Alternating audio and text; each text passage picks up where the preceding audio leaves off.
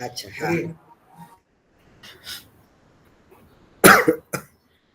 कुठे आहात? घरीच आहे sir.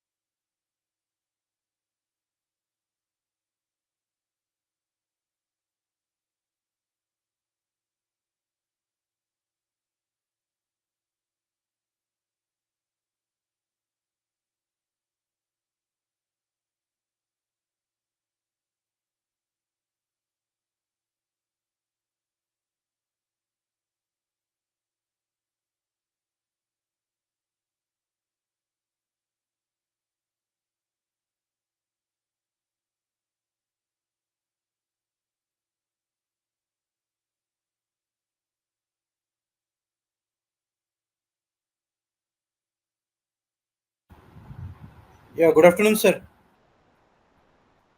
Good afternoon. Good afternoon, sir. Good afternoon, Karveer, sir.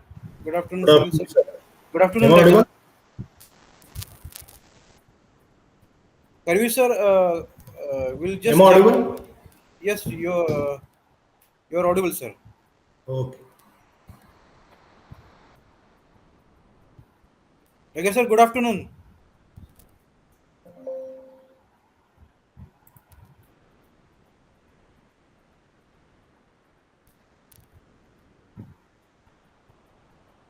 Hello. Yes, sir, you're audible. Am I audible? No? Yes, Yes. you're audible. Welcome to today's session, sir. Thank you, sir.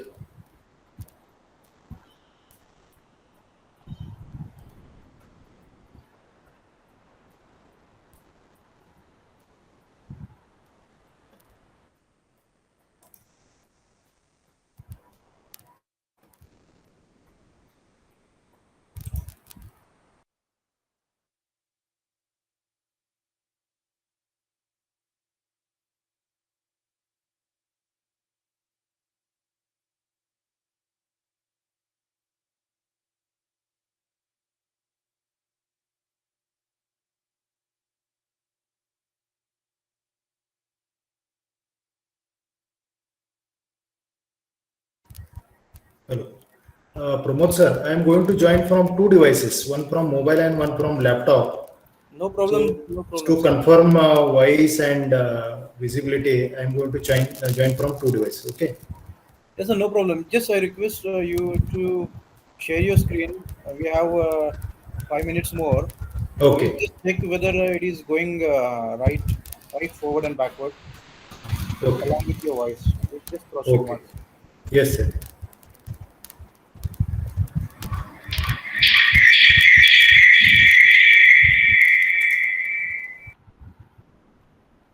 I request you the screen which you are using for presenting. Just Okay. mute that device, so there won't be any echo. Yes, yes. Yeah. Hello. Am I audible? Yes, you are audible. Okay.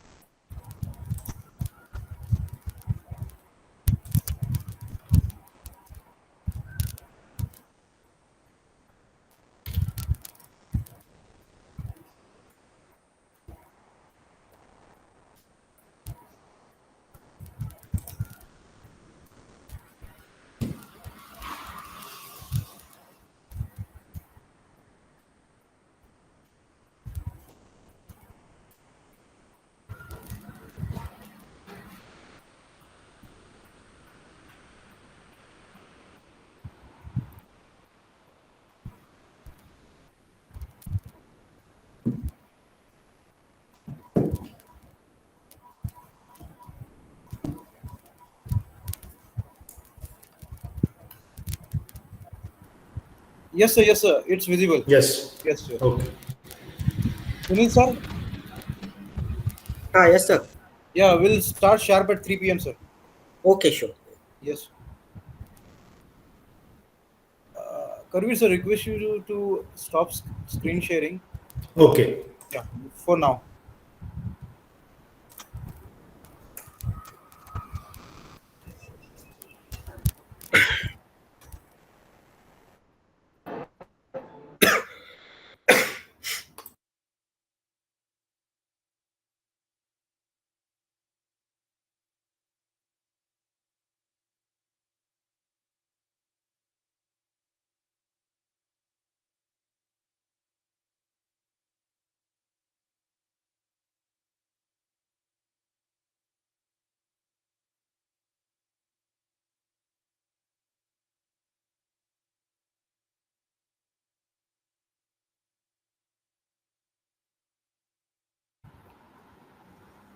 Udit, request you to start recording.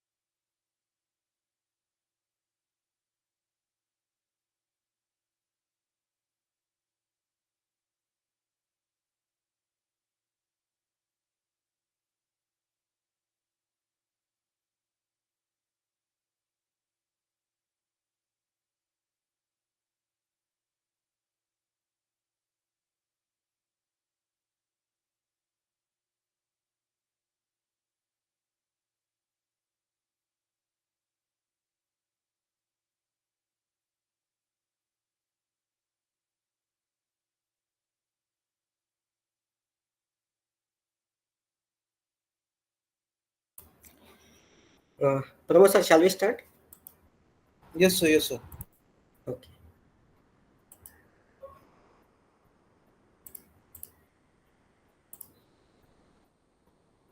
Okay. So good afternoon, all. We hope your day has started well. Welcome to the day three of Faculty Development Program on High Performance Computing and AI, sponsored by the National Supercomputing Mission. We have an exciting lineup of sessions today, where we will explore powerful computing frameworks and how they are used in AI. So let's get started with our first session of the day.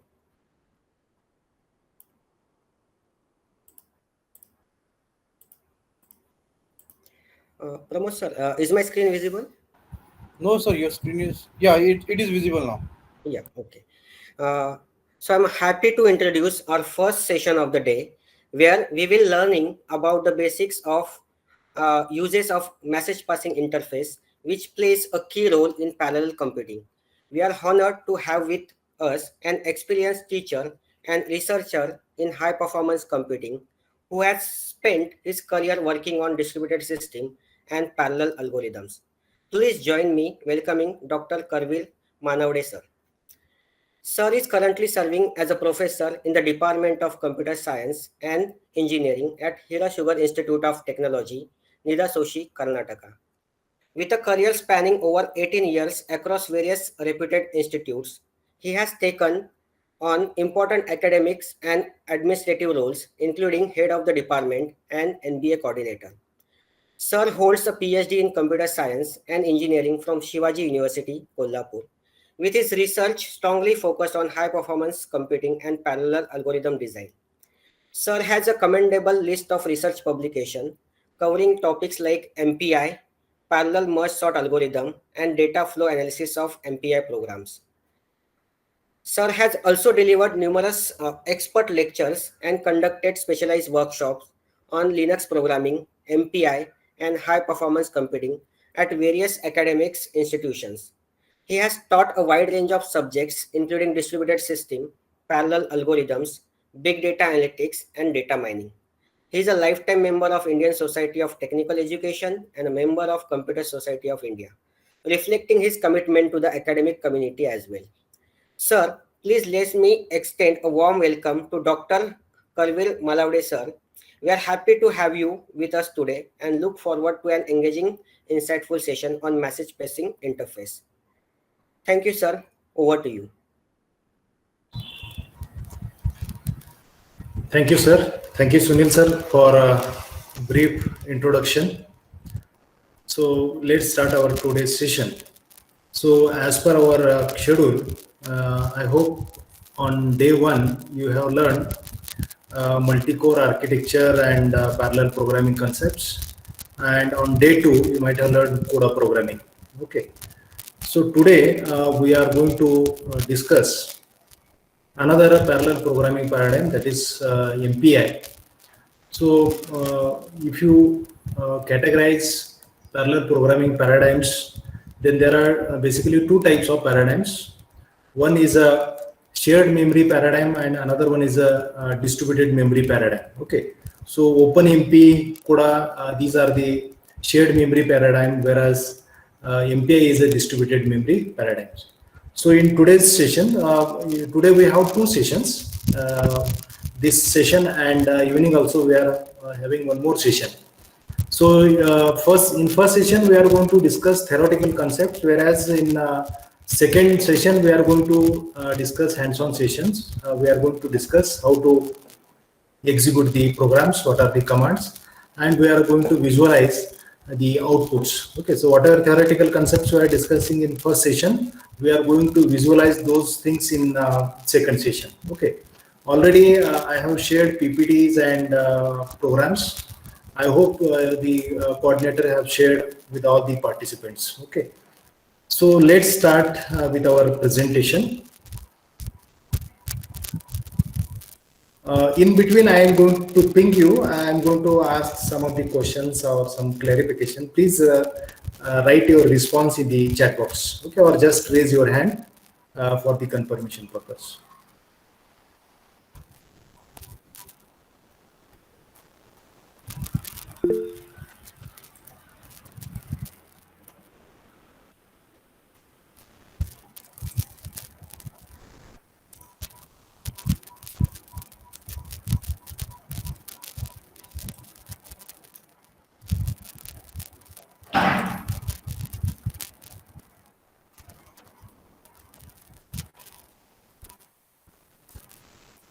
So, is it screen is visible?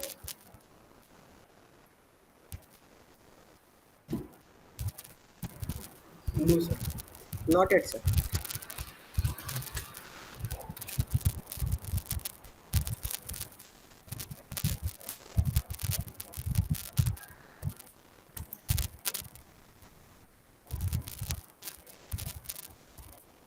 Karvir, sir, Yes. there is little background noise, I think, through mic. If you able to fix it, Just, it's will go just with a it. Voice is clear. yes, yes. Okay, okay. Just a minute. Yeah. If you could able to fix it, then only. Else we your voice is Just clear. No worries. okay.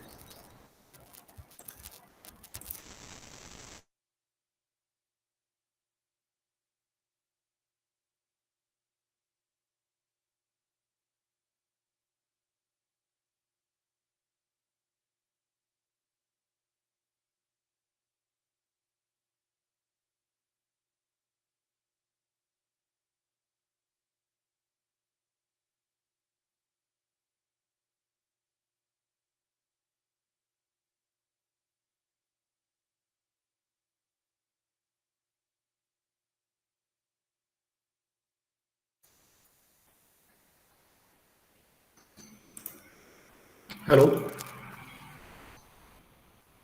Yes, sir, you are audible and screen is also visible. Okay.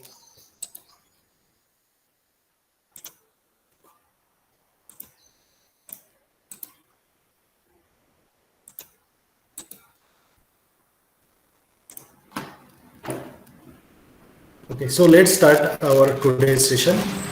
So in this session, we are going to discuss parallel programming using MPI. Okay, so how we can write a parallel program by using MPI, this we are going to discuss. So before discussing parallel programming using MPI, let's understand what is MPI. Okay, so we need to understand what is MPI. Okay, right. So MPI is a message passing library, or rather I can say it is a specification for message passing library. So if you want to write a parallel program for distributed memory architecture, then how to implement that message passing library. So regarding that, some specifications are given, and those specifications are called as a MPI. Okay, so MPI is treated as a universal parallel programming paradigm. So in most of the HPC applications, MPI is used for message passing. It provides different types of communication functions, some specialized functions, some generalized functions, some functions are for one-to-one communication, some functions are for group communication. So different types of communication functions it does provides. Okay, so if you want to understand the what is exactly the MPA is, so in computer network, all of us we know that the OSI reference model. Okay, so it is a specification of how the computer should communicate with each other and what is the role of each layer in this type. Whereas the TCP IP model is the actual implementation of the protocol. Okay, so the OSI is a, we can say it's a theoretical model, whereas TCP/IP is a actual implementation of communication protocol. Likewise, MPI is a standard, communication standard. So how the processes which are executing on two different machines should communicate. Okay, how they should identify each other, how they can pass messages, whether the message is synchronous or asynchronous. All these things are defined in this standard. And once the standard is defined, those standards are implemented by various researchers or companies. Okay, some proprietors they have implemented. So which are the implementations? Some implementations are open source implementations. So these are the some list of open source implementations. La MPI, MPI pitch, MPICH, OpenMPI. These are the some open source implementations, whereas these are the some proprietary implementations. Some companies they have implemented the standard HP MPI, Intel MPI, IBM MPI, Spectrum. So these are the actual implementations. Okay, so MPI is a standard, and this standard is implemented by various researchers and companies. So, to understand the role of MPI, we need to understand its position in the layered architecture. Okay. So, at the lower layer, hardware is there. Above hardware, operating system. Above OS, MPI library. And by using MPI library, we can develop applications. We can call communication functions. So, this is the location of the MPI library in the layered architecture. So by using MPI library, we can write parallel programs. So this internal details of MPI library I am going to skip. So let's understand some basic concepts of the MPI library. So to understand parallel programming using MPI, we need to understand these terminologies. Okay. So how many terminologies? First is process rank or ID. Okay. Some people call it as a process rank. Some people call it as a ID. Okay. Second is buffer address. Third, send receive count. Send count and receive count. Fourth one is data type. Fifth one is sender ID or sender or receiver. Then sixth is a message tag, and seventh is a COM word. These are the basic uh, terminologies. Let's understand these terminologies one by one. So in parallel programming, what happens when you write a program, any parallel program? Okay, suppose this is a program. Okay, so when I execute this parallel program, what happens? We are creating multiple processes. During execution of parallel program, we create multiple processes. Let's say P0, N1, P1, P2, and P3. So let's say we have created 4 processes. Okay. So these 4 processes together form one group. So during execution, they need to communicate with each other. They need to exchange data with each other. And these 4 processes are grouped under one label, and that label is called as a communicator, or it is an ID given to the group. Okay. So in this group, what is the name of the group? The group is called as a communicator or COM word. In the S.P.I.T terminology, it is called as a COM word. Okay. So here in this diagram, 10 processes are created, and to each process we have given some number. Okay. So 0, 1, 2, 3 up to 9. Okay. So what is the numbering convention? 0 to n minus 1. Okay. Suppose I am executing the program with number of processes equal to 10. Then numbering will be from 0 to 9. 0 to 9 will be the numbering to each process. Okay. So rank means to each process, S.P.I. automatically assign unique ID, unique number. That number is called as a process rank or process ID. So every process is having unique ID, or that is called as a rank. So this is the first concept. So how each process find its own ID? What is my ID? What is my rank? How each process can find? By using this function. S.P.I. underscore com underscore rank. So this is a communicator, and here is a variable. Here is a variable ampersand rank. So rank is just an integer variable. We need to declare like this. Okay, we need to declare it integer rank. So it is an integer variable. Okay, so it is an integer variable, and by passing address of that integer variable, I can get the rank of that particular process. So every process can execute this function and get its own rank. Okay, to know its own rank. Okay, so first concept is process rank or process ID. So what it is and how each process can find its own rank. Next is communicator. So just now I have explained, to a group of process, certain name is given, and that name is called as a communicator. Okay, so by default, one name is given. What is the default name? S.P.I. underscore com underscore world. By default, this name is given to the group, and that name is called as a communicator. Okay, so every process make use of this communicator for communication.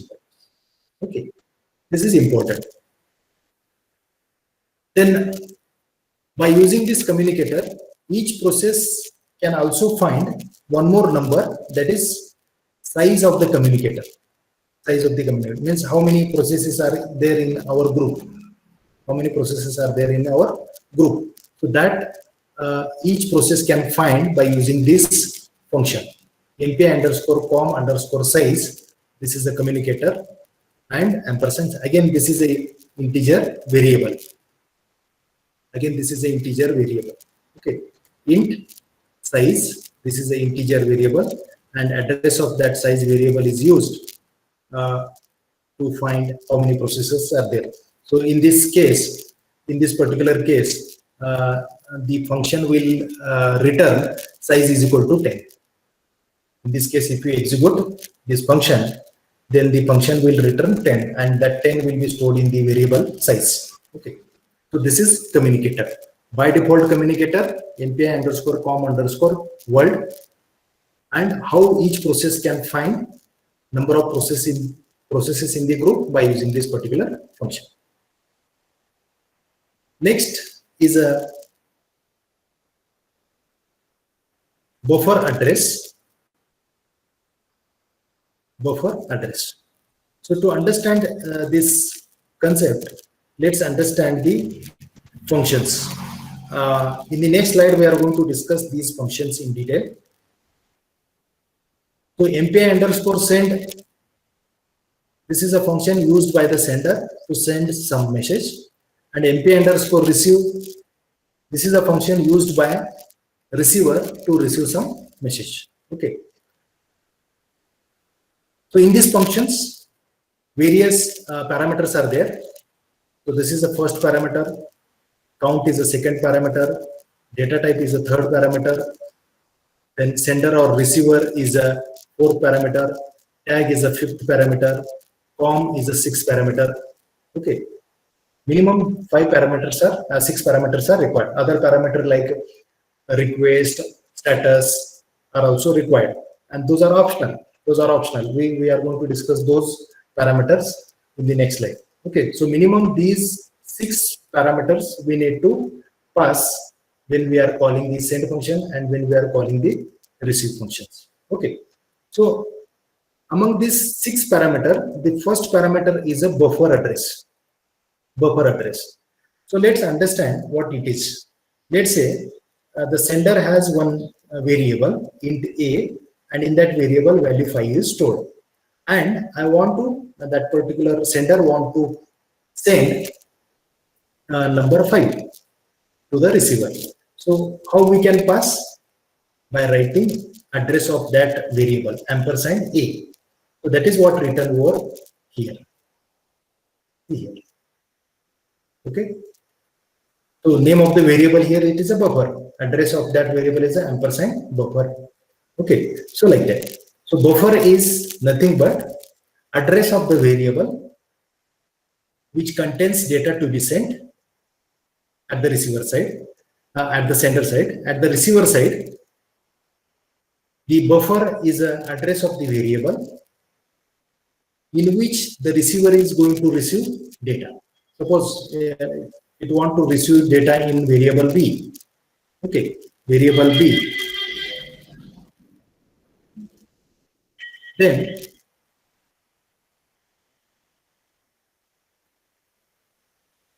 variable b.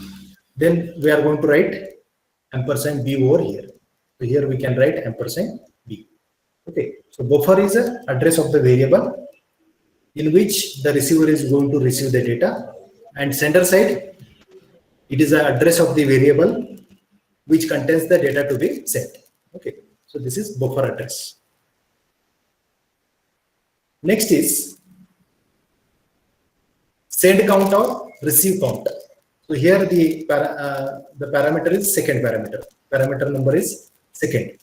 Okay, how many elements the sender want to send? Similarly, how many elements the receiver want to receive? Same example, if you use integer a is equal to 5. Okay, so how many elements the sender want to send? Only one integer number it want to send. So then we have to write 1. So similarly, receiver side, integer b. So how many elements the receiver want to receive and store in b? It want to receive only one number. Okay, so here we have to write count is equal to 1. Similarly, suppose the sender want to send integer x.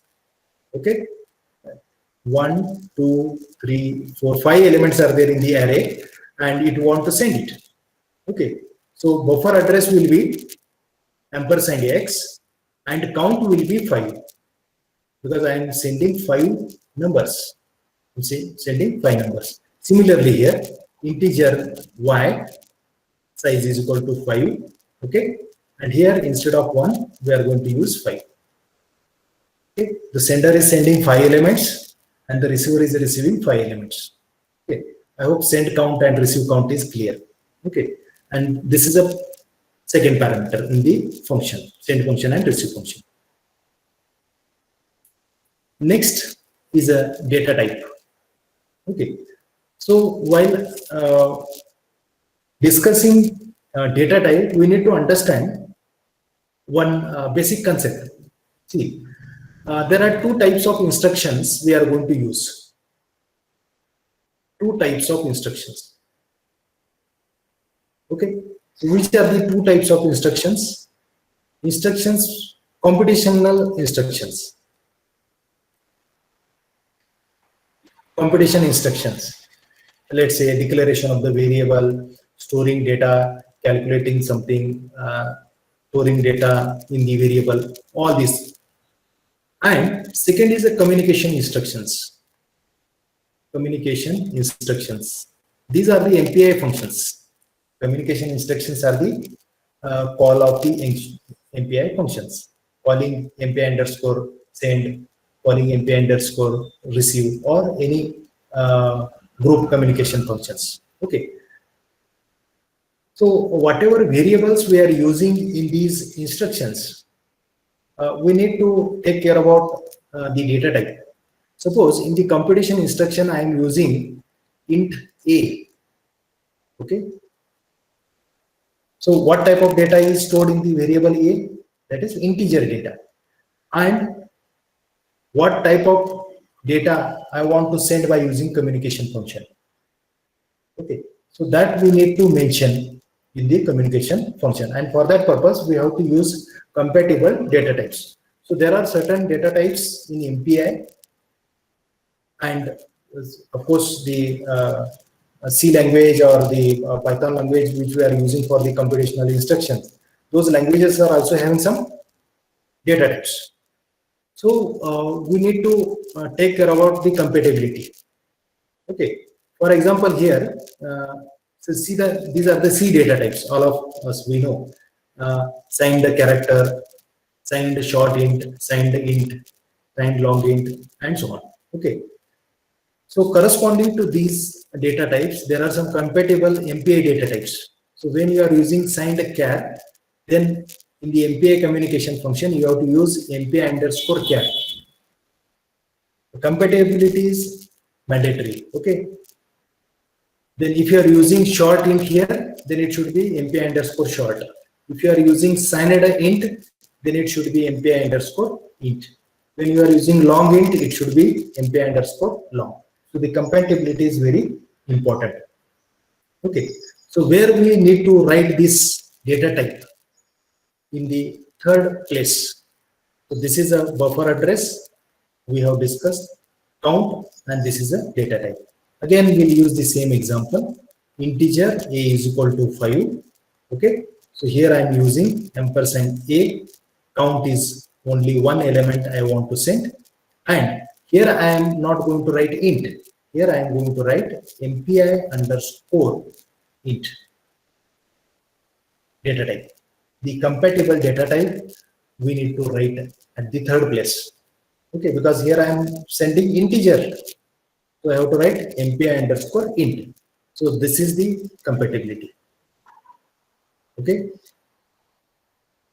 So int is a signed int. By default, it is a signed int. Okay. So compatible to this signed int, it is a MPI underscore int. So suppose I am sending char b is equal to some data is there. Okay. Then what I can write here? Ampersand b, one character we want to send, and data type is MPI underscore char. MPI underscore char. This is what we are going to write in case of character. Okay. Similar data type we have to write at the receiver side. Similar data type. Okay. Suppose at the receiver you write different data type, then communication will not take place. Communication will not take place. Okay, there should be one-to-one matching. At sender side also, compatibility should be there, and between the communication functions, there should be same data type. That you need to take care. Then sender and receiver. Okay. So we need to mention who is a receiver and who is a sender. Suppose process 1, process 0 want to send the data. To whom it want to send the data? Then it need to mention the receiver.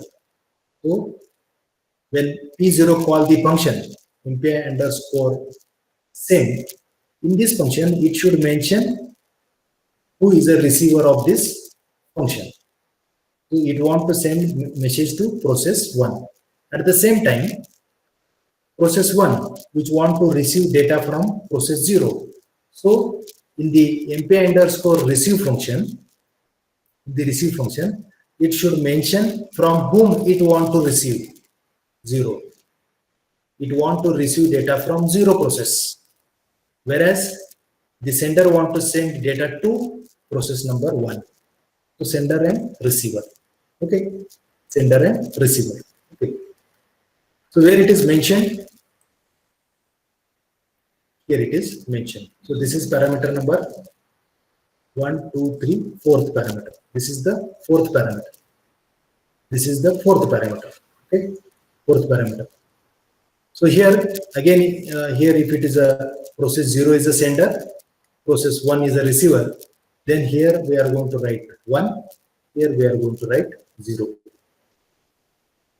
Send message to process 1, and at the receiver side, receive message from process 0. I hope it is clear. Sender and receiver.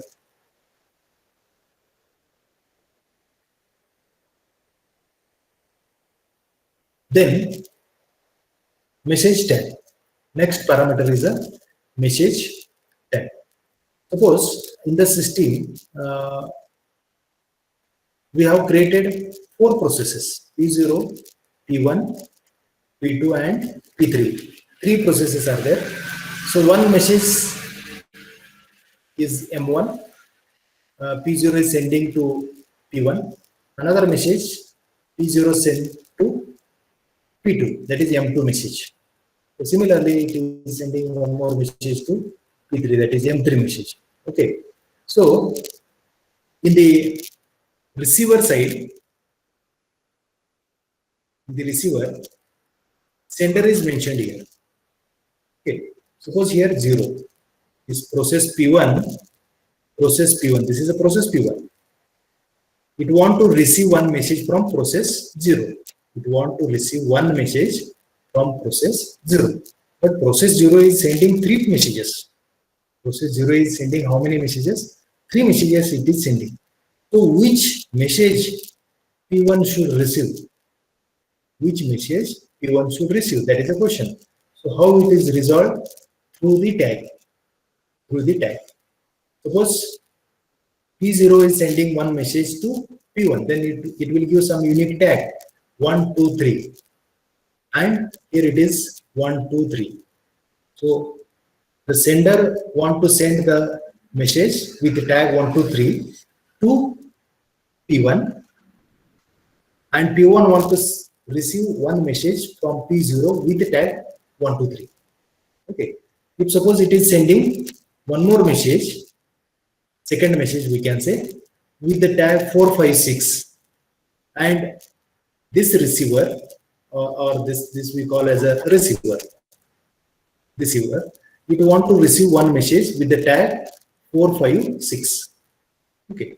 Similarly, it want to send third message with 7, 8, 9. These are the random numbers. Okay, any unique number you can use as a tag, and it want to receive the message with the tag number 7, 8, 9. Okay, so there is a no confusion in receiving the message. Okay, everybody try to receive one message from process 0, but process 0 is sending 3 messages. So to avoid the confusion, here we should assign the tags. Okay, so with the tag there is a no confusion in receiving the message. Okay, so with the message with particular tag will be received by the particular receiver. Okay, so this is a tag. So tag is a number, it's an integer number. Any unique integer number you can use. I hope it is clear. Next is COM word. Already I have explained it. Once again, I'll repeat it. Okay. So the COM word is nothing but group of processes. Okay. MPI support closed group communication. So in distributed system, you might have learned types of communications, open group communication and closed group communication. Okay. So closed group means only members can communicate with each other. Open group means anybody outsider can also communicate with the members. So this is open and closed group. So MPI support only closed group communications. Okay. So here by default, the communicator name is MPI underscore com underscore word. So in every function, you have to use this word. Okay, sixth parameter should be MPI underscore com underscore word. So if you don't want to use this lengthy name, you can use short name also. Okay, like you can write MPI underscore com underscore short name you can give, otherwise you can do. Okay, just com, and this com you can use everywhere, like we have used here, Okay, so this is a communicator.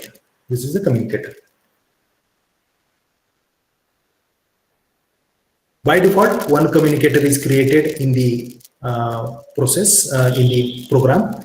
You can divide the communicator. You can combine the communicator. There are some other functions available. Suppose you want to divide the processes. So you can create two communicators, like this is another two first communicator and second communicator. So here are the two communicators. Right, or you can combine these two and make one group. Okay. So in short, communicator is a name given to the group. So let's consider one example here. So total 6 compulsory parameters in the send function and in the receive function. Okay. Suppose this is a sender. And what is the rank of the sender is 0. Rank of the sender is 0. So P0 is a sender, and this is a receiver whose rank is 1.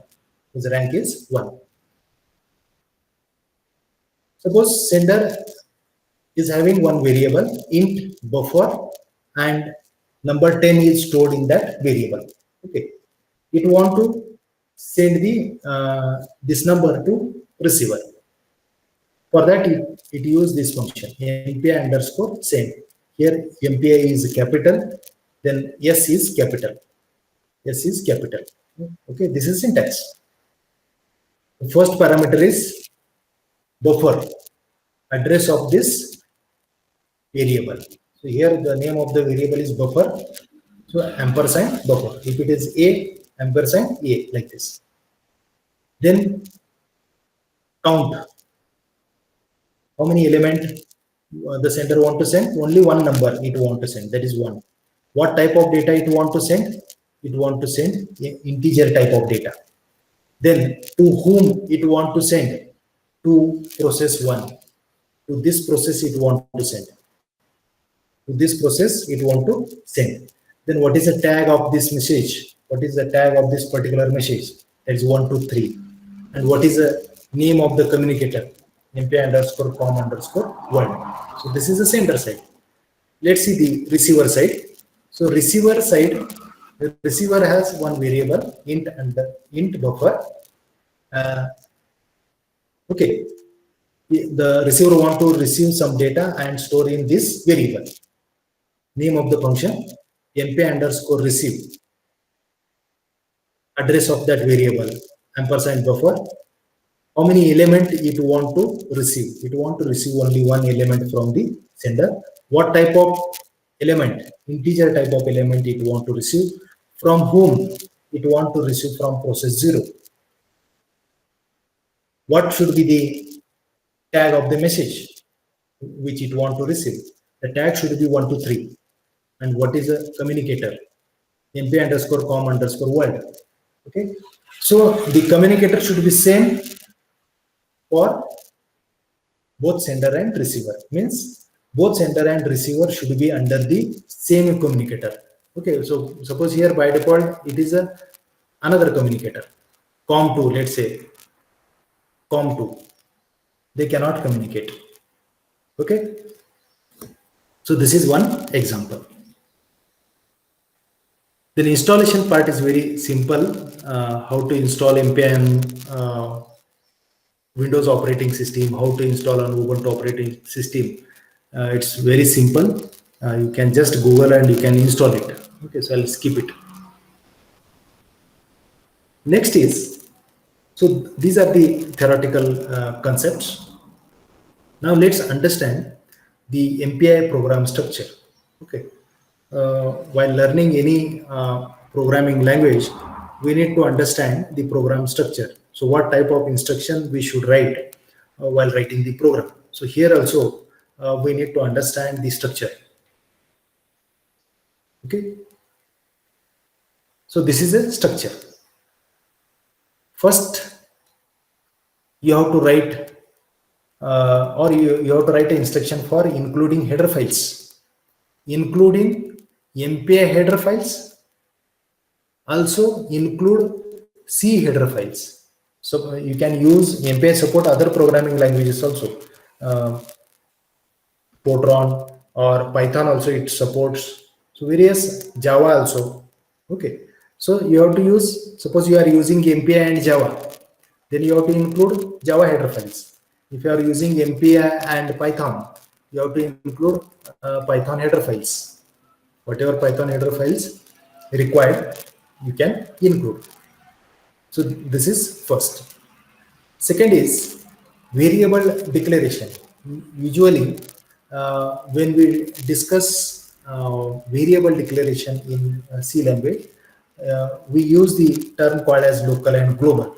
Okay, local means the variable which is used inside the function. Global means which can be used in other function also. But please remember that here the global variables are not that much useful because we are using the distributed shared memory. Okay, the scope is limited to that particular process only. So variable declaration, then main function. Inside the main function, initialize the MPI environment. So initialize the MPI library. Then write instructions for doing computational task, write an instruction for performing communication operations, for sending message, receiving message, and at the end close MPI environment and stop. Okay, so this is a structure. This is a structure.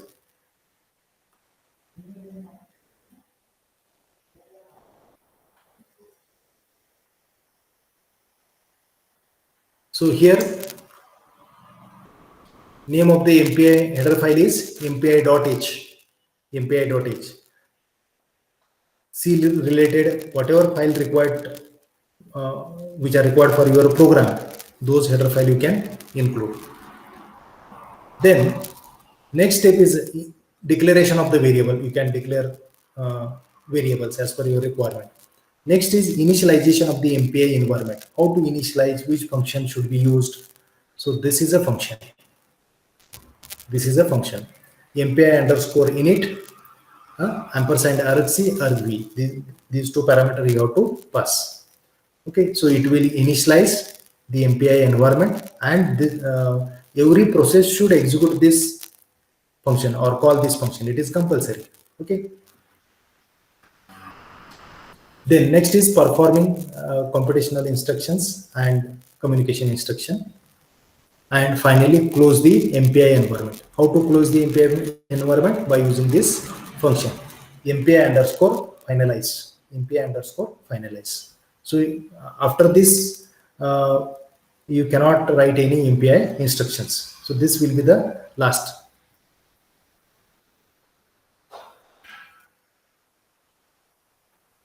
So here is a quick summary with the help of one particular example. Okay, here is a program, MPI program, which prints its own rank and total number of processes in the application. Okay. MPI header files. These are the two MPI header files.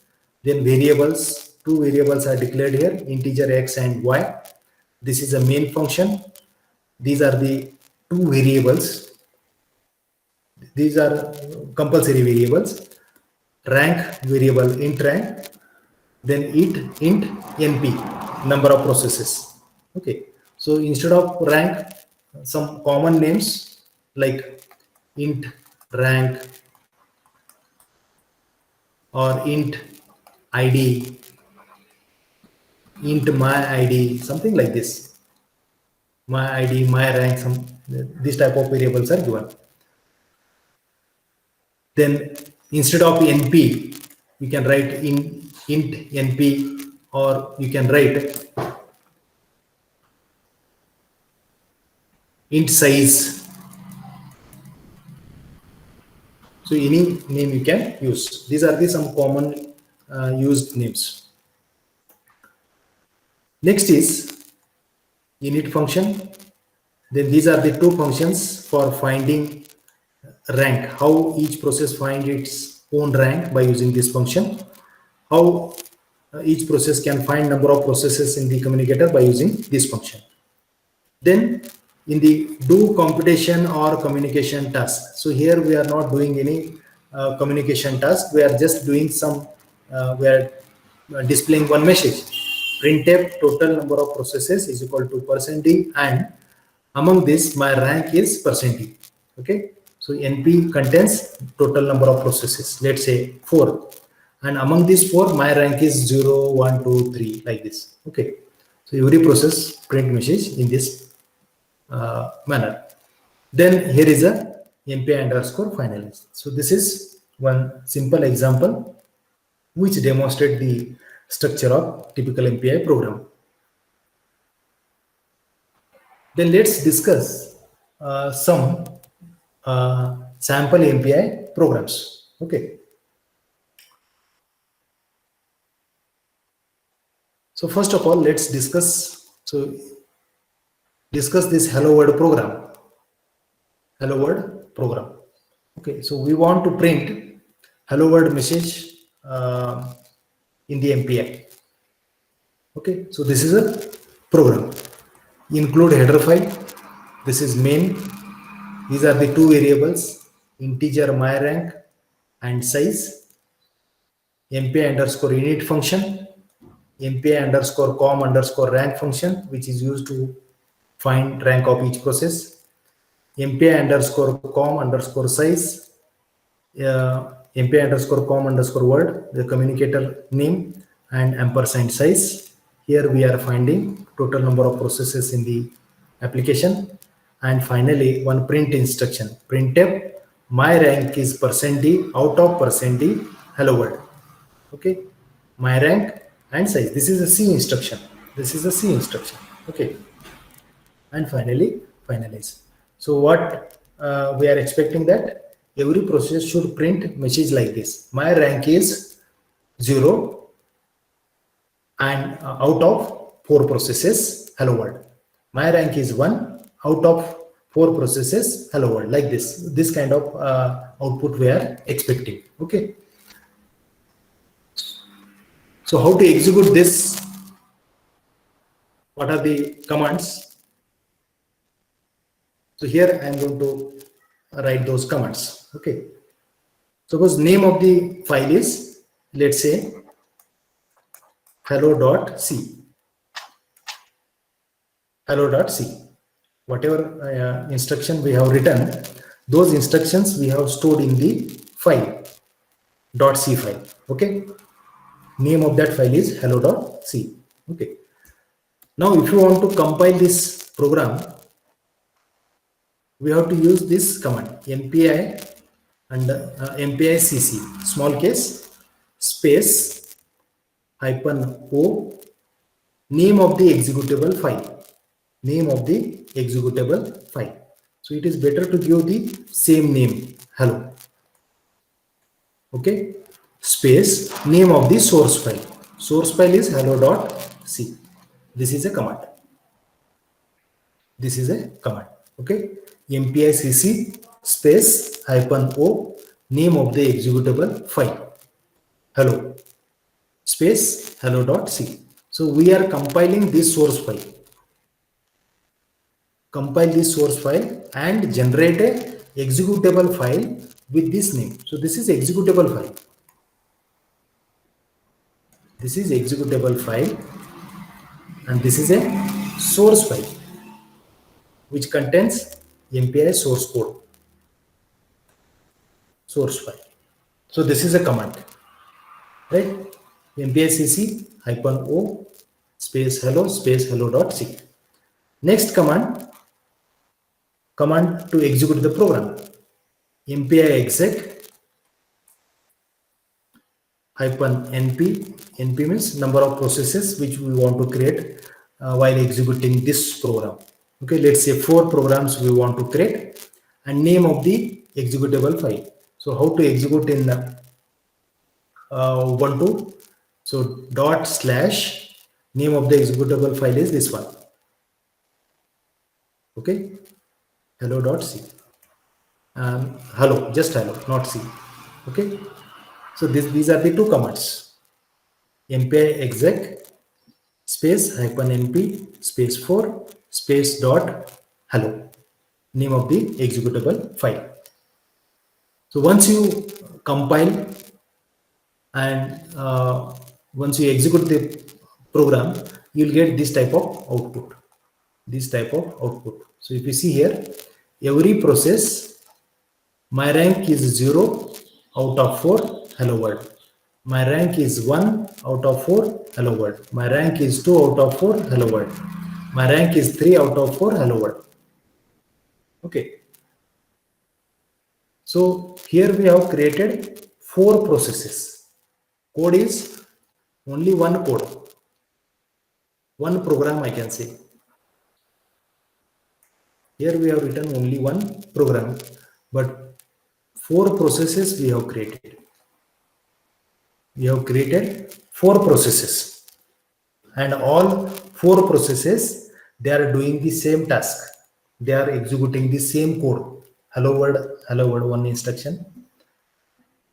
Okay, so this how it does, how it execute the same code. Even we have written only one program, so that we'll discuss in the next slide. Okay, so if you want to assign different tasks to different process, then how to assign the different tasks to different process, that we are going to discuss in the next slide. Okay, so here remember, hello world hello.c is a program. Same program is executed by 4 processes, so they are generating same outputs. So I hope my voice is clearly audible and screen is also visible. There is no issue. Yes, sir. Yes, sir. Yes, sir. Okay. Okay. Next is one more example we are going to discuss here. This is again similar example.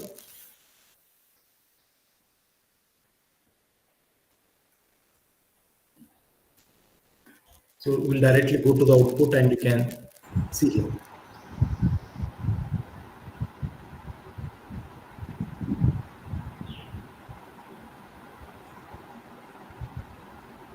Next is MPI data types.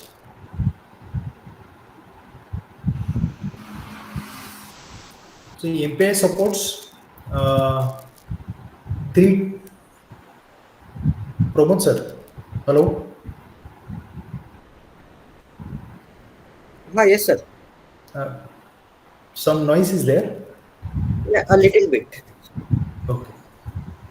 From Pramod sir, please mute yourself. Pramod sir. Robert, sir.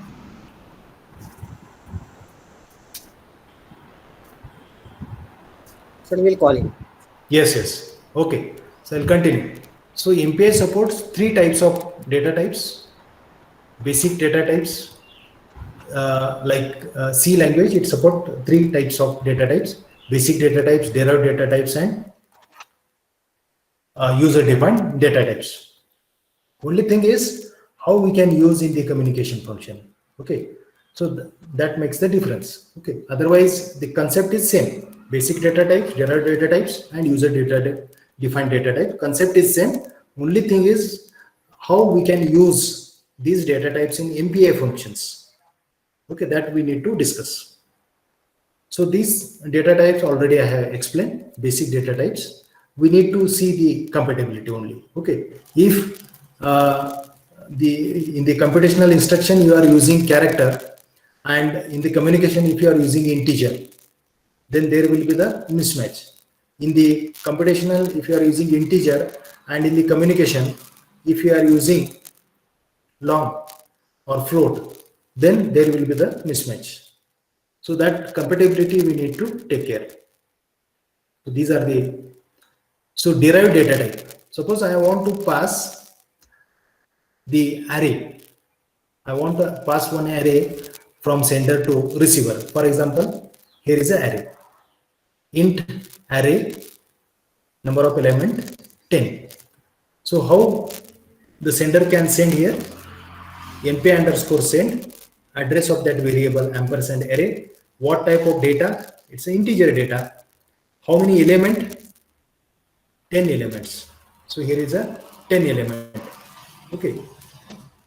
So while sending derived data type, there is no difficulty in sending those data types. Only you need to mention the count. You need to mention the count. Okay. So count is 10. So count is nothing but how many elements you want to send from array. Suppose I want to send only 5 elements out of 10. Out of 10, I want to send only 5 elements. Then you can write 5. You can write 5. So out of 10, it will send only 5 elements. So in case of derived also, there is no difficulty in sending the elements. Okay, so you need to focus on count. How many element you want to send? Data type is same. But while sending user defined data type, you need to mention the name of the structure as a data type.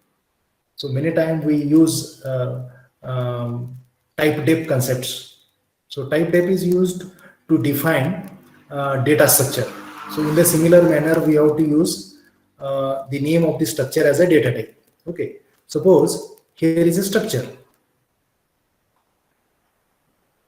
Okay. So struct data type. Here is an integer, character, float, and its name is a structure. Okay. Name of the data type is a structure here. So in MPI function, how we can use name of the variable, sorry, this is structure is the name of the variable. Okay. So ampersand structure, data type is this one. This is a data type. So whatever name you have given here, if you have given XYZ here, you have to write XYZ over here. Okay. And rest of the parameter as it is. Next.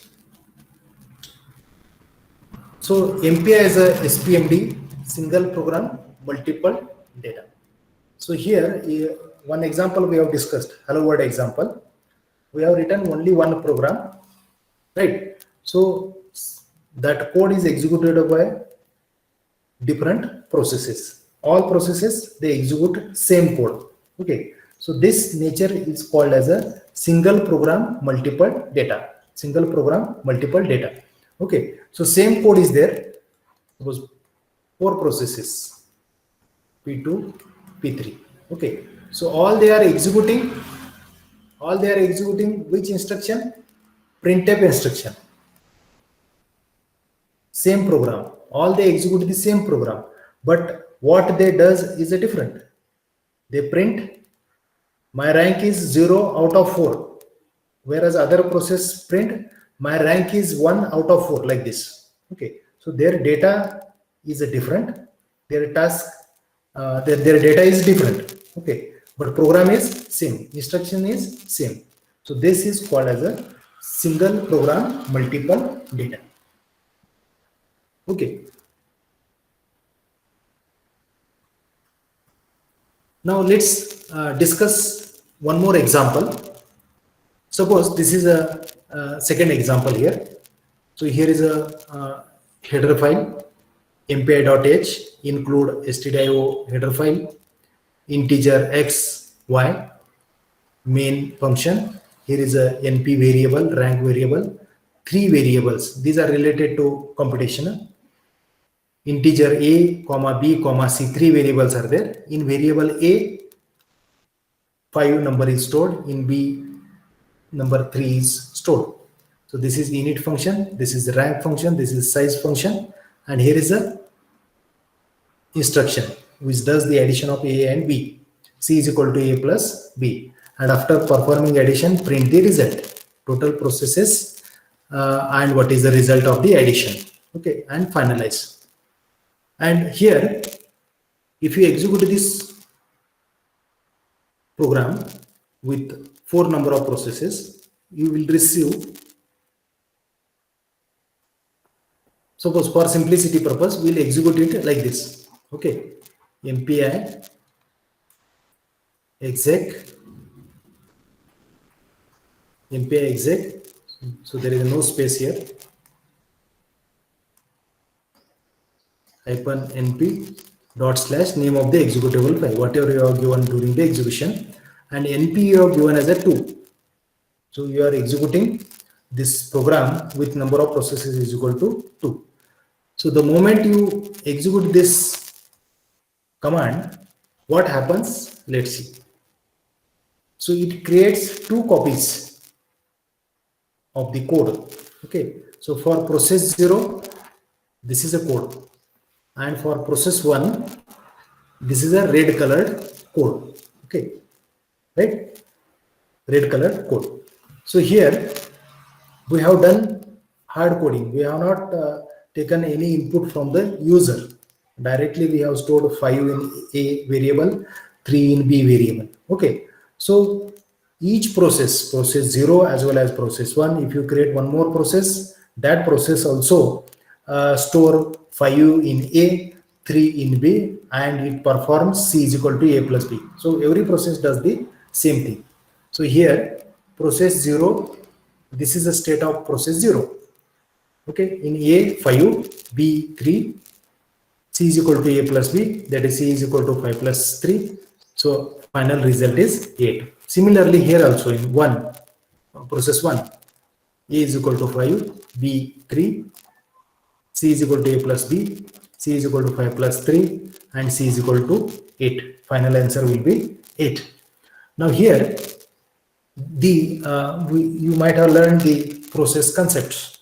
So process address space is totally different for 2 different process. So for process 0, this is the address space.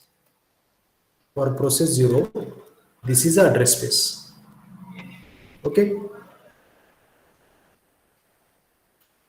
and for process 1, this is a separate address space. Okay, so the memory allocated to a, b, c and their values totally different, whereas in case of process 0 also another set of variables a, b, c and their values totally different. Okay, so they have their own address space, they cannot share their address space because these are the 2 separate processes. So here what you need to understand is same code is executed by both the process. Okay, we have not differentiated what p0 should do and what p1 should do. We are not differentiating it. Okay, we have given a common code for all. We have given a common code for all. So if you create np is equal to 10, all 10 will do the same task. Okay, so the quite obvious question is, if you want to assign different tasks to different process, let's say in this particular case, I want to assign addition operation to p0 and subtraction operation to p1. Okay, so I am expecting that p0 should perform addition, whereas p1 should perform subtraction. I want to give different tasks. So how we can give the different tasks to different process? So that let's see how we can do it. So for that, the only one solution is to use control statements. Okay, in the same program, you have to write different code. Okay, so by using control statements, you can differentiate the code. So here,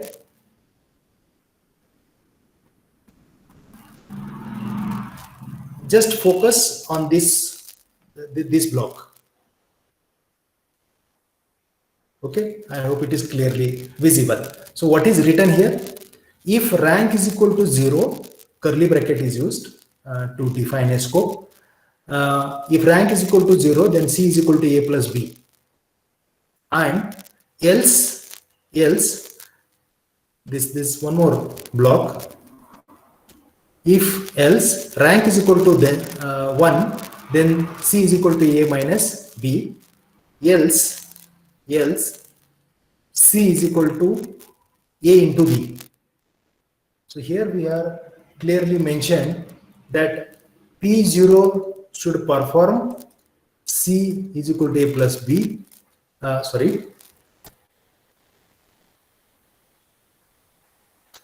P0 should perform addition. P1 should perform C is equal to A minus B, and others else. This is else block. Others should perform C is equal to A into B. Clearly it is mentioned. Okay, by using control statement. By using control statement, it is clearly mentioned. So this is how we can assign different tasks to different process by using control statement. Now here, if you execute same code with number of processes is equal to 2, then P0 will perform this operation. A is equal to 5, B is equal to 3, C is equal to A plus B, C is equal to 5 plus 3, and C is equal to 8. Same here, P in case of P1, A is equal to 5, B 3, then C is equal to A minus B, C is equal to 5 minus 3, C is equal to 2. Okay. Right? So they perform different tasks.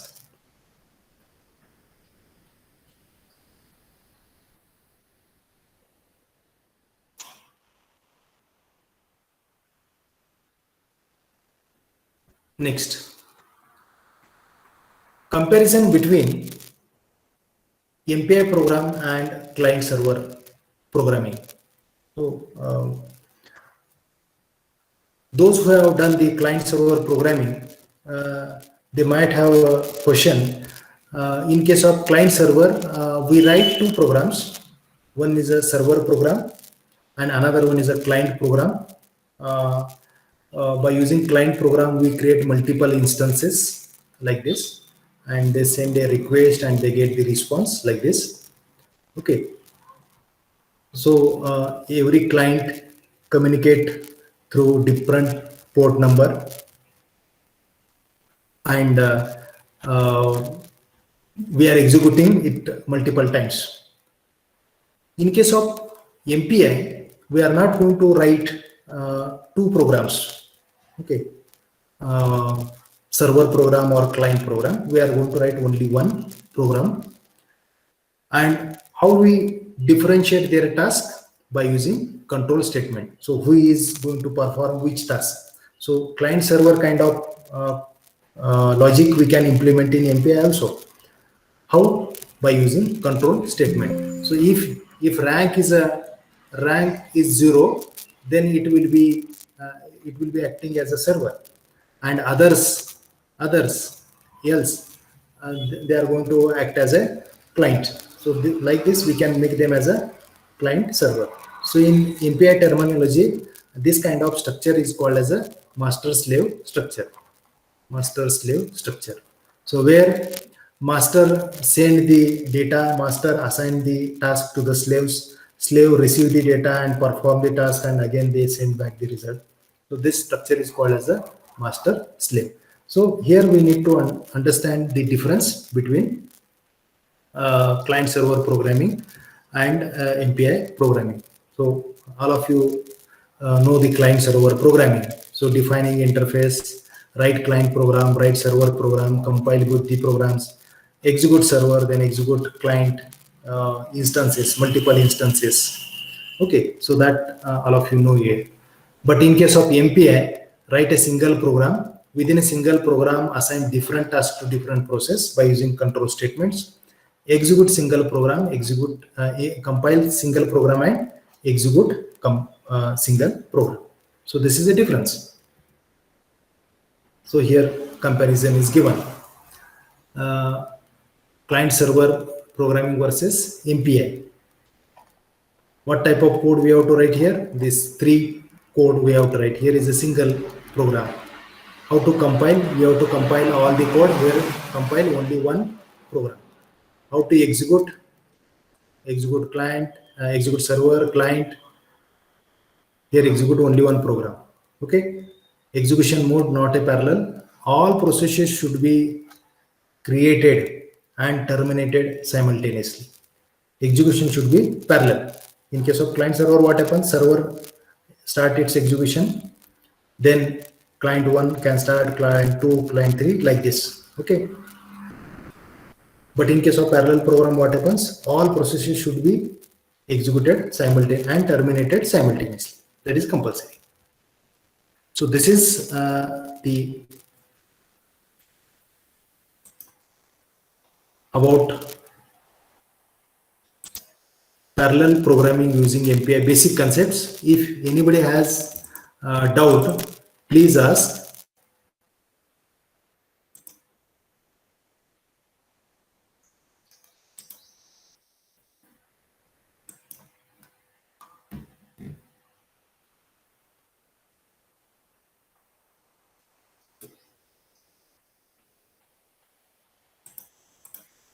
Yes, any doubt here? No, sir. No, sir. Hello.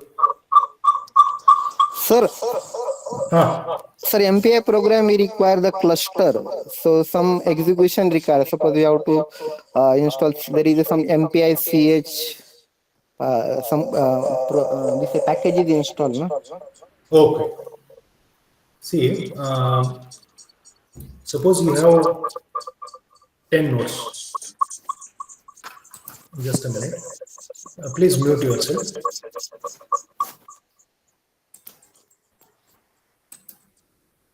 So that question I'll answer. So many times uh, when we execute the program, we execute on single machine, right? Okay, with a different number of processes. But if you want to execute MPI program on cluster, so actually the MPI is for parallel programming on the cluster on a distributed system. So in that case, what you have to do is, for example, I have 10 machines.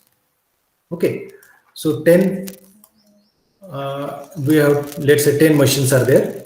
Okay, on 10 machines you have to install operating system. Let's say we have installed Ubuntu. Okay, Ubuntu operating system on each machine. Okay, on each machine you have to create one folder. Okay, let's say Ubuntu, the username is admin, and that admin is having its own folder. So in that folder, on all 10 machines, similar structure should be there. That is compulsory. Okay, 10 machines, on 10 machine Ubuntu operating system same version, and username should be same, admin. Okay, and in that folder you have to store executable file. Once you have to compile and just copy paste it in that particular folder, in the admin folder. On each machine, in the admin folder, copy executable file. Okay, done. Next step is on one of the machine, from where you are going to execute the commands. Okay, for example, machine number 1, I'll call as a machine number 1. and from this machine number 1 I am going to give the command, execute command. So on machine number 1 I have to create one host file, host.txt. It's a plain txt file. In that file I am going to write IP address of all 10 machines, ips ips of all the machines. Done.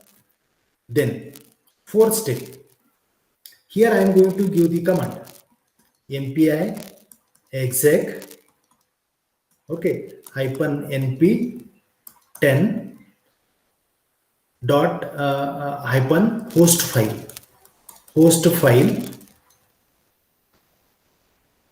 that is host name itself is a host here, okay. So host then dot slash hello, let's say, simple example, okay.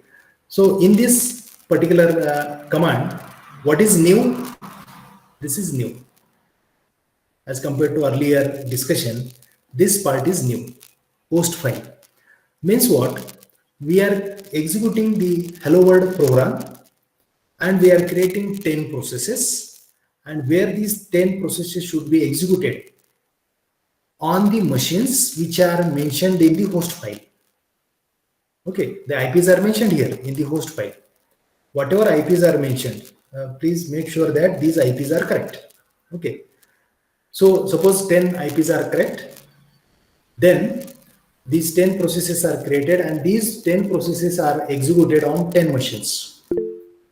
Okay, provided you have maintained the uniform directory structure on all 10 machines and you have written correct IP addresses, then it will automatically create the process and deploy all 10 processes on 10 machines which are connected in the LAN. I hope the question doubt is clear. Okay, so this you need to take care. And if you are executing on a single machine, then this part is not required. Okay, all 10 will be created and they are executed on the same machine. Okay, so but when you are executing on a cluster, this thing you need to do. Any other question?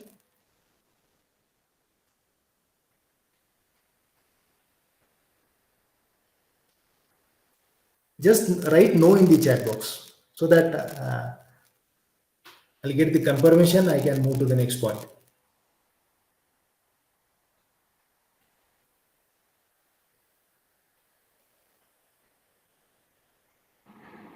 Okay.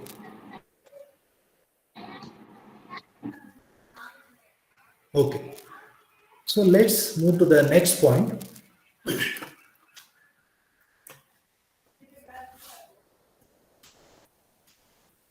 That is MPI point-to-point communications.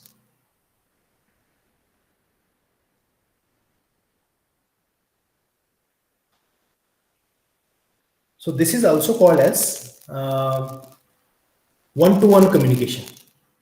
Point-to-point or one-to-one. One process communicate with another one process. This is called as a point-to-point or one-to-one. Okay, so in this case, communication takes place between pair of processes.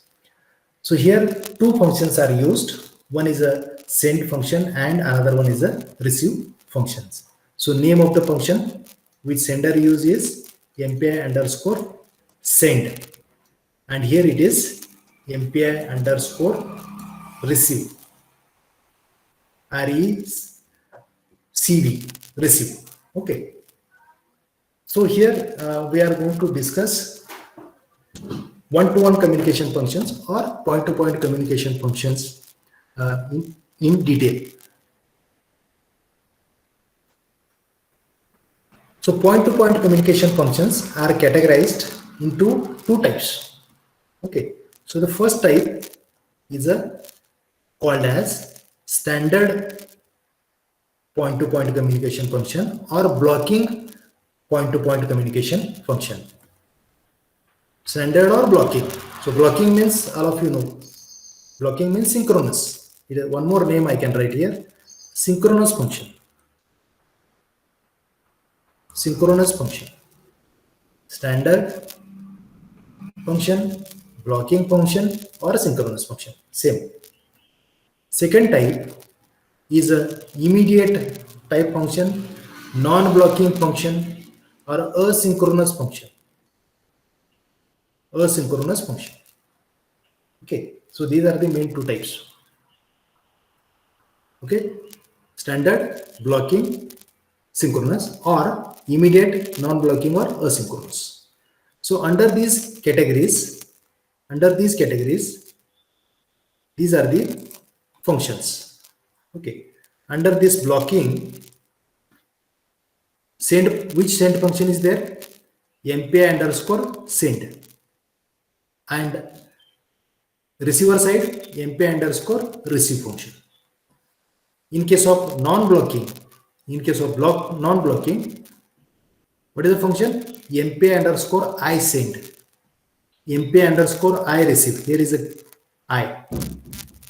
Okay, I capital, R small, I capital, S small. Remember the syntax. So I stands for immediate send, immediate receive, like that. So these are the two types of function. Now one quite obvious question is, so for sender there are two options available.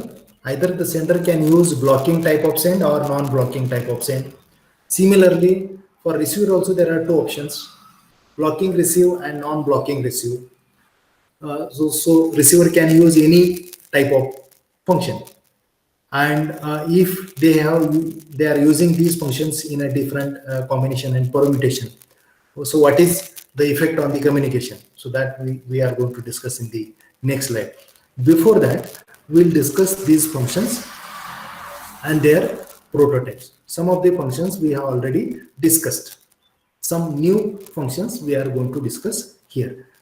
Basic send and receive already we have discussed. We are going to discuss I send and I receive. Okay. Quickly we'll revise this MPI underscore send function. So this is a prototype. This is a prototype. So MPI underscore send, address of the buffer, count, data type, rank of the destination, message tag, com word. Already we have discussed 6 parameters. So this is first, second, third, fourth, fifth, and sixth. Okay. So by default, the communicator is MPI underscore com underscore world. Okay, this is a communicator. So next is MPI underscore I send. Okay, so what is the difference here? This is the additional parameter. This is the additional parameter. Okay, so this is non-blocking, means sender will not wait for receiving the acknowledgement. Okay, so when sender send any message, what is expected in case of synchronous communication? Once it send the message, it should wait for the acknowledgement. Okay, the message is received by the receiver, so it is waiting for the acknowledgement. In case of asynchronous, in case of I send, it does not wait for the ACK message. Does not wait for the ACK message. It immediately go to the next instruction. And then how the sender can confirm the acknowledgement message or the receival of the message at the receiver side. So by using this object, by using this variable MPI underscore request variable, by using this it can confirm whether the message is dispatched or not. So this additional parameter we have to use in case of I send. Next is MP underscore receive. This function also we have discussed in previous few examples. So let's quickly revise the parameters. MP underscore receive, buffer, count, data type, source, rank of the source, then tag, communicator, and one more optional is there, status. So this variable receiver can use to periodically check whether the message is received or not. For that purpose it can use. Here few additional parameter we need to discuss. Which are the parameter? Int source. So suppose in previous few examples source is a 0. So process 1 want to receive data from process 0. Suppose that process 1 want to receive message from anybody, then it has to write this wildcard. That is called, this is called the wildcard. From anybody I want to receive one message. From anybody I want to receive one message. That is called as MP underscore any. Instead of writing process 0, process 1, 2, 3 like. If you write MP underscore any, then it will receive message which is coming from any process. Similarly, for tag also we can use wildcard. Message with any tag I want to receive. Okay, I want to receive a message with any tag. Okay, so then you can use mpi underscore any underscore tag. Mpi underscore any underscore tag. These two wildcards you can use for the source as well as for the tag. In case of receive also, non-blocking receive, here you can use this parameter. MPI underscore request parameter we can use. One more function here, MPI underscore send underscore receive. So this is a bidirectional send and receive function. For example, let's consider two processes P0 and P1. So P1 want to send, P0 want to send one message to P1. Let's say M1. Similarly, P1 also want to send one message to P0. Okay, right. So in this case, it will use send message here and it will use receive message here. Similarly, it will use send here and receive over here. Okay, clear? So two set of send receive we have to use here. So instead of this, both P0 and P1 can use send receive function. Okay, send receive function. Here also send receive. Send receive. One function which is used for bidirectional communication. Bidirectional communication. So prototype and their parameter we'll discuss in the next slide. But let's see the concept first. So for bidirectional communication, there is a one more function, mpi underscore send receive. Send receive.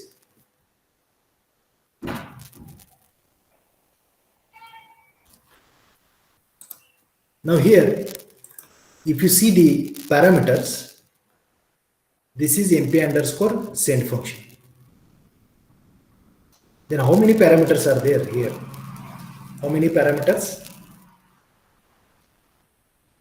Sender buffer, sender count, sender data type, destination, send tag. So up to here,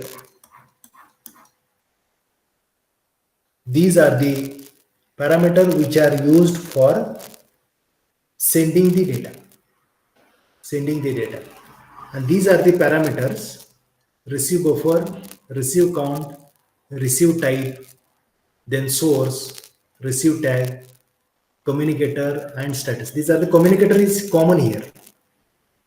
Common communicator for send and receive. Status is also common here. Okay. So two functions are combined in one function. parameters are combined here. Okay, so if you see 50% of the parameters are related to send function and 50% are related to receive function.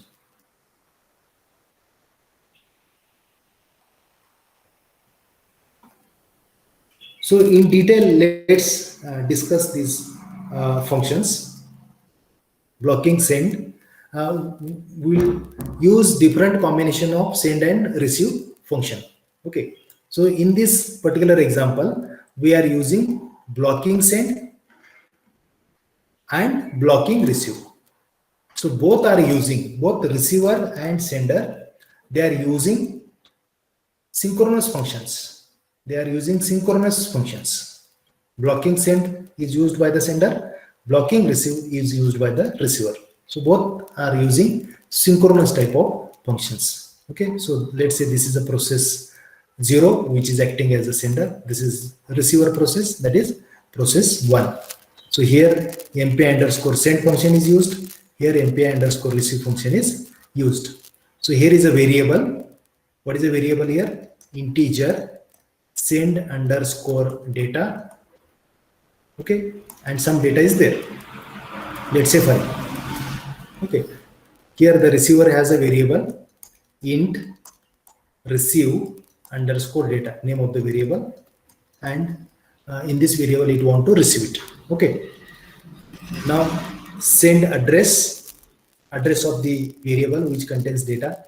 How many element want to send? Only one integer number want to send. What type of data it want to send? Integer. To whom? Process 1. What is ID? 123. What is the communicator? mp underscore com world. At the same time, here address of the receiving variable, one element it want to receive, integer type of element it want to receive. It want to receive from process 0. It want to receive the message having tag 123, and it want to communicate with the process which is under the communicator com underscore world.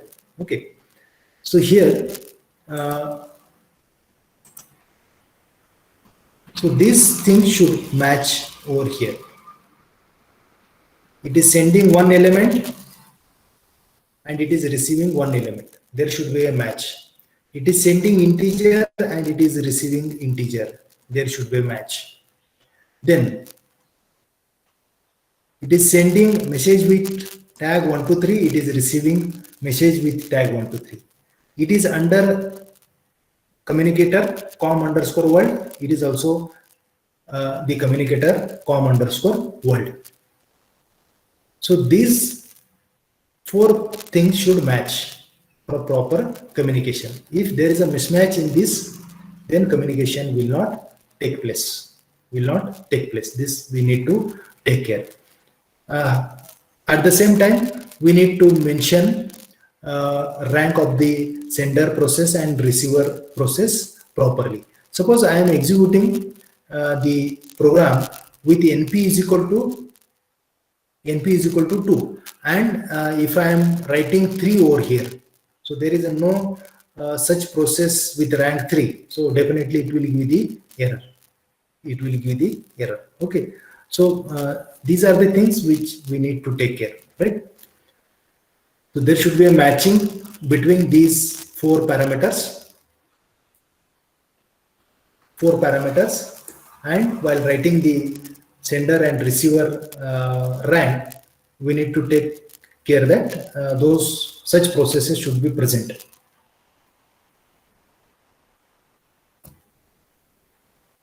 Next, so here we are trying to understand how SPMD work. Okay, so here I have used 3 colors. Okay, let's say we are creating 2 processes, process 0 and process 1. So rank is, let's say here word is my rank is 0 and here my rank is 1. My rank is 1 here. So 2 processes are there. So white colored code is executed by both. White colored code is executed by both. Whereas red colored code is executed by P0 only. And green colored code is executed by P1 only. Okay, P1. Same program, in the same program, we have mentioned which block should be used, executed by which process. Okay, right. So what process should do? It store one number in the variable data, then it should print one message and send it to process 1. It should print it, send it to process 1. So here tag is 0 instead of 1 2 3, any number you can use. So here 0 is used. What the P1 does, it receives the data in the data variable, and after receiving it will print the data. That's it. Okay, so this is a code.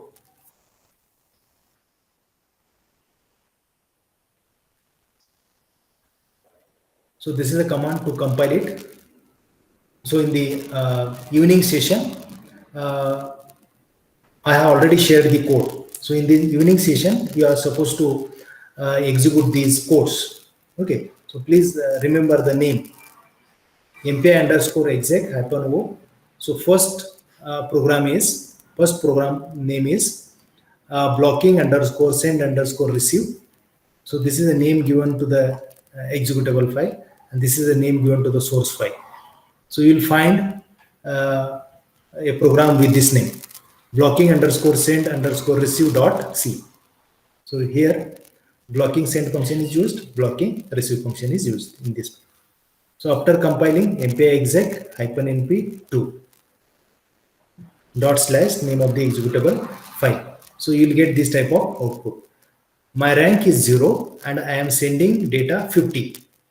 So in the previous code we have seen that process 0 store 50 in a variable called as data. And what process 1 does, it receive and print the data. It receive data in the variable called as data, and it print it. So what it print? My rank is 1. I have received the data 50. Okay. So at sender side, there is a variable called as data. In this, it store 50. Receiver also have the same variable data, but receiver does not store any data, value in the data variable.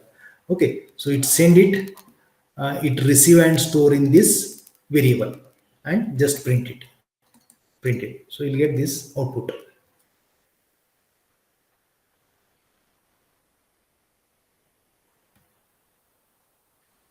Next is, I hope it is there is no doubt in this particular program. So if you have any doubt, please write in the chat box, or just raise your hand, or you unmute yourself and you can ask the question. Okay, ask your doubt. So next combination is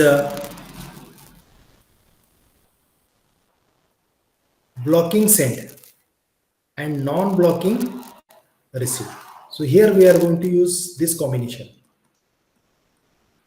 MPI underscore send here and MPI underscore I receive. R is a small here, receive. So this combination we are going to use in the program. Okay, blocking send, sender side is blocking type, whereas receiver side is a non-blocking type receive function. So this combination we are going to discuss. We are going to check what happens if you use this combination to avoid any mismatch in the send and receive process. What additional code we need to write.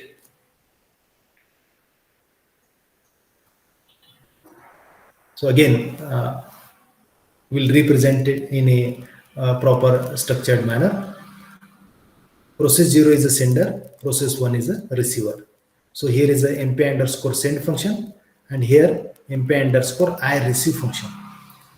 In case of I receive, one additional parameter, that is request this parameter. Already I explained in the previous few slides. Okay. Otherwise, rest of the parameters are same. Meaning is same.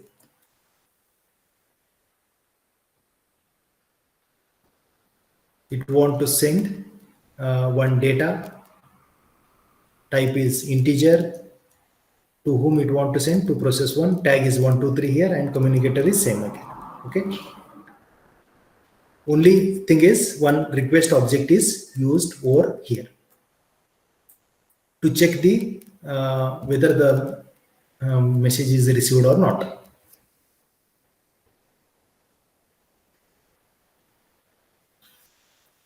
Again same, let's it is executed with np is equal to 2.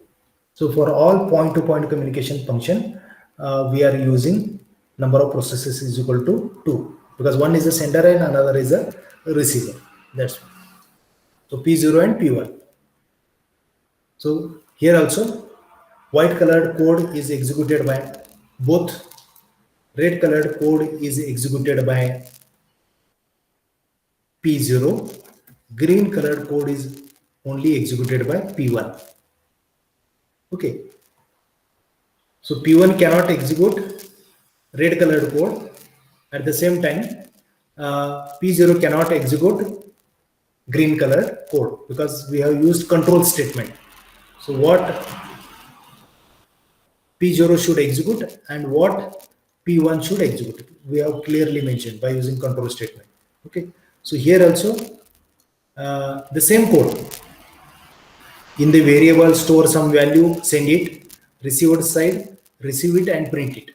Same concept. So sender put some value in the variable and send it, whereas the sender receive it and print it. So same concept is used in all programs. Okay.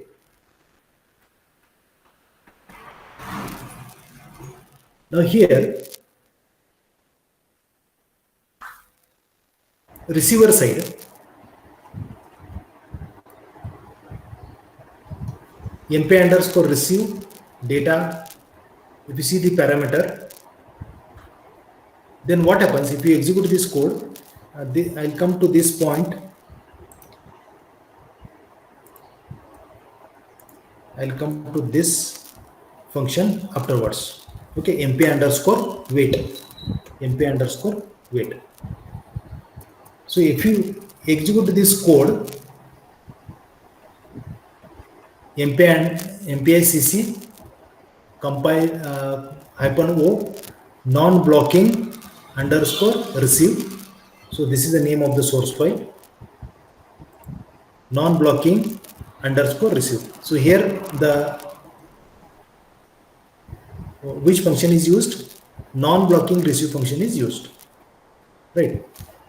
So while executing, we are creating two processes. So if you see the output of first execution, so what it says, my rank is 0, sending data 50. Receiver print this message, my rank is 1, receive data 50. Again, after some time, if you once again execute the code, this time it may receive output like this. My rank is 0, sending 50, but at the receiver side, my rank is 1 and receive data, what it shows is a garbage value. Okay. So during execution, at some point of time, it may give the unexpected result. Okay. Why it gives such output? Because if you see the sending and receiving process, okay, so P0 is sending. So here it is a send function, execution of send function. At P1, it is a I receive function. I receive function. Okay. So in this case, what happened? In this case, the P1 has executed the receive function. P1 has executed receive function before arrival of the message. Before arrival of the message, the P1 has completed receiving process. So it has not received anything. It has not received anything. So it is printing the garbage value which is stored in the variable, which is stored in the variable. So to avoid this particular mismatch, along with every non-blocking function, you have to use this function mpi underscore wait. mpi underscore wait function you have to use. Okay, right? So this one care you have to take when you are using non-blocking function. So now this is third combination.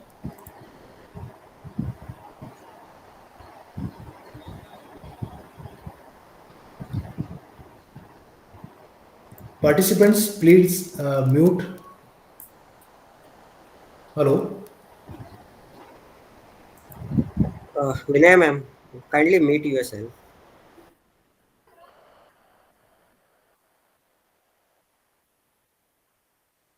Okay. So next, this is the third combination: non-blocking send and non-blocking receive. Means mpi underscore I send, and here it is mpi underscore I receive. This combination we are going to use in this third example.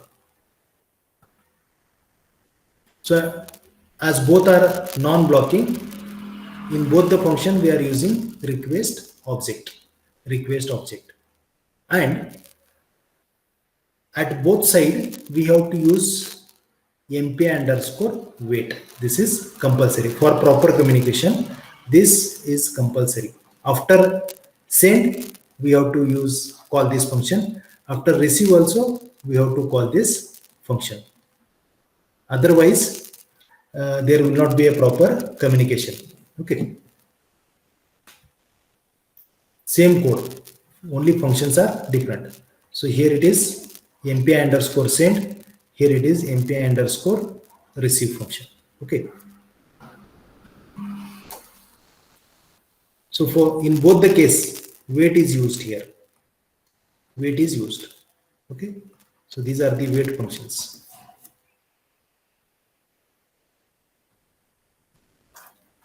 So here it is proper communication, proper communication. So if you don't use the wait function, then you may receive this unexpected result.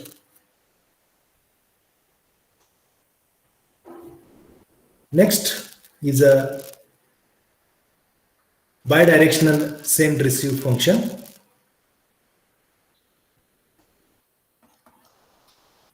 Okay, parameters already we have discussed. So this is very important, because if you see the prototype, we have used here in the prototype parameters for sender as well as parameters for receiver, both are mentioned.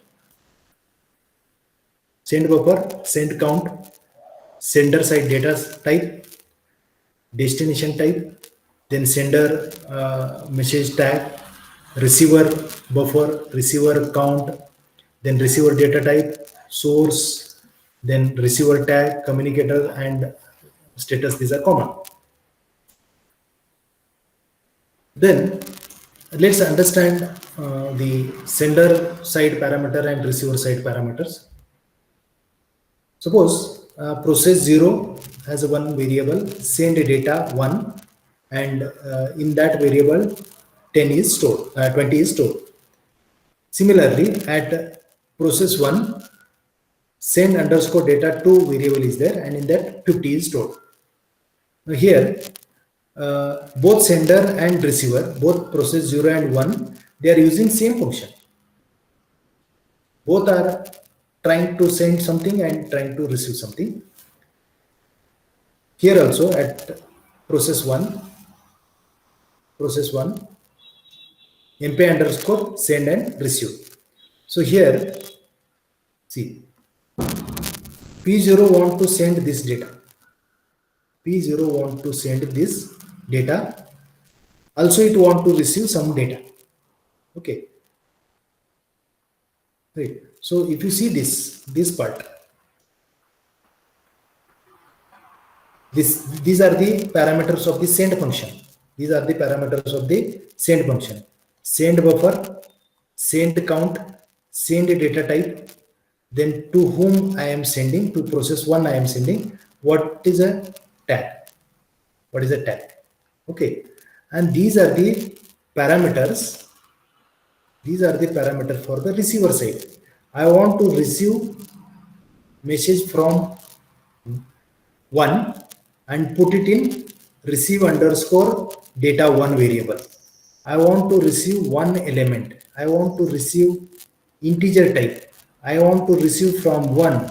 I want to receive the message with the tag 456. See the parameters.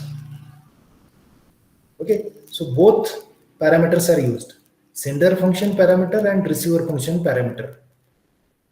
Okay, so I want to send data from send underscore data 1 variable. I want to send the data from this variable. I want to send one element. I want to send integer element. I want to send to 1. My message is 1 to 3. At the same time, I want to receive some data and put it in receive underscore data 1. I want to receive only one element. I want to receive integer type of data. I want to receive from one process 1. I want to receive the message which is having 456 as a tag, and communicator and status common. Same thing here.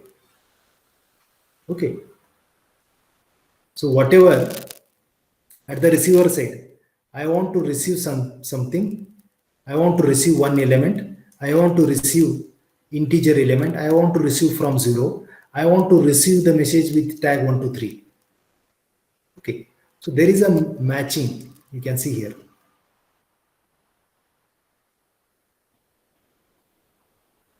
Right, so there is a matching sender and receiver, and this is a tag matching over here. Similarly, communicator is also matching here, communicator. Okay, so this is sender side. Okay, I have data 50 in send underscore data to variable, so that I want to send. I want to send one element. I want to send integer. I want to send to 0. I want to send to 453. So which will come over here like this.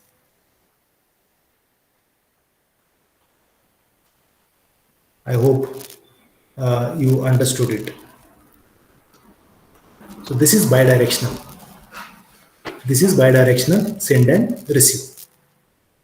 So this is one of the best function for bidirectional function. Otherwise, what will happen? So the usual combination is like this: send and receive, send and receive. So this is a combination. So if we are using blocking type over here, if the process is stuck in this first communication, they cannot move to the next function. Okay, or if you use in some out of sequence, instead of this, if you use like this: send, receive, receive. If you use this combination, then it will not proceed. It will not proceed. So in such case, this particular function, bidirectional send receive function, is the best solution. I hope it's clear how it works exactly. Now if you see, white colored code is executed by all. This block is executed by here.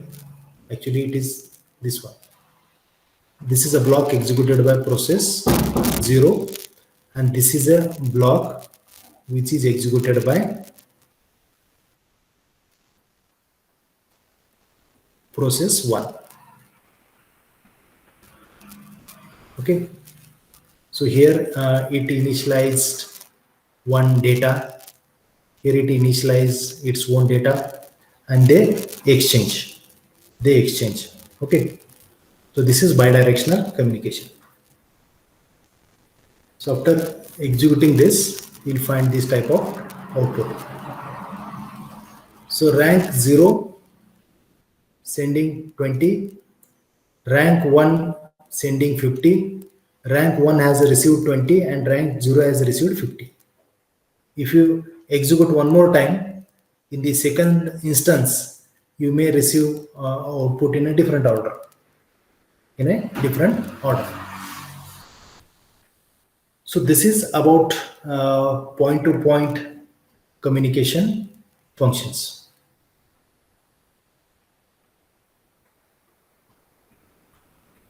So any doubt related to MPI communication functions and whatever examples we have discussed related to this, if you have any doubt, you can ask.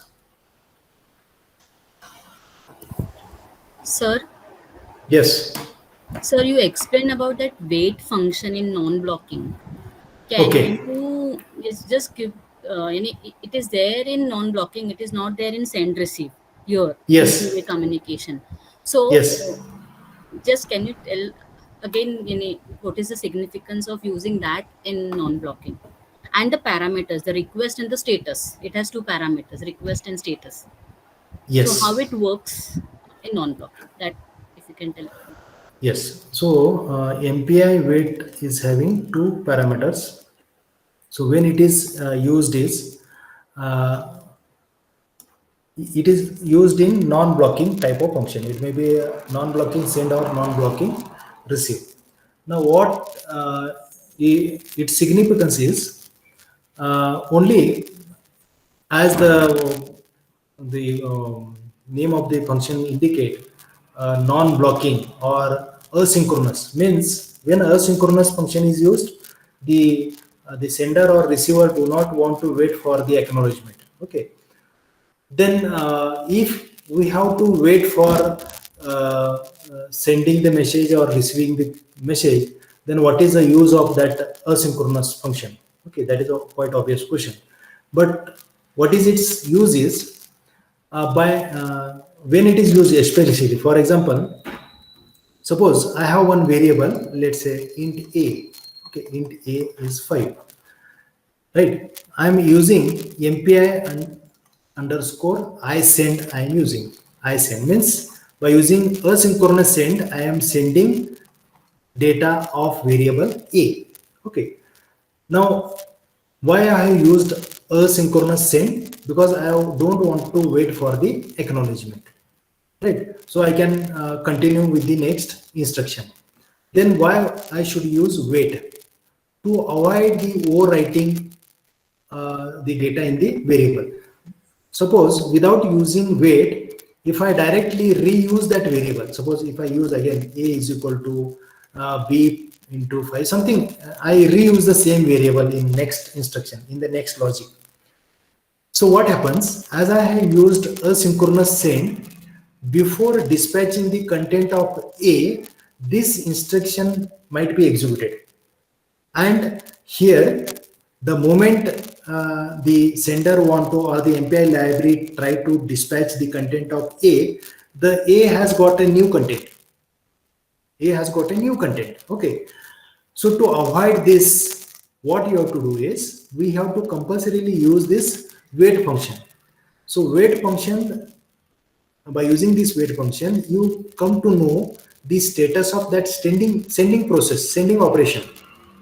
So after confirming the send status, you can reuse it. So without confirming the status of sending, if you try to reuse that variable, then your data may be overwritten by new data, and that old data will not be sent to the receiver. Okay, that will happen. So that's why we have to use this wait, and its use is to confirm the dispatch of the message before reusing the same variable. Suppose you are not reusing this variable.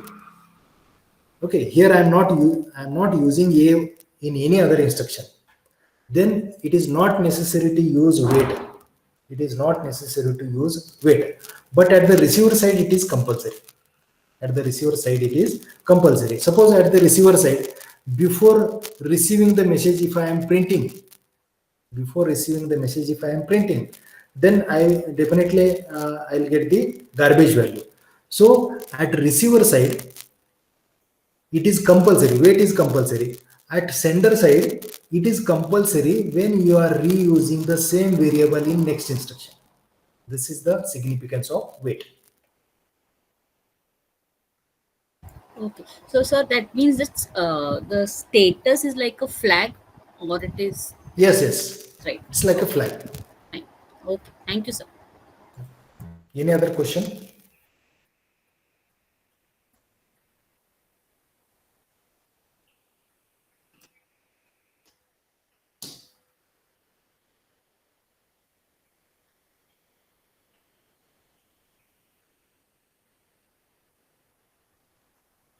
So I already shared programs, MPI, collective communication functions, and then point-to-point communication functions I have already shared. You just download those programs from the drive, which the promoter might have shared. Download those programs and be ready for the hands-on session. In the hands-on session, first of all, we'll see how to execute these point-to-point communication functions. After that, half an hour we'll discuss collective communication functions, and then we'll see the half an hour hands-on session on collective communication functions. So all of you are requested to be ready for the hands-on session. So all are requested to use Ubuntu operating system. Even if you have installed MPI on Windows, that is also okay, no problem. But be ready with a machine on which MPI is installed and download all these codes and be ready for the hands-on session. So if anybody has a doubt, please you can ask. Yes, participants, if you have any doubt, please comment in the chat box or unmute and please ask the question. Next speaker is already joined, so I request everyone, if you have doubts, please comment in the chat box or unmute and ask the question, please.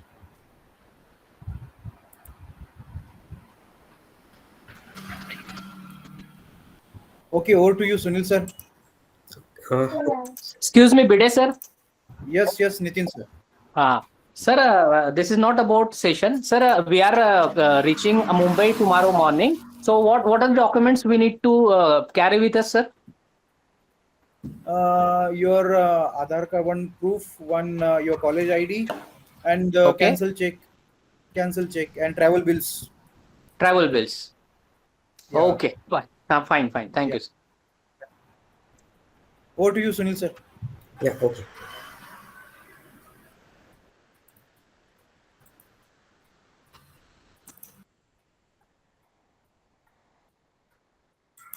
Is my screen visible, sir? Yes, sir. Yes, sir. Yes, yes. Okay. So thank you so much, sir, for your clear and engaging session on message passing interface. Your talk has given all the participants a solid understanding of basics of parallel computing, which will really help them in their future research and academics. So as a token of gratitude and appreciation, we would like to present you with a memento, sir. Thank you so much. Thank you, sir. Thank you.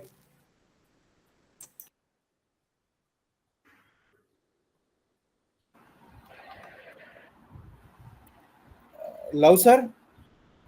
Yes, sir. Yes. Yeah. Good evening, sir. Yeah, good evening, sir. Over to you, Sunil sir. Yeah, okay.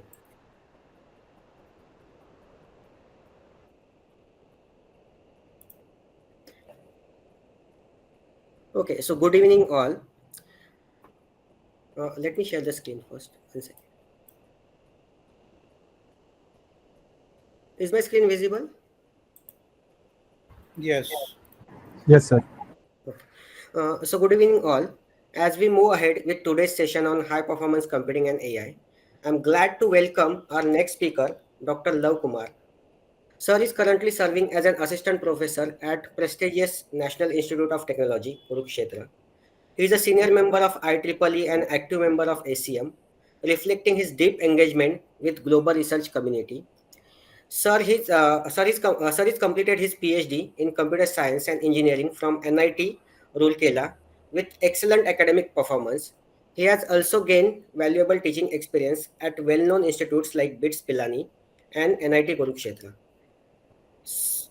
Dr. Lav Kumar focuses his research on software quality, machine learning, AI for software engineering, and testing AI models. He has led several funded research projects sponsored by SERB, MSME, and industry partners. Some of his key projects like Fit to All, anti-malware environment, and testing of deep learning models are making a real difference in today's fast-changing tech world. Dr. Kumar has impressive publication record with over 27 international journal articles and over 61 conference papers made in top tier venues. He has also been recognized with numerous awards such as Best Paper Award at International Conference and the Best Young Researcher Award. He has been part of editorial board and program committee of well-known conferences.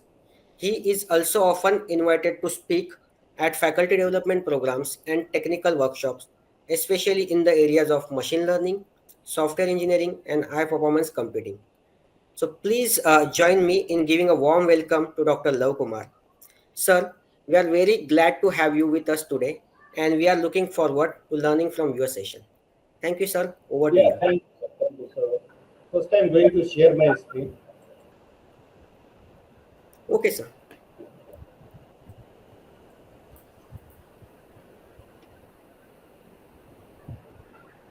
So I hope my screen is visible to everyone. Can you please check? Anyone, can you please confirm it? Yes, Yes, your screen is Love, visible. Love, sir, your voice is little noisy. So, Can you please check now? Now it is okay. yeah, little bit fine. Okay. So first, I'm going to share my screen. Yes, sir. Yes, sir. Yeah, can you please confirm? Now it is visible. Yes, it's visible. Okay, okay, thank you. So, good evening, everyone. And in this session, mainly we'll discuss about how we can go for parallelization of machine learning algorithm. Okay, and I will also give you some demo with the different data sets. We'll write the one code and we'll use the same code for the different data set.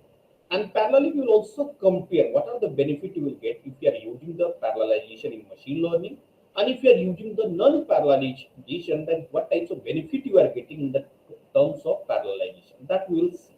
And what are the different way to do the parallelization in machine learning, that we will also discuss.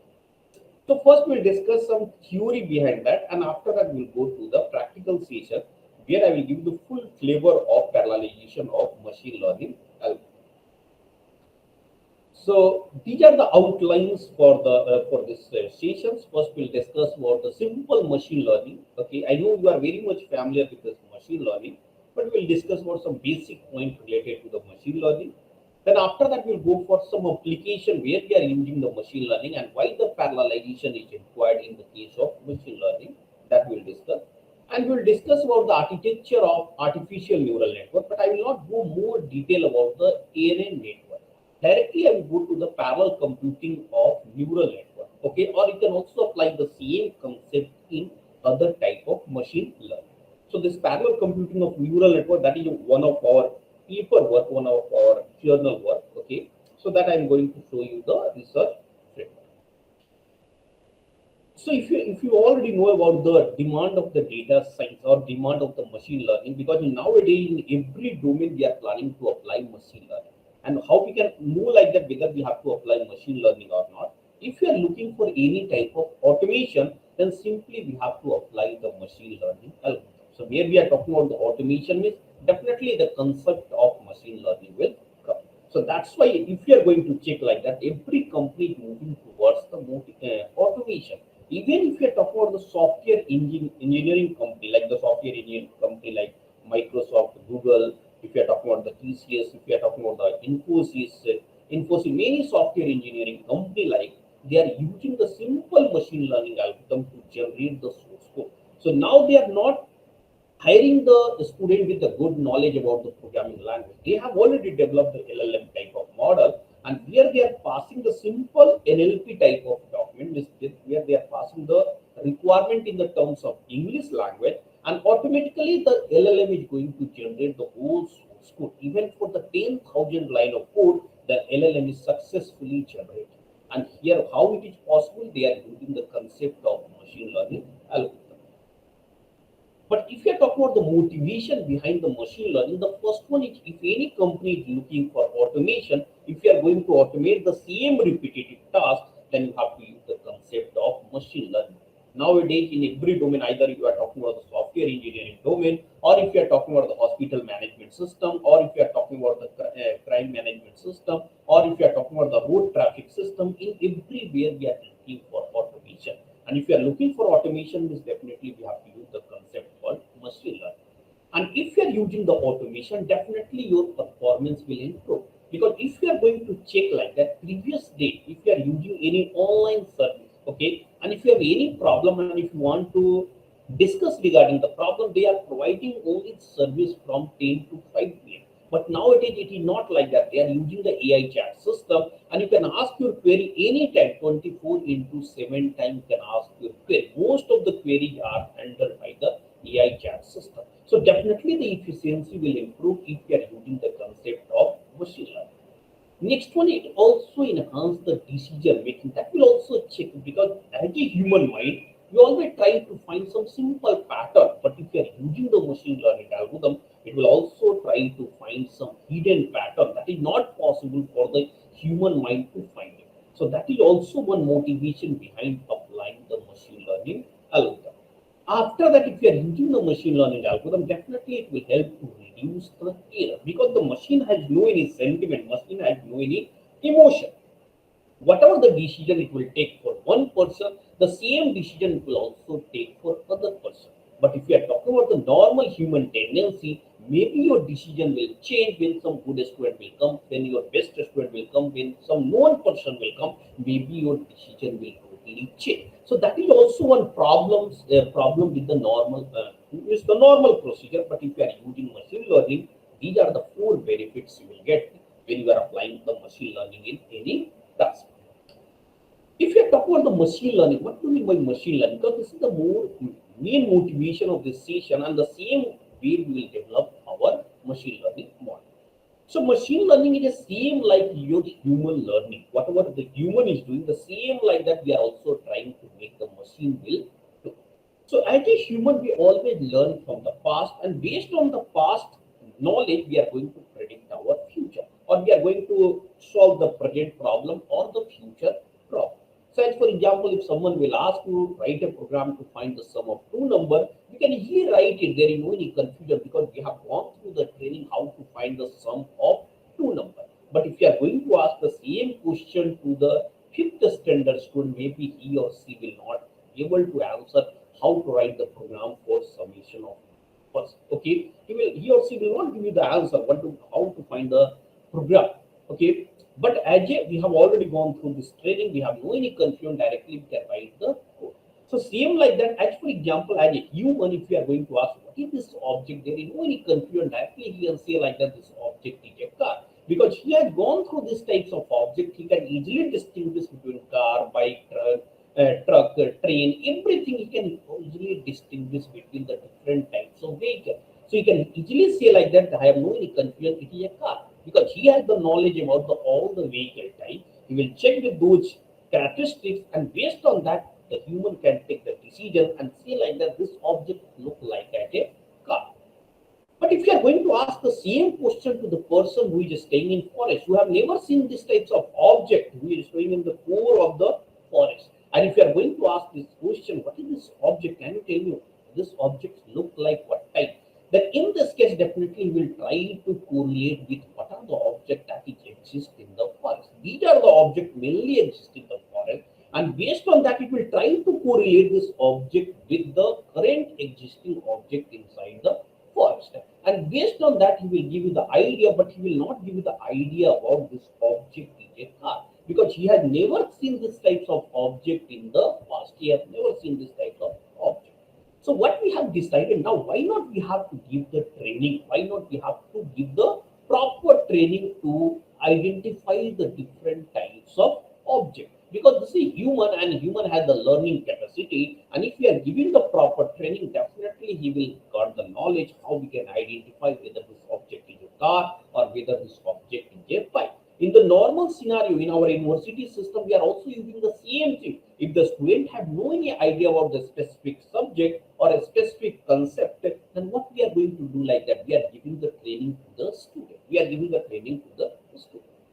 So here we are also doing the same thing. What we are doing like that, we are coming with some type of images. Okay, we are coming with some images of car. We are coming with some image of bike, and then we are going to show them, and we are showing the pattern how you can identify whether this object is a car or whether this object is a bike. Okay, so whatever the data you are using during the training, that is called the training data. Okay, same like that. Whatever the concept, whatever the question you are discussing during the lecture, that is called the training question, or that is called the training data. Okay, so what we are doing like that, simply we are showing the pattern. Means if you are looking any object with the four wheel, and if you are looking this types of architecture, then we can call it as a car. If you are looking for any object with the two wheel, then we can call it as a bike. And apart from that, we are also showing some more characteristics to identify whether this object is a car and bike.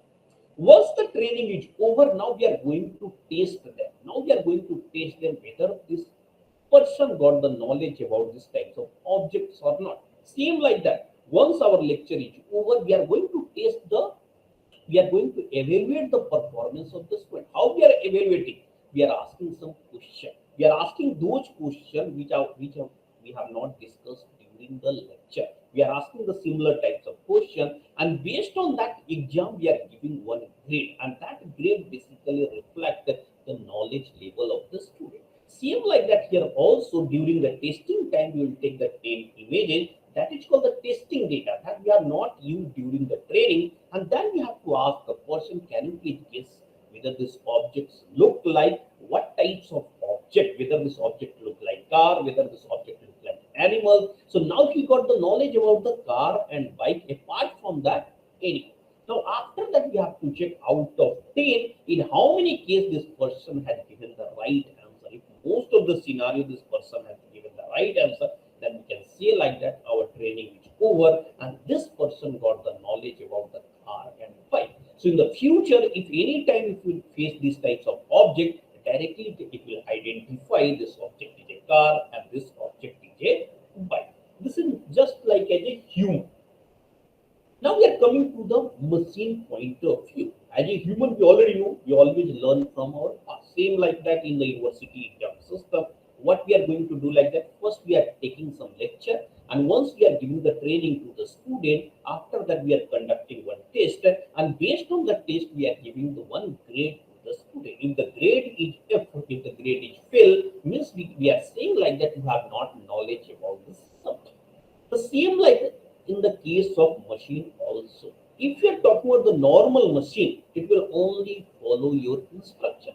Whatever the instruction you are giving, either you are giving the right instruction, either you are giving the wrong instruction, it will blindly follow your instruction. As for example, if you are asking your system to find the sum of two number, in place of 2 plus 2, you are writing 2 into 2, your system will give you 2 into 2 equal to 4. It will not give you the idea you have given the wrong input. Whatever the input you will give, it will simply calculate the value, and it will give you the idea because it will only follow your instruction. Okay, if you are talking about one machine, then I think you remember one scene in robot movie where one policeman is asking about the cut. This machine had no any idea about the cut. He only know like the cut means simply you have to take the knife and you have to cut the object. Simple like that. He had no any idea about the cut means you have to give some money to the policeman. He had no any idea. So he had only follow the instruction, whatever the policeman has given. The policeman is given like that, cut to do, and he has simply given the cut. Same like that, if you are talking about the car means if you are going to click the accelerator button, the car will move forward. If you are going to click the brake button, then the car will stop. If you are going to click the means clutch, then it will give you the idea about you have to change the brake, change the gear, something like that. But when you are clicking the accelerator, the car will move forward. It will blindly follow your instruction. Means if you are clicking accelerator, either the wall is there, either water is there, either road is not there, it will blindly follow your instruction. It will move forward. If it will move forward. But if you are using the self-driving car and if you are clicking the accelerator, the car will not move forward. It will also give you the instruction. It will also give you the instruction like there is a wall in front of your car, so we can't move forward.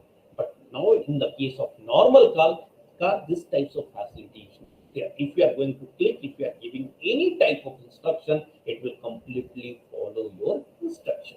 Now we have decided why not we have to make the machine as a intelligent. Why not we have to make the machine like as a human instead of only following our instruction, instead of following the addition, multiplication, division, comparison. Why not we have to make the machine as a intelligent? Why not we have to machine like as a human?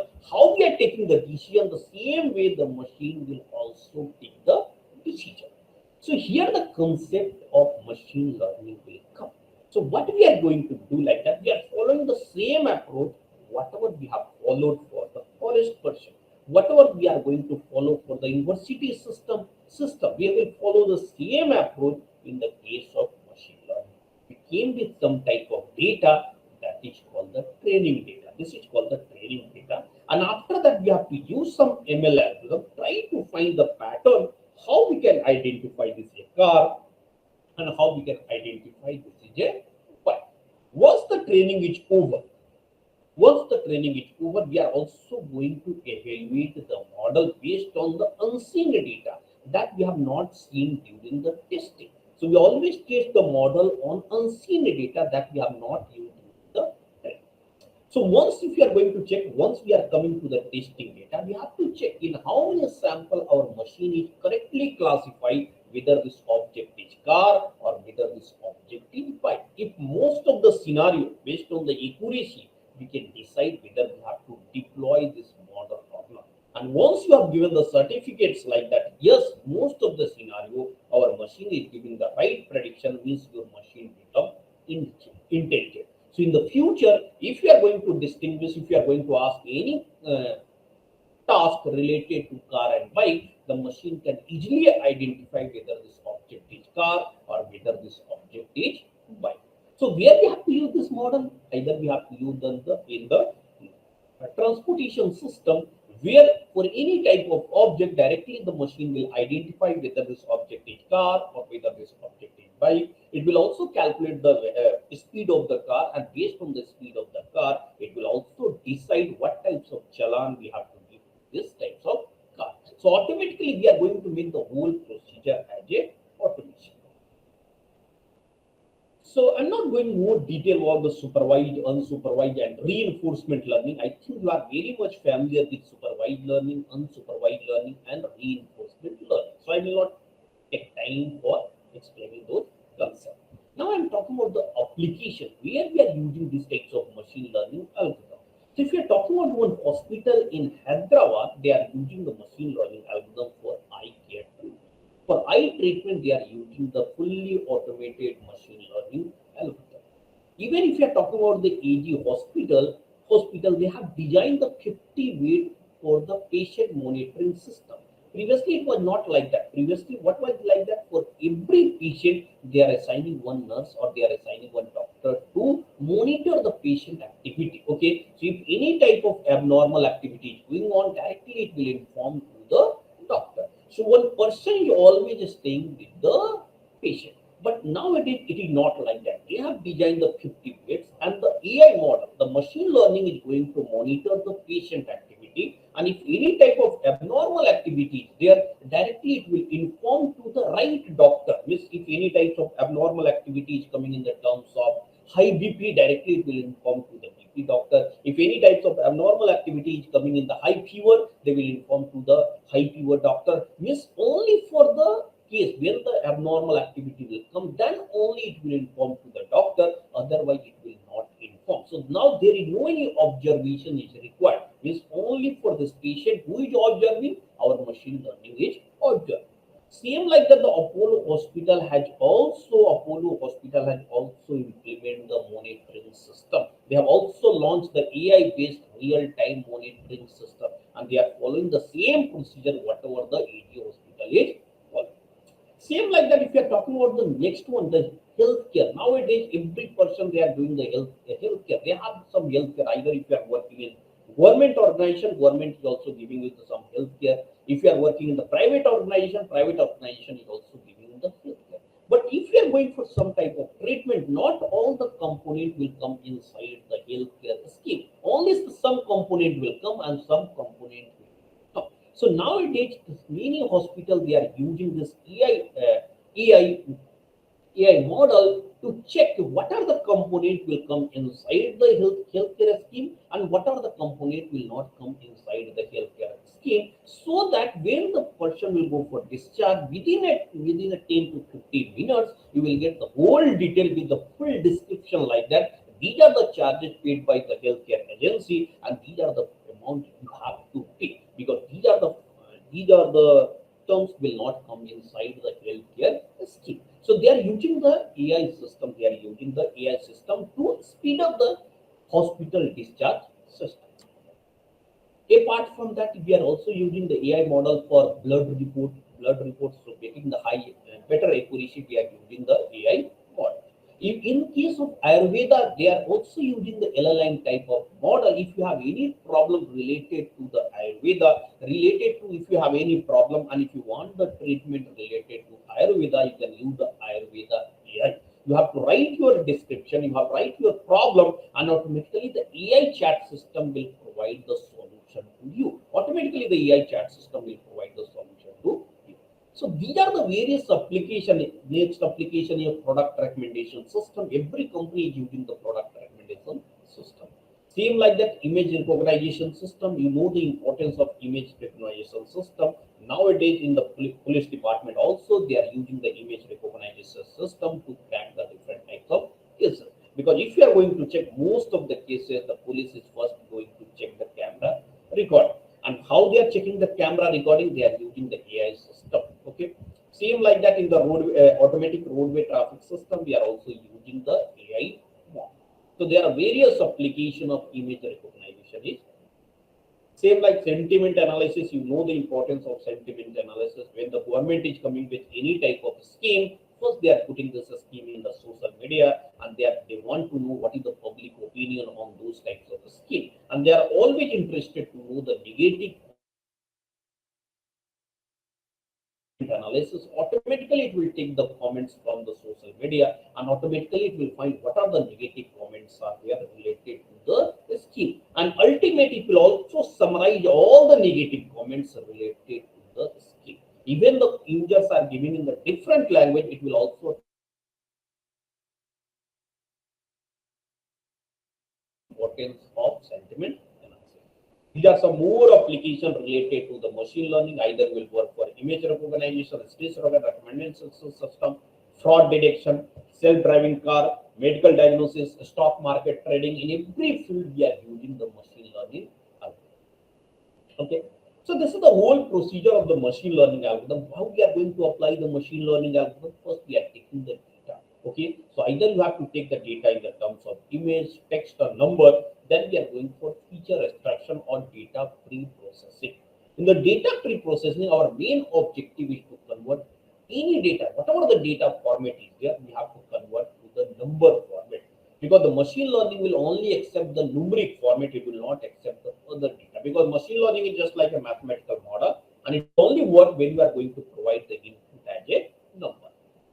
And here, if you are going to check, first we have to find whatever the data we are using for training and whatever the data we are using for testing, and then we have to develop the model, and based on the testing data we have to decide whether the model has the capability to predict future or not. So this is just like a one. Now this is like one example of classification. I'm not going through that. Regression, you already know, when the output is your continuous, that is your regression. When the output is your discrete, that is called the classification. When there is no any output, that is called the cluster. So I'm not going more in detail about these techniques. I think you are very much familiar with this technique called classification, regression, and cluster. Normally, I'm going through the artificial neural network. So if you are talking about the artificial neural network, basically it will contain the three layers. One is called the input layer, second one is your hidden layer, and third one is your output layer. Okay. So again, I'm not going more detail here. Mainly, I'm coming for parallelization. How we have to make the parallel computing in the case of machine learning. So there are two different ways for parallelization. One is called the node parallelization. Second one is called the training data set parallelization. Okay.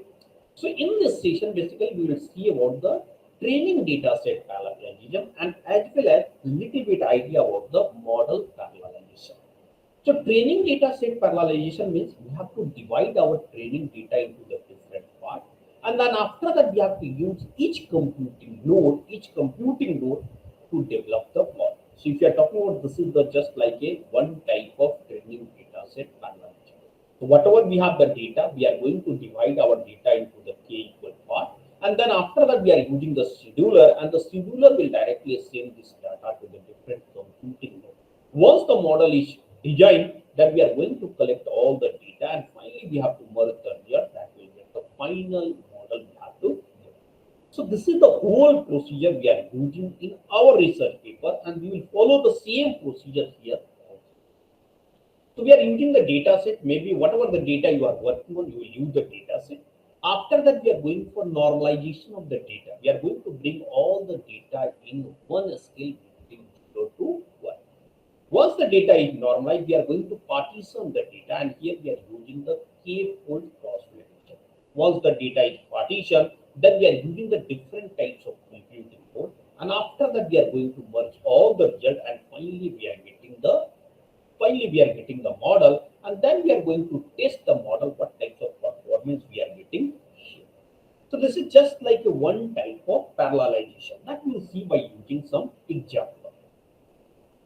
So now these are only theory. I'm not taking too much time for theory. Now I'm directly going to whatever the code we will discuss. Okay.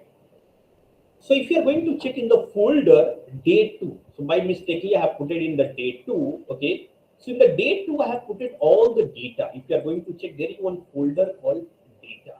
Okay. If you are going to check here, there is one folder called data, and inside the folder we have put it all the data. So data2/data. So this is the one folder is there. If you are going to check inside the day 2, there is one folder is there, that is name is called data, and inside that I have put it all the data. So that I will give you the flavor, I will write the code only one time, and it will start working for all type of code. Okay. So only you have to change the data, and it will start working for your scenario. Okay. So first, I think this screen is visible to everyone. So first I have given only the permission. This is the permission you have to give to access the data from the Google Drive. We have put it all the data in the data folder. Okay. This one I will also give you the idea why we are writing the UCI ML repository. So there is one standard repository there, and that name is called UCI ML repository. Here I am also going to show you what are the data basically we have used here. So at least you will get the idea. So basically, I will give you the data for I will give you the demo for different types of data. If you are going to check, I have taken the different category of data.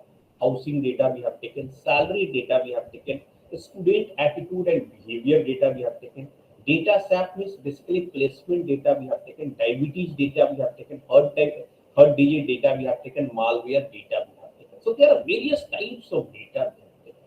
But you write the code for only one data, and it will start working for every type of data.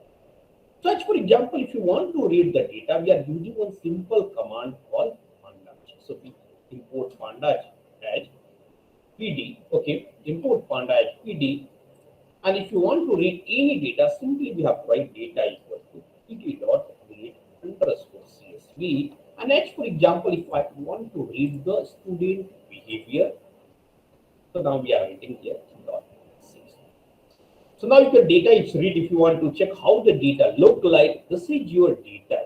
Okay, this data look like. So basically we are writing what types of certificate course the student have done or not, what is the gender of the student, what are the department of the student, what is the height, weight, 10th marks, 12th marks, college marks, hobby, everything we are taking, and based on that we are going to find whether the student behavior is good or whether the student behavior is bad.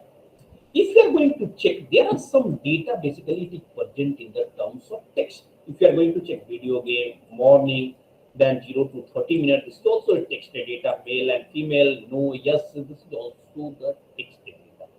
So our first objective is to convert the text data to numeric data. That will come under the pre-processing task, because the machine learning will only work for numeric data, it will not work for text data. As for example, if you are writing equation, y equal to 2x plus 3. Can you tell me what is the value of y when the value of x equal to S.P.I.T? We cannot find what is the value. We can only find the value of y when the value of x equal to numbers. When the value of x equal to 3, you can write 2 into 3 plus 3. But when the value of x equal to HPC, we cannot find what is the value of y. It will only work in the terms of data. So if you are going to find what is the type of this data, simply we write types. If you are writing data dot d types, it will give you the type of every feature. Certificate type, that your object, gender object, department object. When you are getting the float, which basically this is number. When you are getting the object, which basically this data we can call it as a string. If you want to find for a specific column, then we can also write data dot columns of 0. It will give you for a specific column what is the data type. The data type equal to object. So here basically we are using one simple concept called label encoder. Label encoder, what it will do like that? Simply it will point what is the unique value you are getting, and for every unique value it will assign one number. As for example, male and female. For male it will assign 0, for female it will assign 1. If getting the three different text, it will assign 0, 1, 2. So that's why we are using here label encoder. So we are writing from sklearn dot pre-processing label.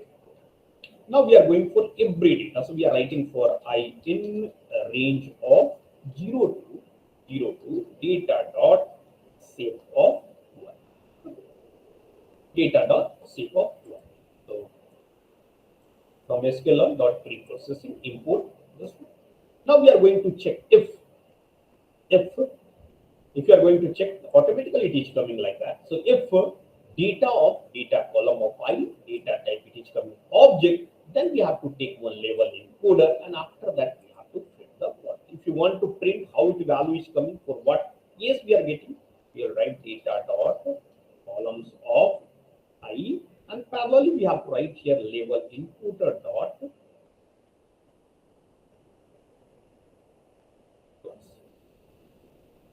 label encoder dot plus. So if you are going to check what we have written here, if you are going to check it, simply we have written one encoder from sklearn dot pre-processing. I have taken one encoder, and after that we are going to print here classes. What is the label encoder? Classes. So if you are going to check the no more sklearn from sklearn.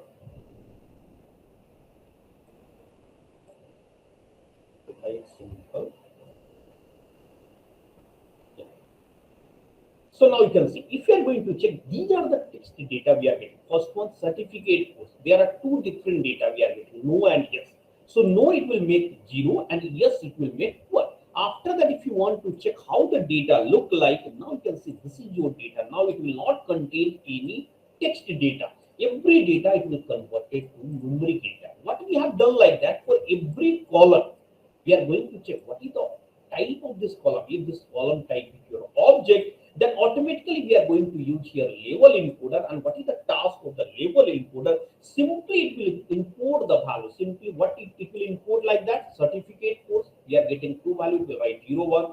Female and male, it will write for female 0, for male 1. For this one, again, it will write 0, 1, 2, 3. Then for hobby, again, it will write 0, 1, 2, 3. Then daily study time, it will write 0, 1, 2, 3, 4, 5. Maybe you can use some other pre-processing technique to improve the performance. But this is the one way to deal with text data. That's why we are using here label input.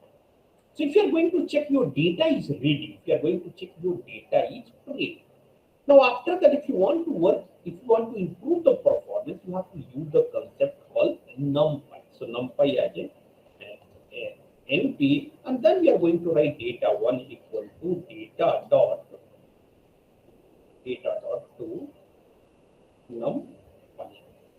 So we are going to convert our data to numpy array. This it will come in the form of array to get the better result, to speed up the result. The same data is there. Whatever the data we are getting here, that in the tabular format. Now we are going to write our data in the terms of matrix format.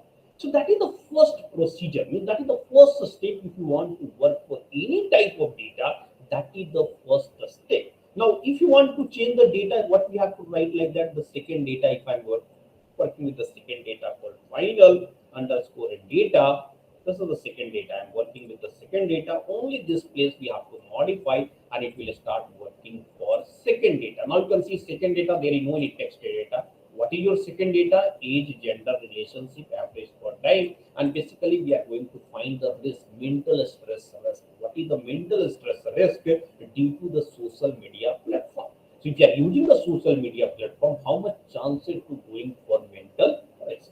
Next one, if you want to use some other data, simply we have to change here data underscore sap and it will give you the job data. You can see this is the data, job data, and if you want to check it, now I'm going to check text data. There is no any text data here. It is containing CGPA, 10th marks, 12th marks, number of data sciences courses registered by the student, total number of UMC cases. If you are going to check, these are the features are there, and based on that, we are going to predict whether the student will get a job or no. Apart from that, if you are working with UCI repository, even if you are working with UCI repository, you can easily merge the data. There is no any problem, you can easily merge the data. Only you have to write the 2 line of code and it can easily merge the data. This is for the UCI repository. Okay. Now you can see how the data look like. This is the data we are getting here. This is the data related to the third digit. And after that, if you want to see the final data we are getting here, this is the percent in the terms of this one. So how we can work, as for example, just I'm going to give you one demo. I'm going to share my entire screen. This is the standard repository, UCI machine learning. You can see UCI machine learning repository. If you want to work for any type of data, as for example, the first one, if you want to work for iris data, what we have to do like that? Only you have to find what is the ID of the data. You can see if you are going to import here, you will get the ID equal to 53. You can see only one place we have to modify the code here 53, and it will start working for your data, that is called the iris data. Now we have to check is there any text data. Yes, this is your text data. And after that, how the data look like? This is your spatial length, the spatial width, petal length, petal width, and the label. You can see how much easy is that. Only you have to find the ID. As for example, if you are interested to work for some other data like third digit data, how we have to work? Only we will go for import, and here the ID is 45. Only this place we have to modify 45, and it will start working for your data. It will start working for your data. Automatically, it will start working for third digit. You can see for any type of thing. As for example, if I'm going for the wine quality, for wine quality, if it is a classification type of problem, simply you have to write 186. This is the ID of the data. We are going to write only one place. We have to modify 186, and it will start working for your data if you are using the UCI repository data. Now again you can see we are going to check if there is text data is there or not, and if there is any type of text, there is no any text data, and you can see automatically it will predict these are the different levels of the one. So I have given you both the idea. Means, as for example, if you want to work with the UCI repository data, what you have to use, and if you want to work with your own data, then what you have to use. Okay. So basically, I have put it all the data in the Google Drive. So always we have to write here file location plus this one. Why we are writing file location? What is our file location? Content drive my drive. Inside the my drive, there is one folder called day2, and inside the day2, there is one folder called data, and inside the data, we have put it all the data. We have put it all the data. So now if you want to check again, I'm going to read the same data, job recommendation data, and if you are going to check it, it is working fine and it is giving this. That is the first part. Now after that, if you are going to check, now you can see if you are going to check the CGPA, normally the CGPA varies between 0 to 10 in every university. 10th marks 0 to 100, 12th marks 0 to 100. If you are getting 70% 12th marks and if you are getting 9.5 CGPA, which one is good? Can you tell me which one is good? 9.5 CGPA is good or 70% marks in 12th is good? Anyone? Can you tell me which one is good? So definitely we can say which one is good? CG. Okay. But if you are using machine learning algorithm, then machine learning algorithm always give the weightage to the feature which have the higher value. So as for example, 12th has the value, higher value, it always do give the more weightage to the 12th marks over the CG. So for that purpose, what we have to do, we have to use one concept that is called normalization. We have to normalize the data. We have to bring all the data in one scale. So that's why we are using one concept called min-max normalization. What it will do like that, if you are going to check it, data one, all column, all row 0 to -1 equal to when we are going to normalize the data, we are using one function called normalize data, and we are only normalizing the feature, we are not normalizing the label. After normalization, if you are going to check what we are writing here, data 1, we have to write data 1. After normalization, if you want to check how the data look like, every data will come under the 0 to 1. There is no any distinction. Now you can see it is coming 0.2257. Previously, what the value is there? 69.03. Now this value is converted between 0 to 1.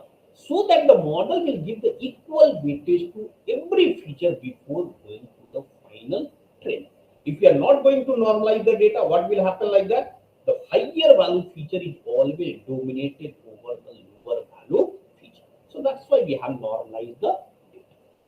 Once the normalization is over, now we are planning to use some simple machine learning algorithm. First, we'll try the simple one and then we'll go for some complex one.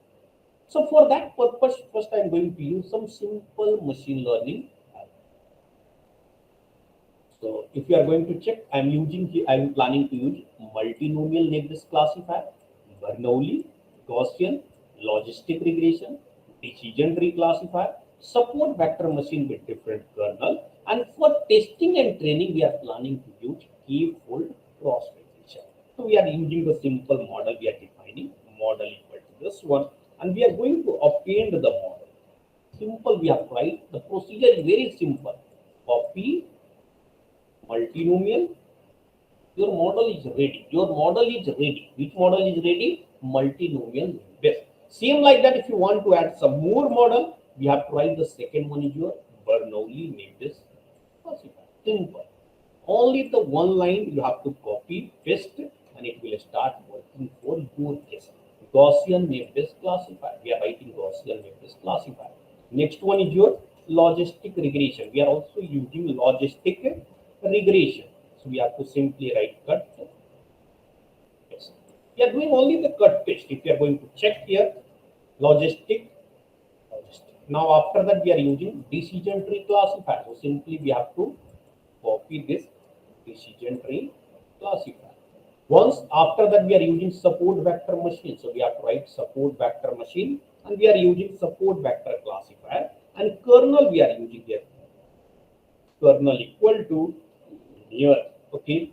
The second one we are planning to use three different variants of kernel. So we are also writing here. Second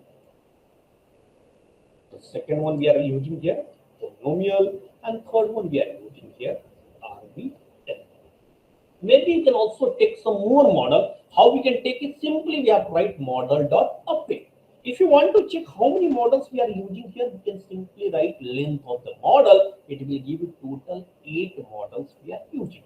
If you want to check which one is your first model, we can write model dot zero. It will give you which one is the first model. Simple we have to write, and it will give you which one is the first model. Apart from that, if you want to use some other model, you can also use it. There is no any problem with that. Okay, the procedure is very simple. You have to write the which model you are planning to use, and then simply you have to write the model dot append. It will start working with some more number of models. So as for example, now assume that we are planning to use some more number of model like random forest. You can simply write it random forest, and it will start working with random forest. So just random forest, you have to simply search it. sklearn random forest, you have to simply put it, and it will start working for random forest.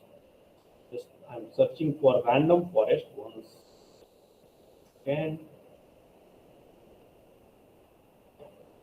So I'm planning to use random forest here. Simple, we have to put it here. The one more model we are planning to use. Which one?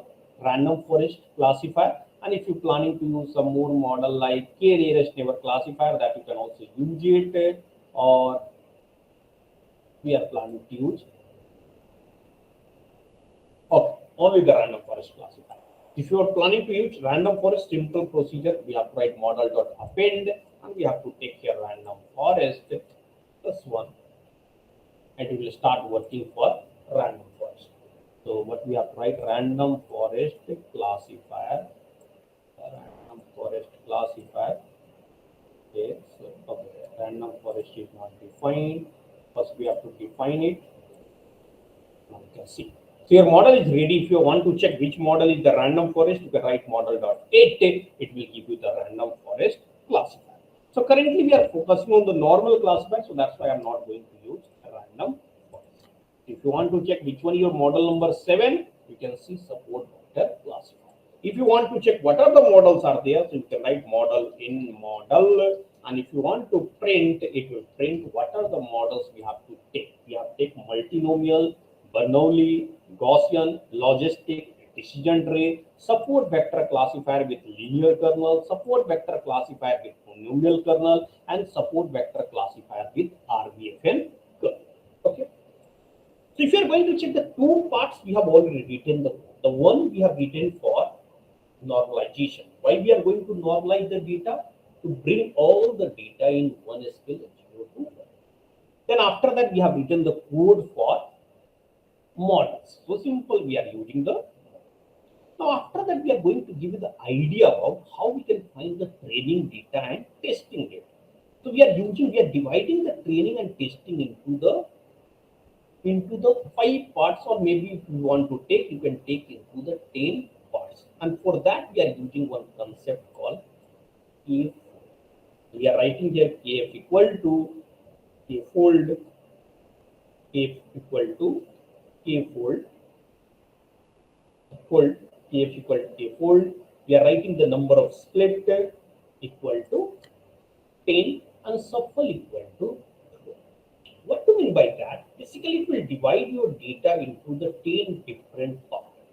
And at that time, we are using the 9 part for training and 1 part for testing.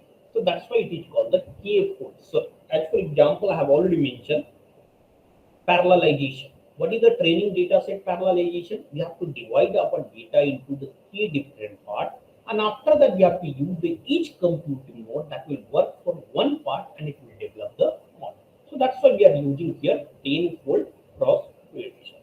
If you want to check how it will work, we can simply write training index comma ts index in kf dot split of data 1, and if you want to print what is our training index tr index and what is our testing index, it will give you what data you can use for training and what data you can use for testing. So now you can see in the first fold it is saying like that you have to use these data for training and these data for training and different data for testing. Third fold, again, it is giving the different data for training and different data for testing. It is giving you the 10 different sets, okay? 10 different sets. Same like that, if you are going to check for our university exam system, we are conducting 3 times exam. We are not conducting one time. We are conducting midterm 1, midterm 2, and compre exam. And based on the 3 exams, we are giving the final performance of the student. Same like that, if you are going to check the JEE mails, they are conducting 2 times. They are not based on the one time. So if you are going to check like that, we are coming with the 10 different times, and based on that, we have to decide whether our model is working fine or not. If you are going to check, this is the method we have used here. So now we are going to define one function called ACC. Basically, it will give you, if you are going to pass any model and if you are passing any data, okay, then it will give you, then it will give you for this data, okay, what I'm writing for this data, and if you're using this model, what is the accuracy rate? So what is the first procedure? We are going to normalize the data, so that's why we are writing all column 0 to -1 equal to, we are going to normalize the data, we are writing normalize data, data 1, all column.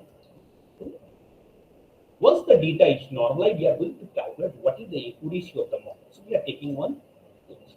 Now we are writing for tr index comma ts index in kf dot split of the data, and after that we are going to find what is our training data and what is our testing data. But we have to define our kf equal to the k fold number of split equal to this one, and the shuffle equal to, so we are working with 10 fold cross-check.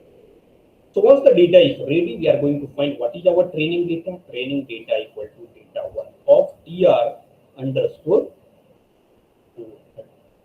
index comma all, and what is our testing data. Testing data equal to data 1 of ts index comma all. So whatever the data we are planning to use for training, we will not use the same data for testing. And if you are going to check in the training data, if you are going to check like that, in this data, all are featured. The last one is basically the label called job. The last one is basically the label called job. So that's why the last one we have to take as a job. Now we are going to fit the model. Model dot fit. What we have to pass? What is our training data? 0 to -1 means that is the feature, and what is your level? TR data, all column. That is our level. Once the model is ready, we have to find what is the accuracy of the model, or we have to find what is the predicted value. The predicted value equal to model dot predict, model dot predict, and we have to pass our testing data, all column 0 to 1. Okay. Once it is ready, now we are going to append in the accuracy dot append. We have to calculate the accuracy score for our testing data. If you are going to check whatever the data we are using for training, we are not using the same data for testing. We are testing on the unseen data. And after that, we are calculating what is the average accuracy we are getting. So now we will check whether it is working or not. So first I am going to work for the data. We are taking this data. Now we are going to check if there is any process. No, this is our final data. After that, we are taking NumPy. Normalized data, there is no any normalization required here. Now the model is ready. Now this one is ready. Now we are going to call in. If we are going to check, we are calling the first model. Model means we are going to check the model number. The first one is model number 0 in multinomial, and we are passing the copy of the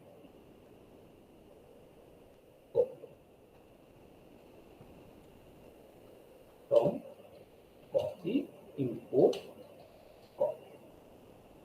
So if you are going to execute, it is working fine. If you want to find in the terms of percentage, you have tried 100, and it is working fine. It is giving like that. The accuracy of the model is 83.33. The accuracy of the model is 83.33.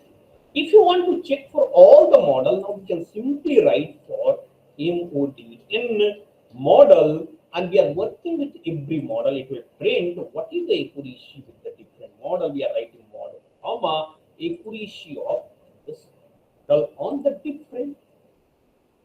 So if you are going to check like that, if you are going to execute, it will give you for every model, multinomial, how much accuracy we are getting, 83.01. Bernoulli naive-Bayes classifier, 79.93. Gaussian naive-Bayes classifier, 76.08. Logistic regression, 83.91. Decision tree, 76.92. Support vector machine with different kernel, we are getting the different accuracy.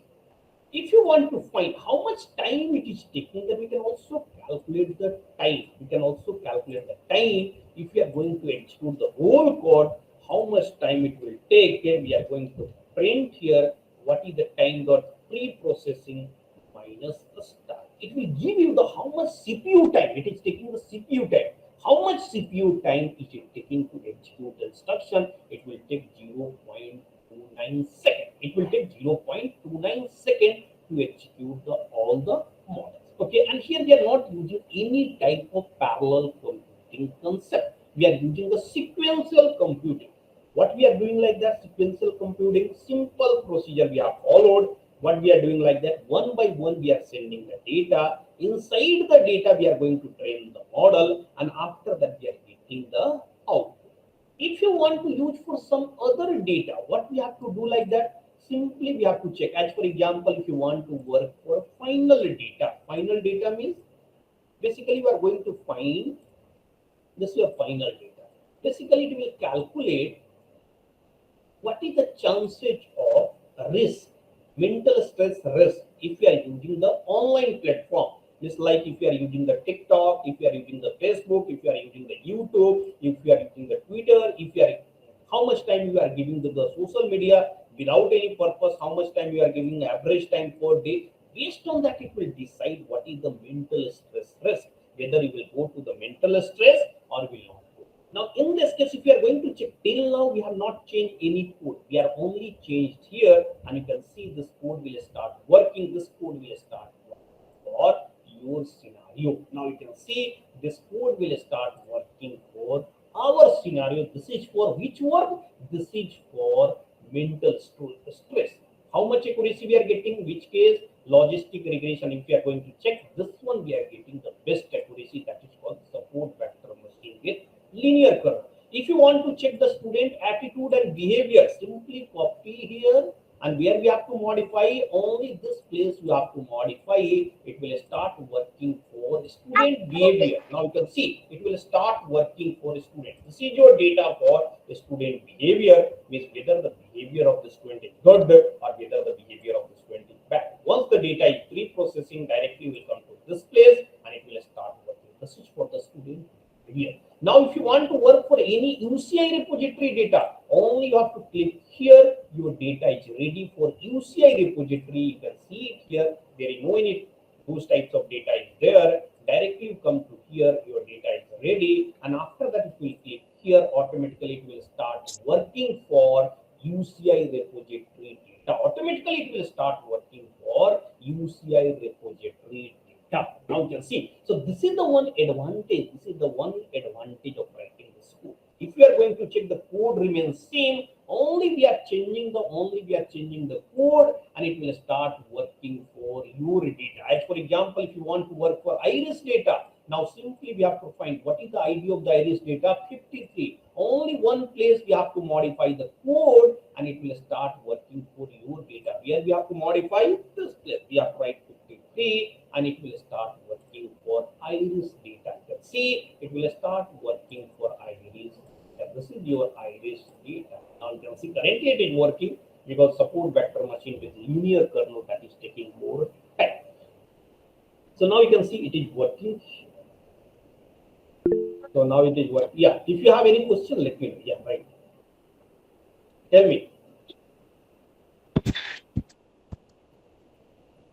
Dr. Nitin, you have any question? Because you are raising your hand, your voice is not coming.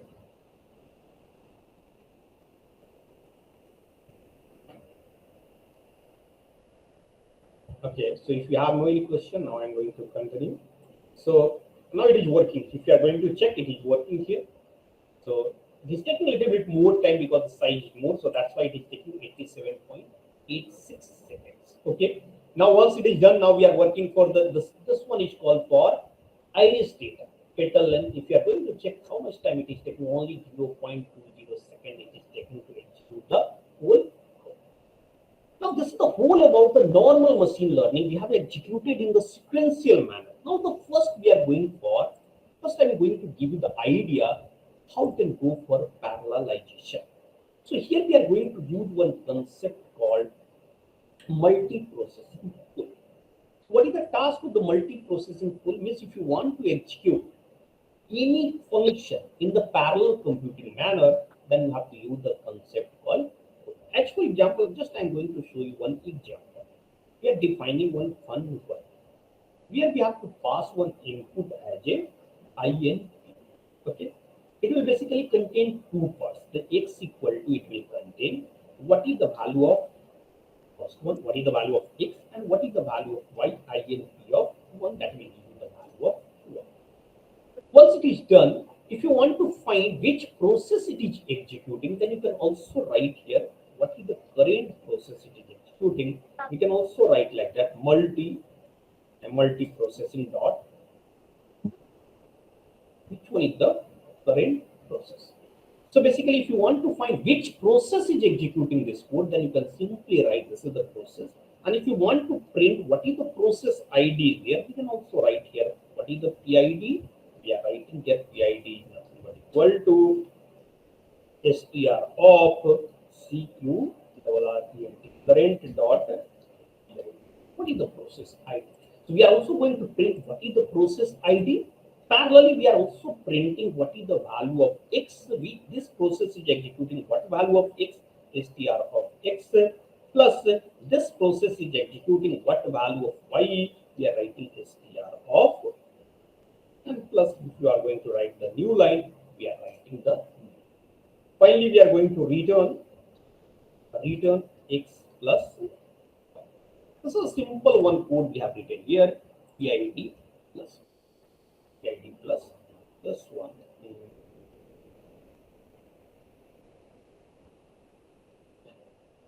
So basically what we are going to do like that, we are printing what is the process ID and which process ID is working for what the value of x and y. So this function is ready. Now we are taking some random value. We are taking here inp equal to inp dot append. We are taking some value, first one 0, 1. We will take some random values. So this is the input we are taking. Just I'm going to show you how it is working. So we have taken here to some random value I'm writing here 8. Same like that I'm writing here 2, 14, 11, then 21, then 31, then 41, and then we are writing here 12. If you are going to check, I have taken the different values. Okay. Then after that, if you want to execute, first you have to define what is the pool size here. How many processes you want to take as a pool size. So we are going to take here pool size equal to 5. Because we are planning to use the 5 computing mode. And after that, if you want to find what is the results we are getting, we are writing simply a dot append pool.map. Simply we have to use this function pool.map, which function we are calling function 1, and what is the input we are passing int. Okay. If you are going to execute, it will give you the idea, the process ID 19163. It is working with the x equal to 0 and 1. If you are going to check 0. And here if you are going to check, it will create the 5 different processes. 191, 164, 166, 165. So these are the 5 processes it created. If you are going to count 1, 2, 3, 4, and 1 is this 7. Total 5 processes created. And if you want to check what is the output we are getting here, this is the output we are getting. Even if you are going to check 0 plus 1, 1, 1 plus 2, 3, 1 plus 3 plus 14, 17, every one value is working fine. If you are going to write here 3, it will work for 3 computing mode. It will only create 3 computing. Create 1, create 2, create 3. You can see only 3. If you are writing 2, it will work with the 2 computing mode. You can see it is working with the only 2 computing mode. What is the procedure for this goal is simple. Procedure is very simple.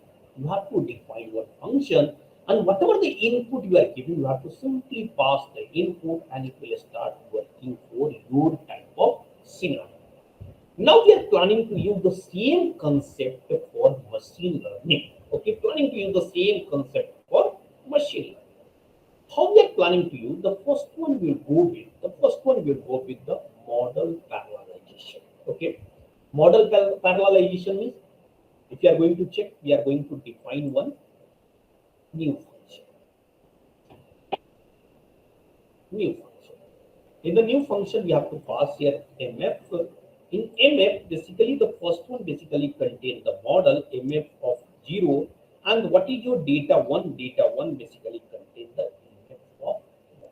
So what we are going to do like that, we are doing the model parallelization. Model parallelization means we are working with how many models? You can see we are working with 1, 2, 4, 5, 6, 7, 8.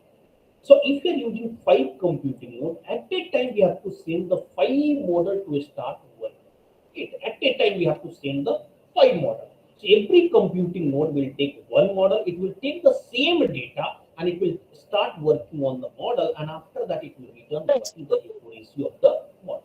If you are going to check, this code is almost completed. You can see this code is completed. If you want to print what value is there, then we can simply write like that. Which process is executing what code, we can write it here. So now we are going to write it here. What is the current process is there and which model it is executing. We can also write here str of model.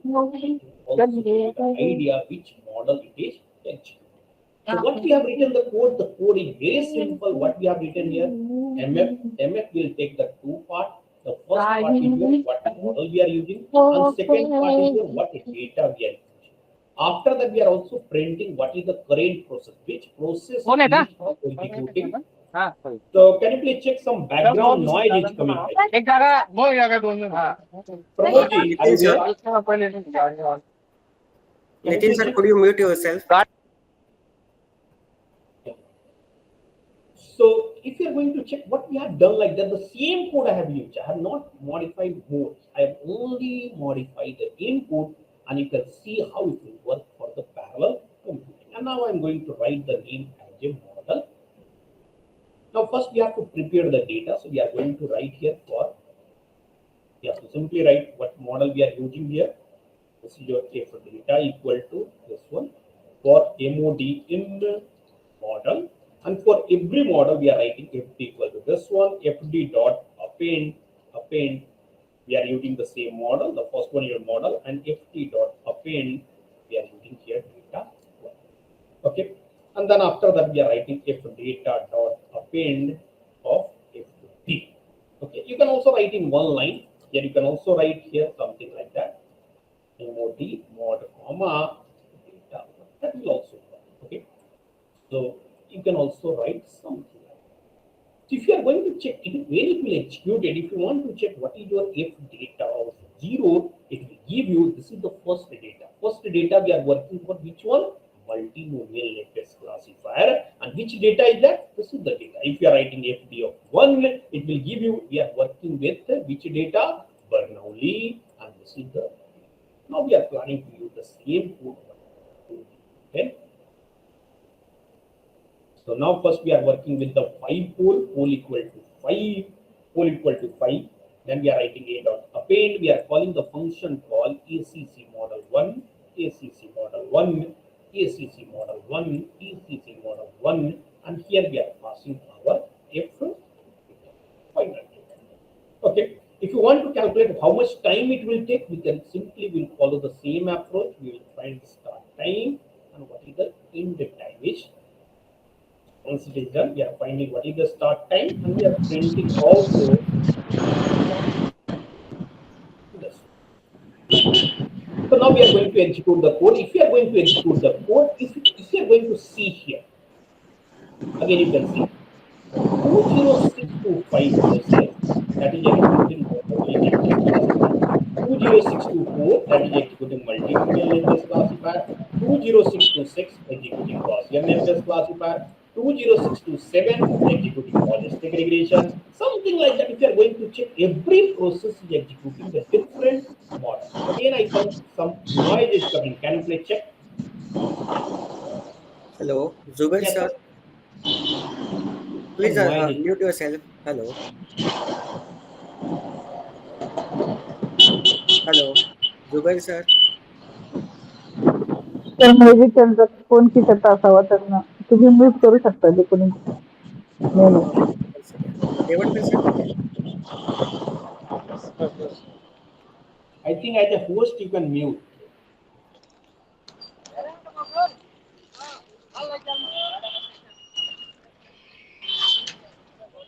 Okay. So if you are going to check how much time it is taking 0.05 second, and if you are going to check here, if you are using sequential, it is taking 0.20. Now if you want to check how much time it is taking 0.05 divided by 0.20, so basically it is taking only 25% of the total time. Only 25% of the total time. Again, if you want to work for some other data, how we can work for some other data? Only one place we have to modify. Now assume that we want to work for a student behavior data. Now we have written here. This is the student behavior data. We have done level encoder. This is the data we are getting here. This is the data we are getting for a student behavior. Once it is done, we are going to take this data, and after that, directly we will jump to here. Okay. Once we are jumping to here, how much time it is taking? 0.347. Again, if we are coming to the this one, see like that, we are coming to नहीं उसके बाद और बेकार हो quiz बाकी लोगों को दिख नहीं रही हमको दिख ही नहीं Hello, participant. Please mute your mic. Open करके देखा तो टाइम कंटिन्यू हो रहा था अच्छा सर त्यांना कदाचित ऐकू जात नसेल हाँ ऍडमिन कडे असतो ना कंट्रोल न्यूमेरिकल भी थे और दोनों मिलके 20 मिनट है नहीं ना पहले 15 थे पहली को 15 मिनट थे दूसरे को 20 can you please check? I think some background noise is coming. मेरे को नहीं लगता वो इतना नूडल वूडल को सीरियस लेंगे हाँ नहीं लेंगे बस किया है भाई ऐसे ही कुछ होगा क्या हो गया करने से for offline cancel cheque photo ये मैंने पूछा इसलिए उसको दिमाग में आ गया cancel cheque photo copy Sir, you can remove the two participants after they will join. Coordinator sir, please remove. Afterwards they will join. Na? Remove the participants. महाराजी उन्होंने इतना बेकार बहाना कर दिया Hello. हाँ Sunil Sanjay sir, sir, I am please. informed. हाँ, yes, Sunil I sir, have please. informed Devatkar sir. Yes, sir.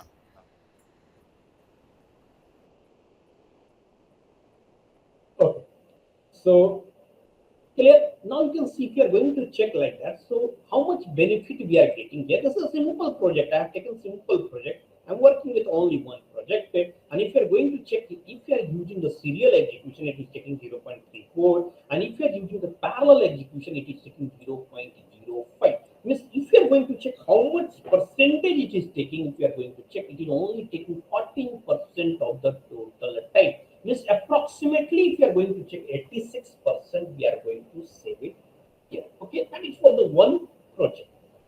Now, we are coming for the, if you are working with more than one data. Till now, we are working with only one data. If you are going to check like that, if you want to work for your data, where we have to modify, you have to modify this place.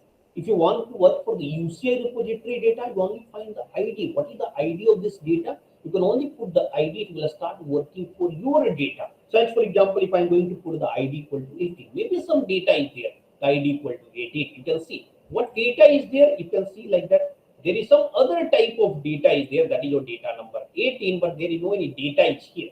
So now you can write it here. What types of repository if you want to work, simply will write it here and it will start working. As for example, we are going for the odd digit data. That's your 45. So what we have to do like that, only one place we have to modify. This is 45 and it will start working for your data. Now you can see it will start working. Its code is ready. Only one place where we have to go, directly we'll jump to this place. Okay. And we have to write like that. This is the how much time it is taking, 0.733. If you want to come for the parallel computing, First, we have to take the data, and after that, we have to execute it. Is taking 0.05. Now you can see. So in this case, we are getting how much time it will taking 0.05 divided by 0.77. Approximately, it is taking only 6%. Only 6% of the total time. Now, parallelly, we have also collected some more data. I'm going to show you the data for I in a range of 1 to 37. We have the data for 37 different colleges. Okay.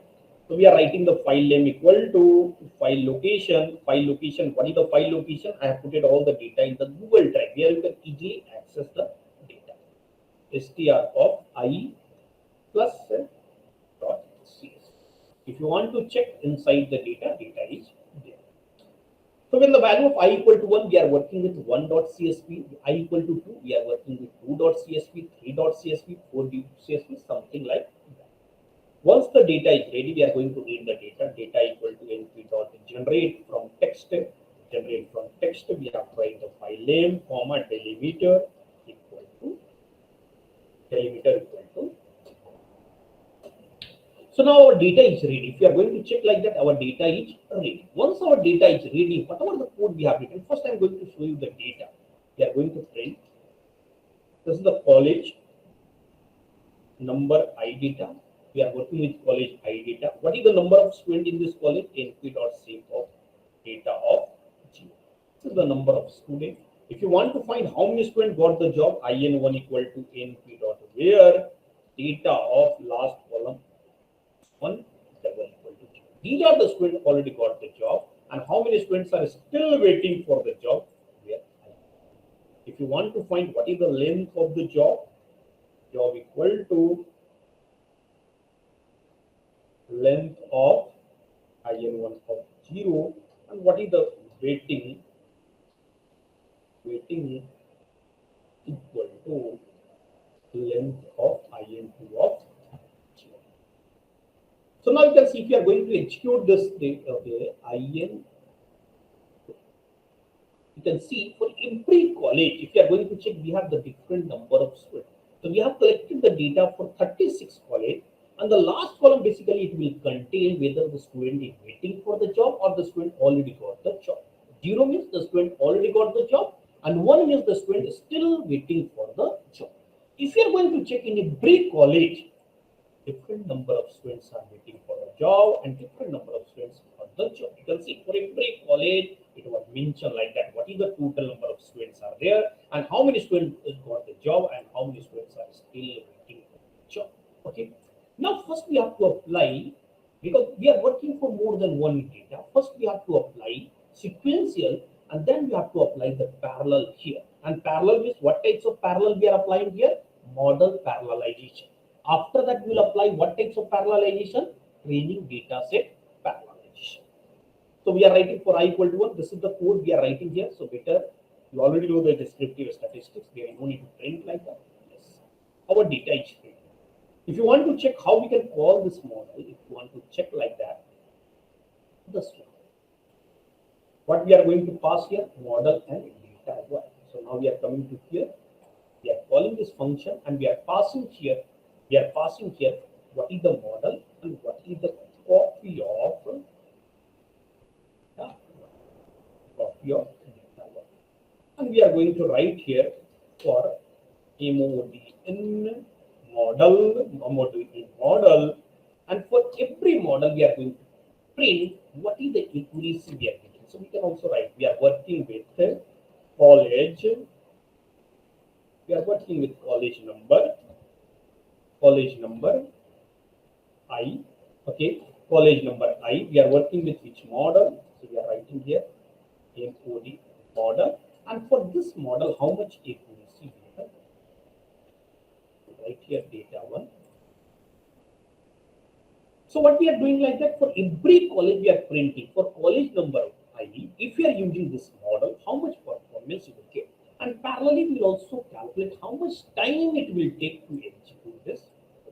We are also writing like that, how much total time it will take to work with all the 36 colleges. We are going to print here. Print. Now you can see. Now you can see the same code I'm also using here, that is called ACC. If you are going to execute, just I will check 125 is not index. What we have written here, college number I, model dot append. What we are writing for model in this one, copy of data one. So tr data equal to data one of this one, ts data equal to this one, kf dot split of. So just I will check data one we are getting here. This is your data one. We are going to find lp dot zip of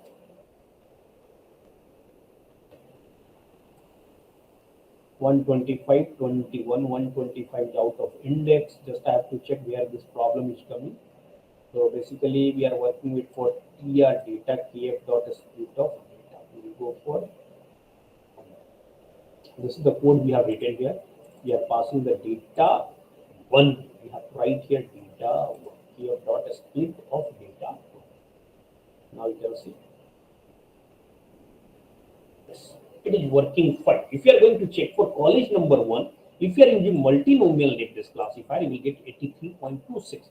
College number one, if you are using Bernoulli, you will get 80.78. College number one, if you are using Gaussian, you will get 79. You can see for every college it is working fine, and parallelly it is also printing. Parallelly it is also printing for every college what is the performance we are getting. And if you are going to check how much time it is taking total 13.90 seconds. Now we'll execute the same code by using the concept called parallelization. Okay. So how we are going to execute the same code? We are going to use the same code. You can see the same code I am going to print it. We are working with 36 college.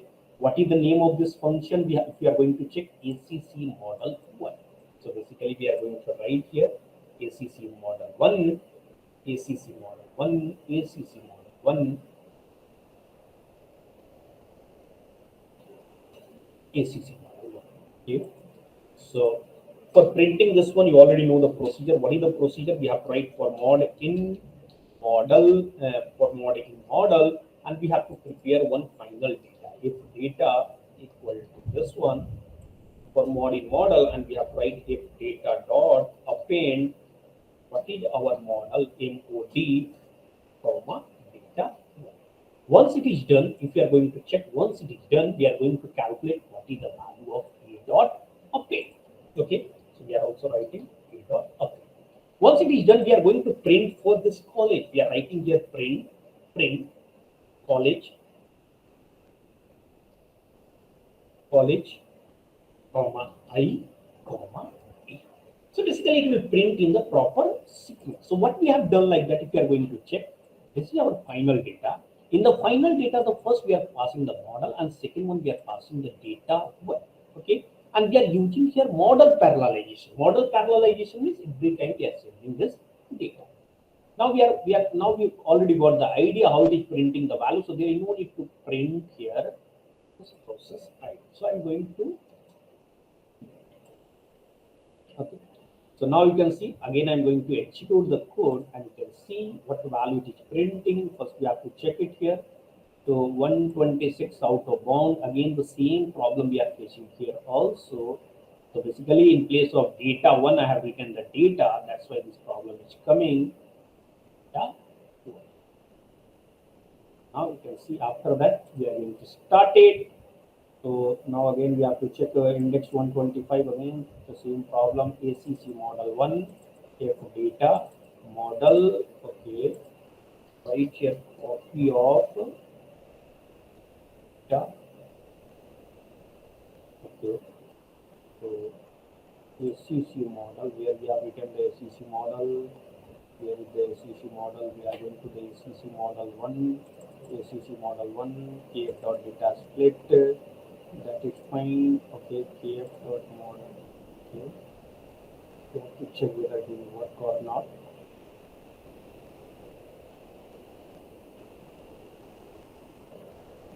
So when it is going like that, a dot append old dot map acc1 if data model copy of data one we are getting here. While data 1 equal to np dot generate from text, that is fine. If data equal to this one, a equal to this one, for model in model, if data dot append, it is coming fine. A dot append full dot map acc model 1 fine. Call it I comma this one. So one problem is to index 125, it's 25, u dot append.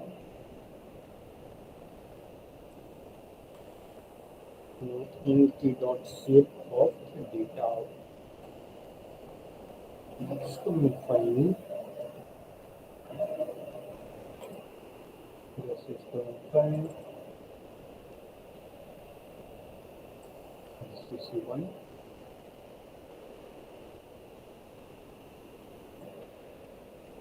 Data 1 equal to mf of 0, mf of 1. Here it is going fine. Data 1 is something. F dot split.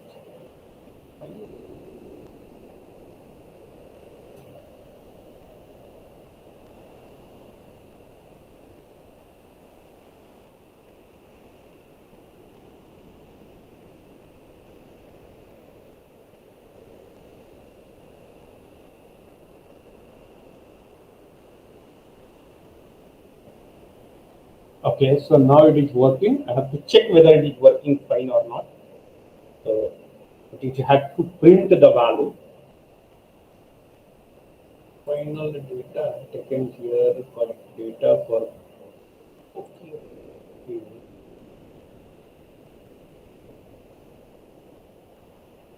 Copy of data 1.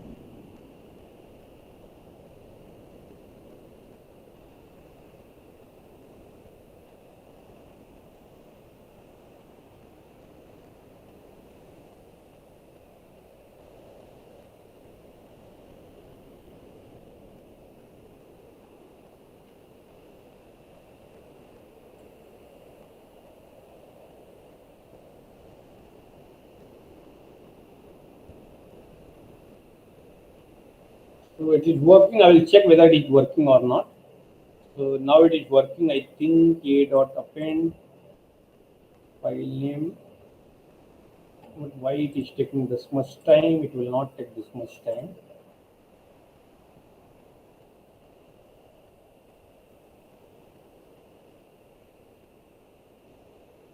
Append full dot map is CC model 2. If data is fine, model, if data dot append model copy of 1.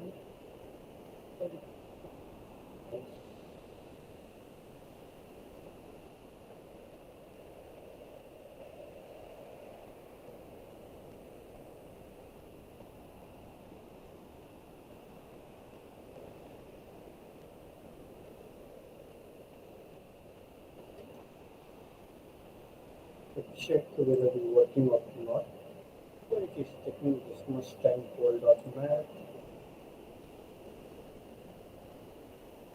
SOC model if data.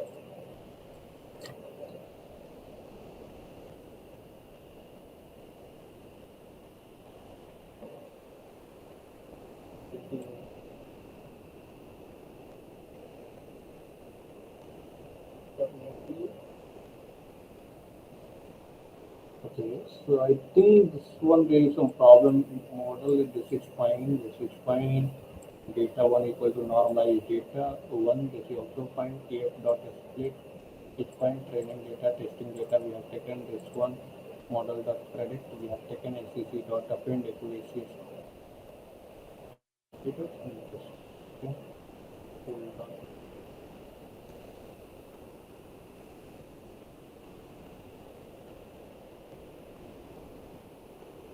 So we will check whether it is working or not. So there is no any problem with the code. So maybe some problem is coming with the server. That's why it is taking time. But it will work. The same way we have written the code. If you are going to check what we have done in this code like that, we are working with 37 different colleges. Okay. And for what we are doing like that, first we are getting the data, and then we are preparing the data same like that. The first one your model, and second one is your data. Okay. And after that, we are calling this function called poll.map. If you are calling this function, automatically it will call in the terms of parallel computing. So we will call the size of the poll is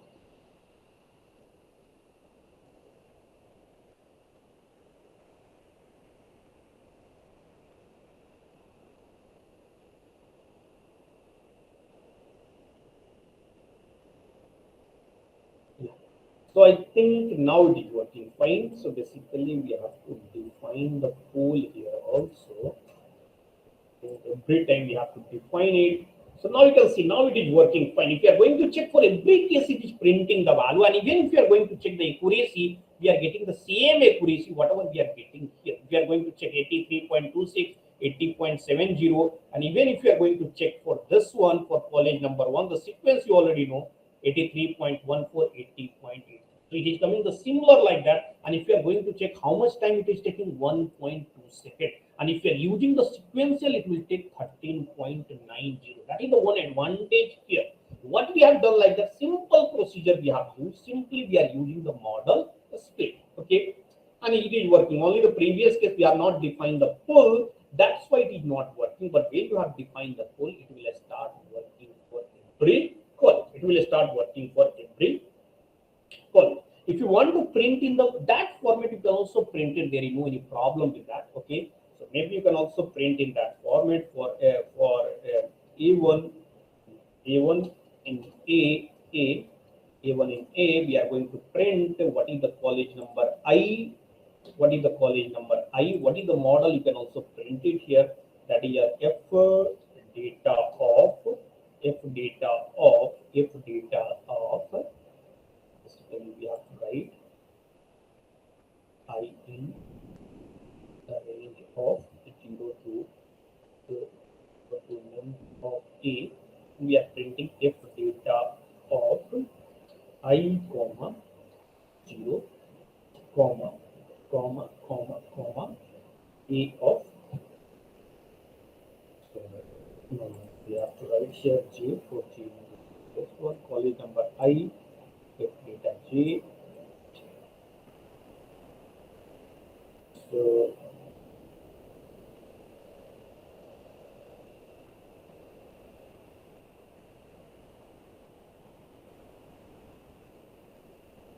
So now I think it is printing fine for J range of 0 to this one, multinomial, np dot flat A of J. Just I'm coming to the that format A of 0.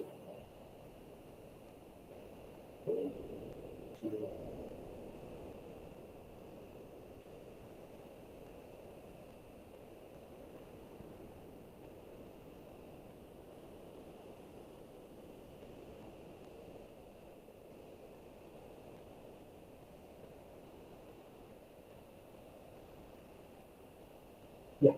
So now you can see it is working the same like that. Whatever it is working the previous case. Only this one we have to check why it is not college number 1, 2, college number I 1, 2 multinomial for.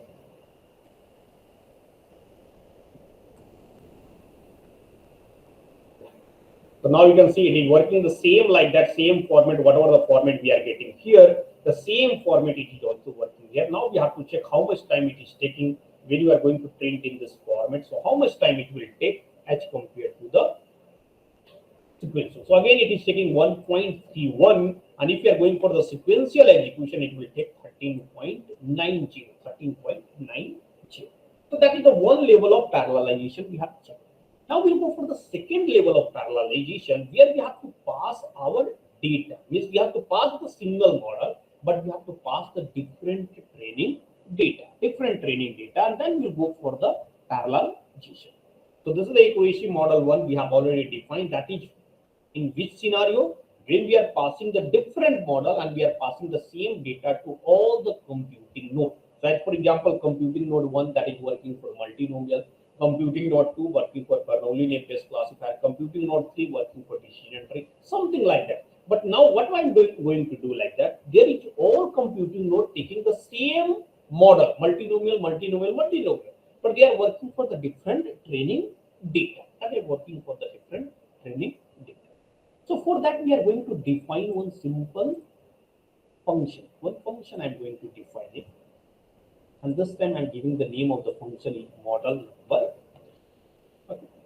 Here we have to pass the same thing. It will contain the two parts. What is your model? Model equal to mf of 0. This is our model. And what is your data? What is your data? So basically it will contain two data. What is our training data equal to mf of 1, and what is our testing data equal to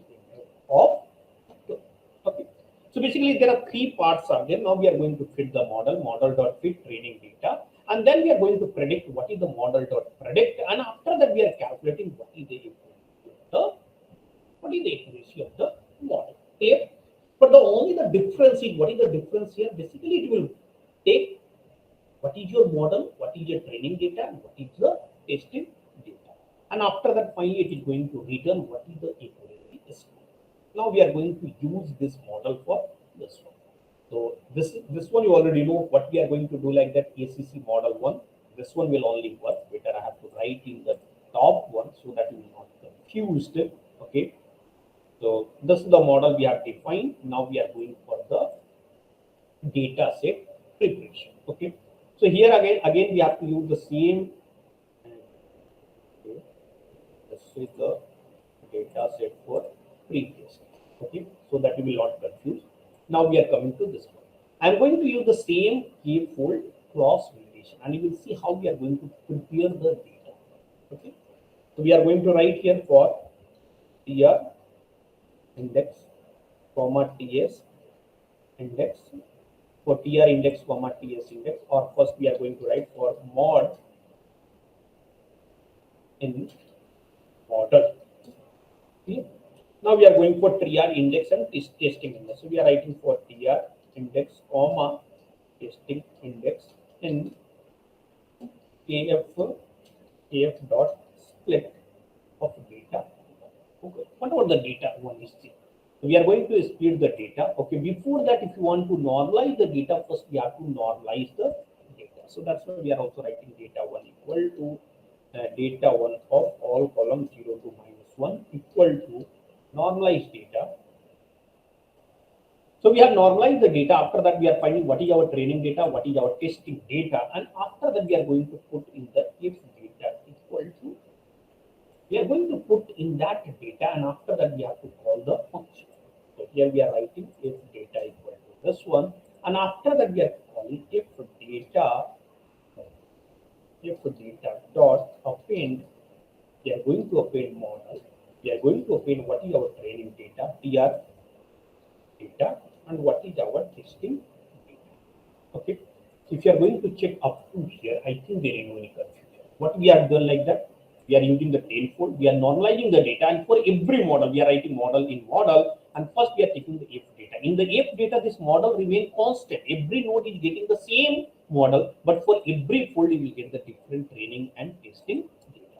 Once it is done, we are going to take this one and we will write a dot append. We are going to call this function. How we have to call the function? The procedure is very simple. We have to write here full. Once the full is ready, we are going to call this. So we are writing here something like that. A dot append full dot map. What is the name of this function? ACC model 3. So we are writing here this ACC model 3. And what is the name of the data? The name of the data is your F data. Once it is done, we are also want to print what is the accuracy we are getting for the different models. So we are going to print M and np dot mean of A. Now, if you want to find what is the how much time it will take, we have to calculate. We are executing from here, and we are bringing to. So now we are going to execute it. If you are going to check, it is taking 0.184. If you are going to execute, it will take 0.12. Now we'll compare which one it will take the less time. You can easily compare it. So as for example, now I'm going for one by one. The first one I'm working with student behavior. Okay, if you are going to check, this is the data for student behavior where we are working for 205 number of sample. Data one is ready. Directly will come to this. So basically, when you are working for sequential, it is taking 0.297. Now we are coming for multi-processing. In the multi-processing, basically we are coming for the parallelization using. So for that, if you are going to call this function, this one, you can check how much time it will take. It is taking 0.03 second. It is taking how much time? 0.03 second to execute all the model, to execute all the model. If you want to check what is the accuracy we are getting, this is the accuracy we are getting for every model. Okay. Now after that, if you are not going to print the value, after that if you are coming to here, and if I'm not going to print the value, now if you are going to print the value, we'll check how much time it is taking, 0.12. Now you can see. So in this case, if you are using the model parallelization, because we are working with small data, 0.29 for sequential. If you are using the model parallelization, it will take very less time, that is 0.03. And if you are using the data parallelization, then in this case, it will give you the answer equal to 0.12. It will give you the total time equal to 0.12. Whatever the code you are going to write, you can simply write, it will start.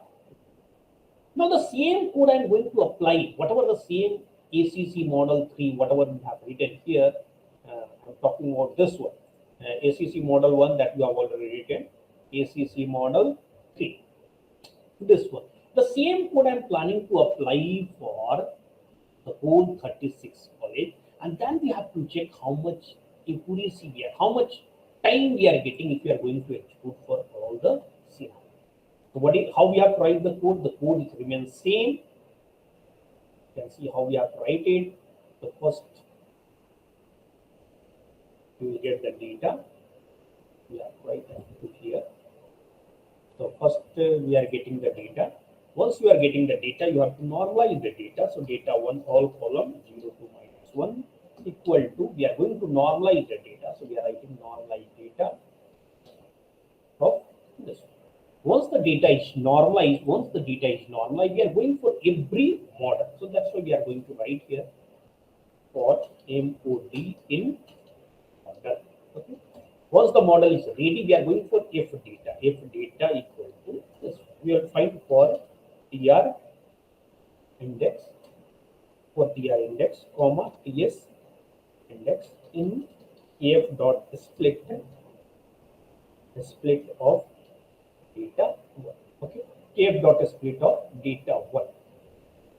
So we are going to split the data. If you are want data 2 equal to P of data 1, I think that is not required. Data 1. Once the data is split, we are going to find what is our training data. We are going to write what is our TR data equal to data 1 of TR index, comma 0 to -1. What is our TR index of all, and what is our testing data? Testing data equal to data 1 of testing index, comma. Once we got the training data, we are going to append the data. We are writing if data dot append. Append, we are going to append model, MOD model, comma, we are going to append TR data, comma, we are going to append TS. Okay. So once the data is appended, we are coming out from this one. And after that, we are going to call the function call. We are going to call the function. We are going to call the function that is called the a dot append, and we are writing pull dot map. We are going to write what is the name of the function. If you are going to remember, this is the name of the function we have written here. ACC model 3, I think we have written the name of the function. You can see we are coming to that point. Where is that function we have defined? Yes, this is the function we have defined, ACC model. So now we are coming to the same point here. Where is the code? Yes, ACC model 3, and we are going to write here if data. Okay. After that, if you want to print for the college number I, we are going to print for the college number I, what types of model we are using, model, and how much accuracy we are getting, np.name of. Now we have to execute, and you can see it will start working for all the college. But only the difference is, in the previous case we are using the model parallelization, and this case we are using the data parallelization. If you are using the model parallelization for all the 36 colleges, it is taking 1.1. But if you are using the data parallelization in all the college, I think we have not yet printed the time. We have to also print the time, how much time it will take. So even this time will come little bit lower if you are working with 5. Okay, we are going to print.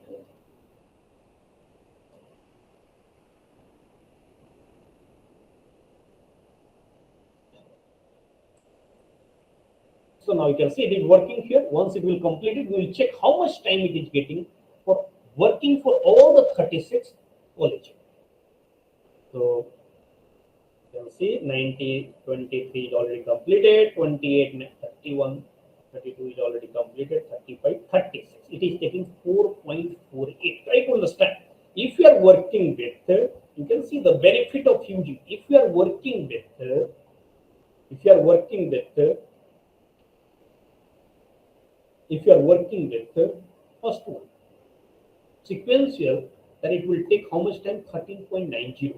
If you are working with model parallelization, it will take how much time? It will take how much time? It will take how much time? 1.31. And if you are using the data parallelization, then in this case it will take the total time equal to 4.8 4.48 seconds. So I have given you the full flavor. If you want to check the from the starting of the code, again I'm going to repeat how it will work. Okay. So the one way you have to put all the data in the Google Drive. Okay. And what is the name of the data? Data. Okay. The drive name is your data. Second one, if you are working with UCI repository, then you have to install the UCI ML repository. After that, only you have to find the ID. What is the ID of your data? That's it. Rest of the code remain same. Okay. Then we'll write ID of the data is equal to 45. Okay. Then after that, the rest of the code remains same, and it will write here. And this one you will only write when you are working with your own data. Okay. This one means you will write when you are working with your own data. This one will only execute when you are working with UCI repository data. Once it is done, now we are going to convert the text data to numeric data, and this is the code basically it will convert. Okay. If there is no any text data, there is no any problem. You can simply click it, it will not convert any call. There is no any problem.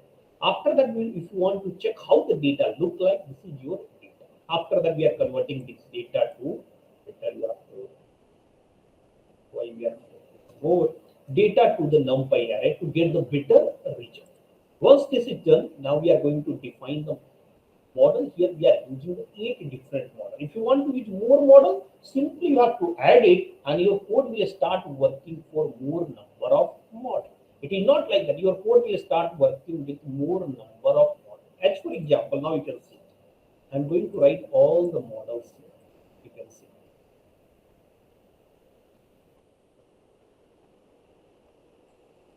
I'm taking some more number of classifier like accuracy score and this classifier we have already written, logistic regression support vector machine, okay, k-nearest neighbor, and I'm taking some more number of classifier. The procedure is very simple.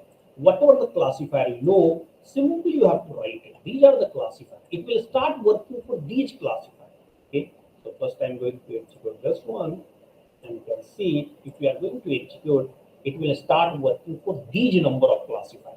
If you want to check how many models we are working on, simply will write length of the model, model, model, and it will give you 16 model. Previously, we are working with the 8 model. There is only slightly will modified, it will start working with the 16 different model. Now, after that, if you click this code, that is for training and testing. After that, if you want to check, you can see it is working for all the models. Whatever the models we have taken, it is working for all multinomial, Gaussian, decision tree, k-nearest neighbor, support vector, classifier. All the models it is working on. Same like that, if you want to go for the multi-processing, you can write it. This is the code I have given one example how it is working. And if you want to go for this code, you can see we have to take the new data, and after that you can see it will start working for your all the model, and it is taking how much time? 0.08 seconds. If you want to check how much accuracy it is getting, it will get the same accuracy, whatever the accuracy we are getting. 58.12, 69.85. You can see the same accuracy we are getting 58.08, something like that. It is giving the similar type of accuracy.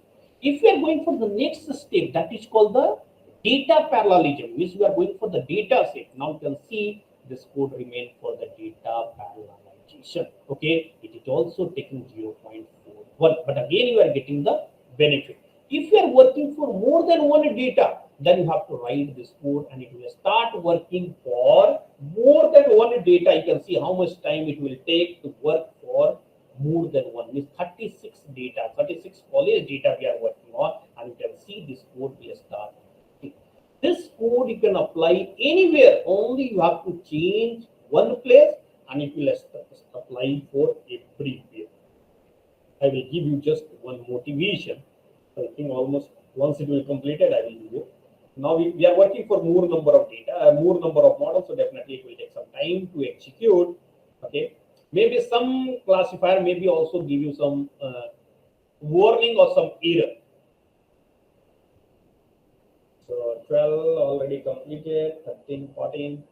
It will work for all the 36 college, and then you'll see how much time it is taking to working with all the 36 college with 16 model. And here we have put it all the models, whatever the models you know for the classification. Apart from deep learning, I have put it most of them. If you want to work for a small model, you will have click here. If you want to work for the larger model, you will click here. Here we are working for all multinomial, Bernoulli, Gaussian, decision tree, logistic, k-nearest neighbor, support vector machine with different kernel, bagging classifier, then random forest, extra tree classifier, ADA boost. You can also apply gradient boost, logistic boost. You can apply multi-layer perceptron. Simple one line you have to add. It will start working for your type of scenario. So now you can see if you are going to check it here, it is working. Still, it is working for how much college it is completed. It is completed up to I think almost near to complete. It is completed up to 34 college. Once it is completed, now we'll check how much accuracy we are getting, how much time it is taking. So almost it is taking 112 seconds. Now we are going to check with the model parallelization. We are going to use the same code for model parallelization. Now you can see this is for the college number 1, college number 2, and we'll see how much time we are saving. 112.76 with sequential. If you are using model parallelization, they already completed for 5 college. 6 college you already completed. Now we are working with 36 college. So now we have to check how much time it is taking and how much benefit we are getting if we are going to execute the same code in the parallel. So 9th number already executed. College number 9 it is working on. College number 2. And if you are going to check at a time, it is coming those value. If you are going to check at a time, means whatever the output we are getting for all the model at a time it is coming, and we are using the 5 pull. If you are using the 10 pull, then definitely the performance will improve. Currently, we are using the 5 pull and we are working with the 16 model.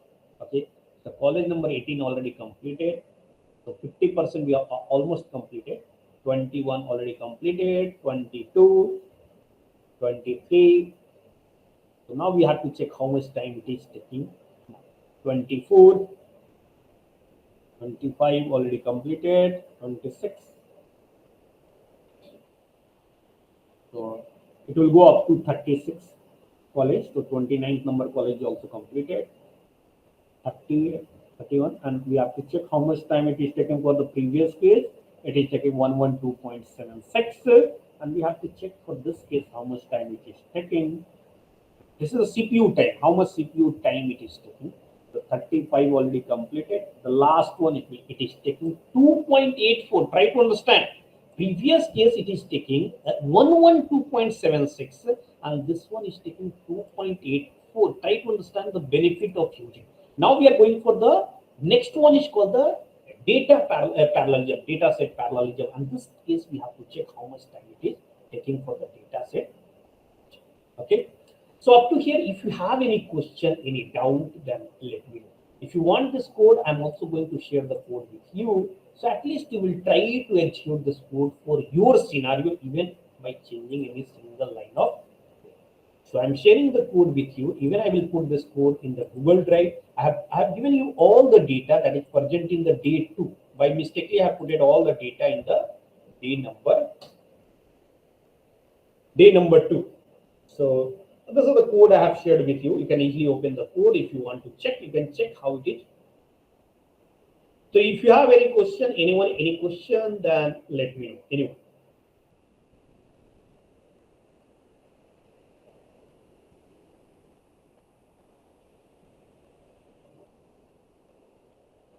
Anyone? Any question?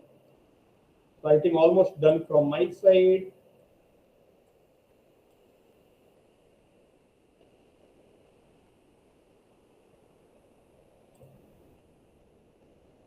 Only the last code is working.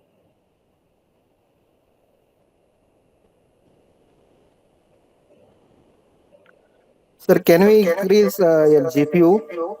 We have Sorry. to directly apply the multi-processing. Here we Can are we not apply using GPU? any GPU. Here we are not using any GPU concept till now. But if you want to use, you can use it. Here I have only given you an idea how we can do the parallelization in machine learning. So I have gone through the two different approach. One is called the model parallelization and second one is training data set parallelization. If you are going to check in this case also, it is taking lesser time as compared to the sequential. It is taking 13.48. Sequential is taking 112 point something. But the same code you can apply for GPU. So, and here I am using the Google Colab. Yeah. So done from my side. If you have any question, then let me know. Anyone, any question? If you have any question, then let anyone.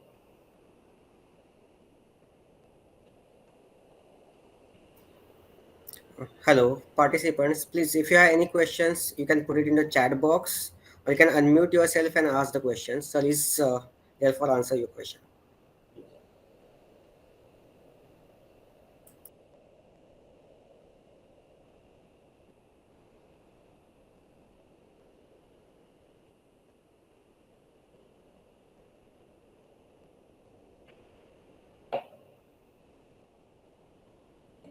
Yeah, please.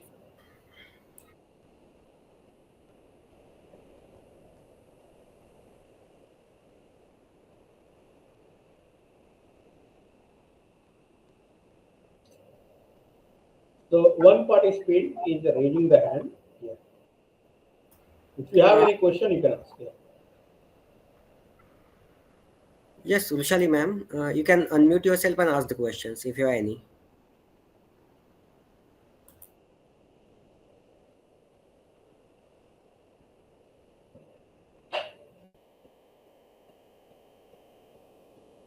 No, sir. No questions from my side. Okay.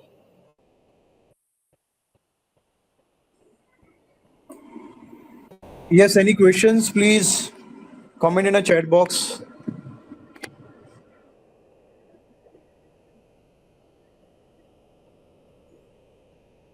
Anyone?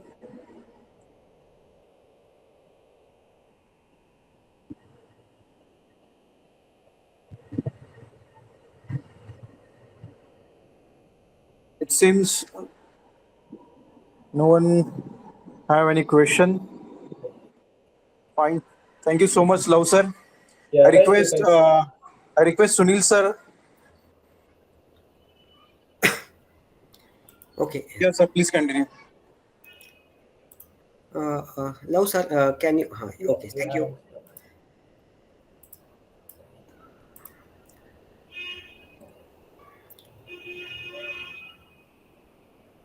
Is my screen visible, Pramod sir? Yes, sir, it's Yes, visible. yes, yes. Okay, so thank you, Dr. Kumar sir, for a great session. You have explained a concept of machine learning, neural network, and high performance computing with practical examples, and it was very useful for all of us. Thank you once again. As a token of our gratitude and appreciation, we would like to present you with a memento. Thank you, sir. Thank you.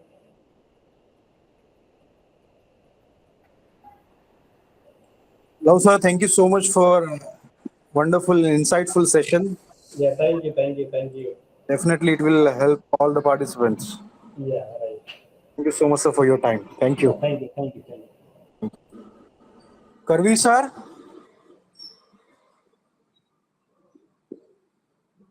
Hello. Yeah. Sunil sir. Yes, sir. Yeah, Karvi sir is here. We can start with next session. Okay, sir, shall we start? Khalil, sir? Yes, yes, sir. Yeah. Okay.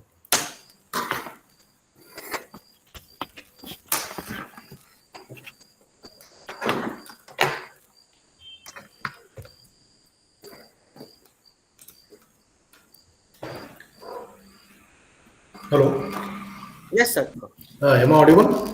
1 second, sir. We'll just start in a moment. Okay.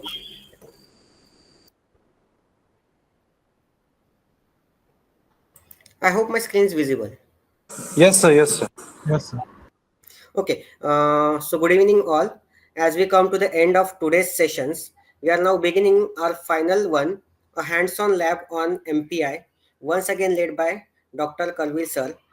This session will help participants use what they learned earlier and try it out throughout the practical exercises. So please join me in welcoming once again Dr. Karvir sir. Sir, we look forward to an engaging and enriching hands-on experience with you. Thank you, sir. Over to you. Okay. So thank you, sir. So this is our second session. In the afternoon session, we have discussed theoretical concepts. In the evening session, we are going to discuss hands-on session. Already I have shared programs. I hope all of you have downloaded those programs, and in one folder you have saved those programs. Okay. So here I am going to share my screen and demonstrate these programs one by one. After demonstration, all of you have to. Sorry to disturb you. 1 minute. 1 minute only, sir. Yes, yes. Yeah, I request all participants. Drive link has been shared with you, and in day 3, you will get all the codes, all the content of Dr. Karvir sir's content. You will get into that folder. Day 3. Drive link has been already shared on my email. Thank you, sir. Over to you, Dr. Karvir sir. Yes, sir. I hope screen is visible. Not it, sir. Yeah, it's visible now, sir. Yes. These are the folders which I have shared on the drive. MPI point to point, one folder is there, and one more folder, MPI collective. So I hope you have downloaded both the folders. I'll just open this first folder, MPI point to point. So whatever programs we have discussed in the morning session, all programs are here. I'll delete these executable file names.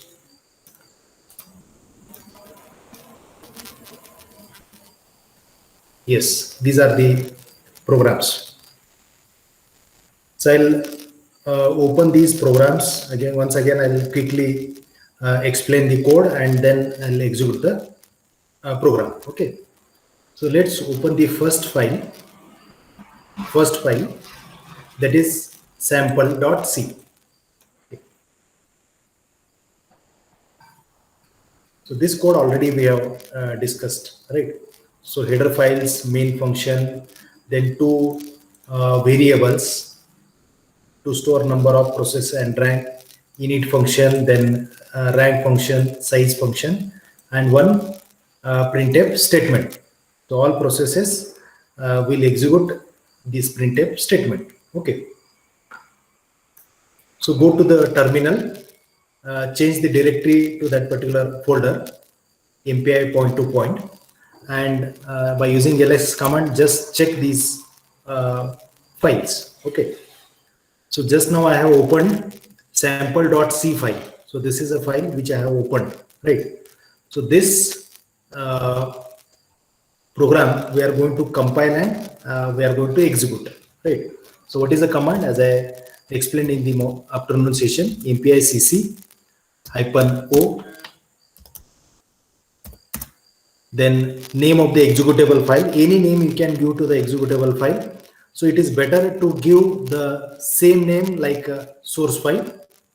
So sample space sample.c,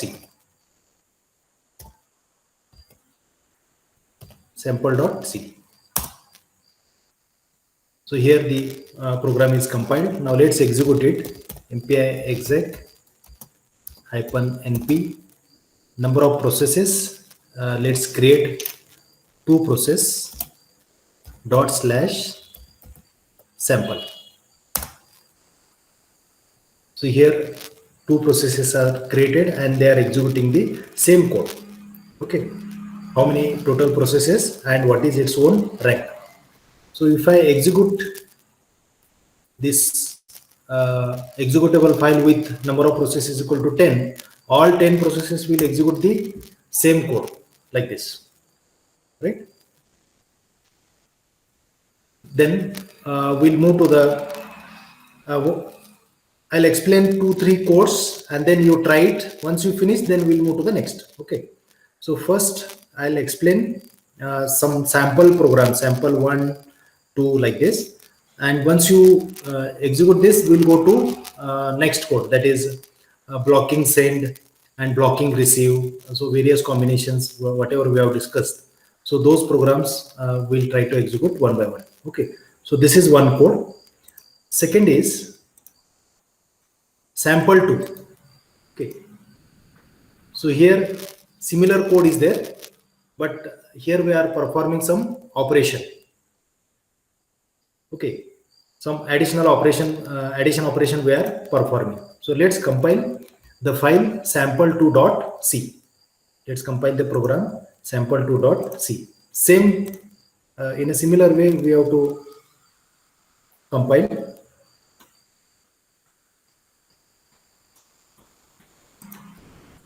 mpi cc -o sample2, then sample2.c. Okay, so program is compiled. Now let's execute it. mpi exec -np number of processes 2 dot slash sample2. Okay, if you see here, process 0 perform addition, process 1 also perform addition. If you execute it with more number of processes, let's say 10 processes, all will do the same operation. Okay, result in all the case, you will find the same result, that is 5 plus 3, that is 8. Result is equal to 8. Okay, means here we have assigned the same code to all processes. Okay, we have not used any control statement in this code. So all processes, they execute the same code, all processes. Now let's move to the next example, that is sample 3, where we have used control statement to assign different tasks to different process. So here is a code. Here is a code. If rank is equal to 0, then C is equal to A plus B. So we are assigning addition operation task to process 0. Else if rank is equal to 1, then C is equal to A minus B. So we are assigning subtraction operation to process 0. For others other than 0 and 1, then we are assigning multiplication operation. Okay. So somebody has sent a message how to execute the program on Windows platform. Same command you have to use. Okay. On Windows platform also you have to use same command. Okay.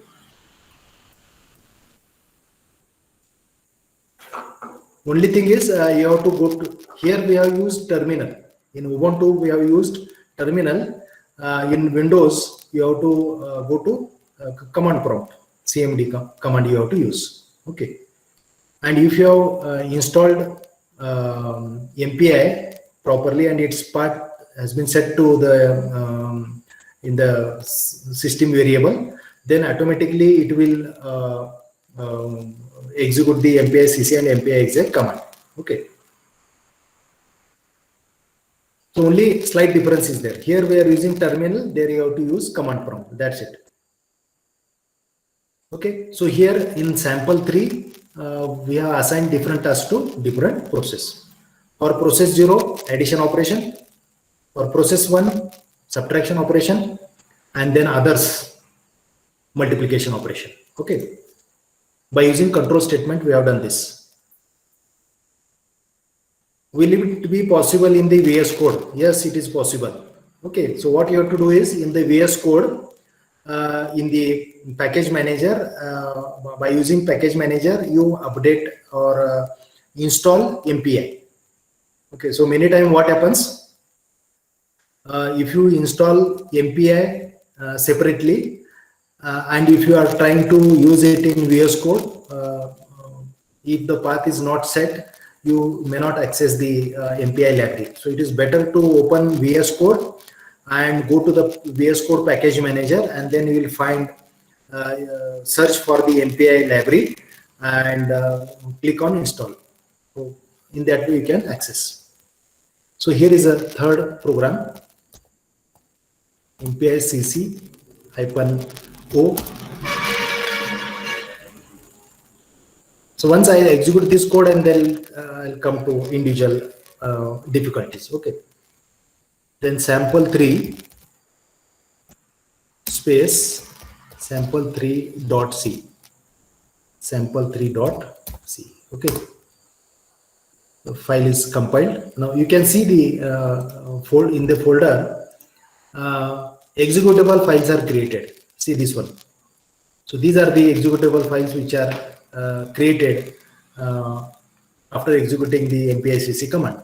Sample2, and the sample3. These are the executable files which are created. Okay. Now let's execute this sample3 executable file. MPI exec hyphen np. We are going to execute it with number of processes equal to 2 dot slash sample3. Okay. Now here you can see total processes 2 and my rank is 0 and result is 5 plus 3, that is 8. Okay. Whereas for process 1, total number of processes 2, my rank is 1 and 5 plus 5 minus 3, that is 2, subtraction. So it performs subtraction, process 0 perform addition. So if you execute it with number of processes equal to 3, so third process will perform multiplication. So this is process, total number of processes 3. My rank is 2. My rank is 2. Result is 15. 5 into 3, 15. Okay.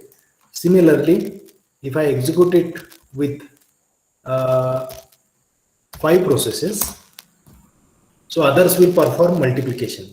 0 will perform addition, process 1 will perform subtraction, and other processes will perform multiplication. So like this, you can execute the code and you can check the result. So I request all the participants to quickly execute these 3 programs and check the output. What you can do is you can change the number of processes and you can see how the same code is executed by multiple processes. Okay, so quickly complete this task. Once you complete, write completed in a chat box so that I get the confirmation and I can move to the next code. And those who are facing difficulty, please write some, or you can unmute yourself and tell your difficulty. I'll try to help you.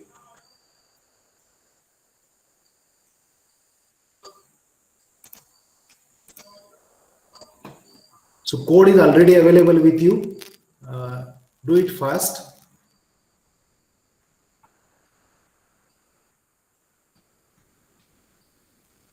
Or once you complete, you can raise your hand. I'll get the confirmation. Right.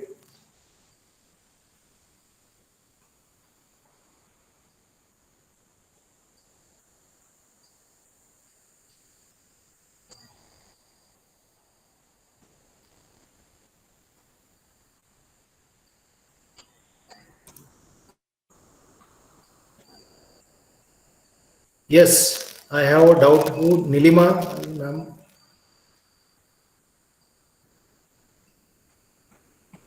Please unmute and you can ask, ma'am. Yes, sir. Actually, I have downloaded the terminal that is MSys2. Okay, you are on Ubuntu platform, right? No, I am on Windows platform. Okay. Actually, we had got a guide regarding the installation. So Okay. there were two options like downloading and installing mobile extern Hmm. on Windows, and another option was installing the required tools, that is MSys2 for GCC with OpenMP support. So you are installing in VS Code, right? Hello. No, sir. Hmm? Yeah, you have downloaded the setup. Yeah, I have just downloaded the setup.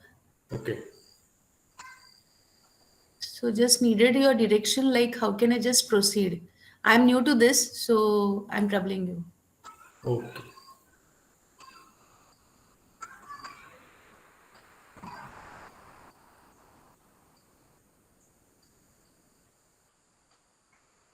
Just a minute.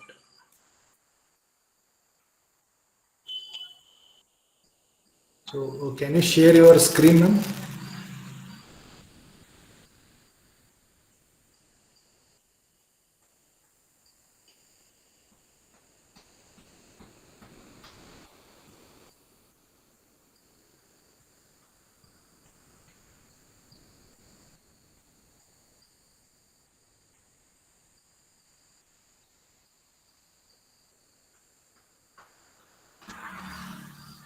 My screen is visible to you, sir.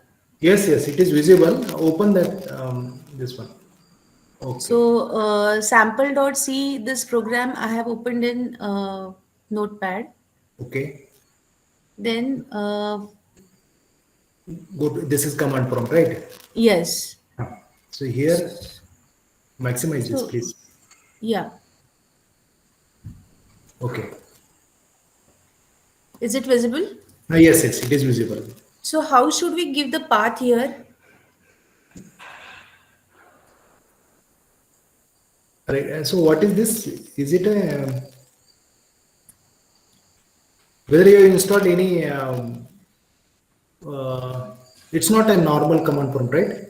Yeah, actually, we had received a document related to the installation. So this Okay. is the document what we had received. Okay. Uh, is it visible? Yes, yes.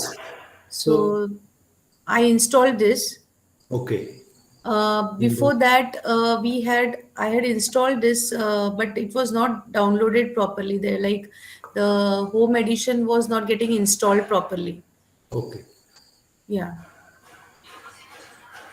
Right. So please go to the terminal, madam, once again. Normal terminal. normal terminal. Yeah. Okay.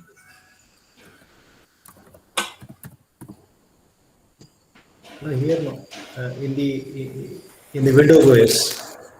Yes, here. Yes. You just check it whether MPI CC MPI CC. CC. Enter. No. It is not installed, right? Huh. So the simple way is to you can download MPI CH. You can just go type in a Google. Download MPI CH for Windows OS like this. Download MPI CH for Windows.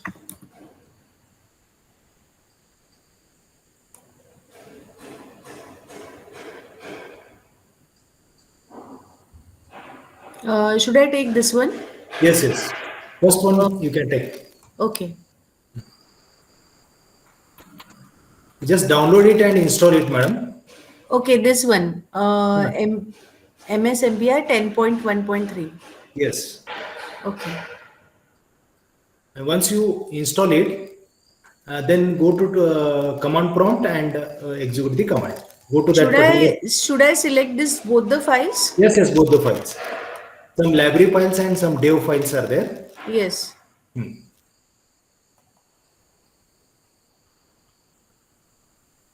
Okay. So meanwhile, you install and try to execute this code, man. Okay. Okay, Now, okay, sir. now you just Yeah, yeah. Okay, I'll just stop finish screen. presenting. Yes. Yes. Thank you, sir. Yes. Now, any doubt from other participants? Any difficulty they are facing?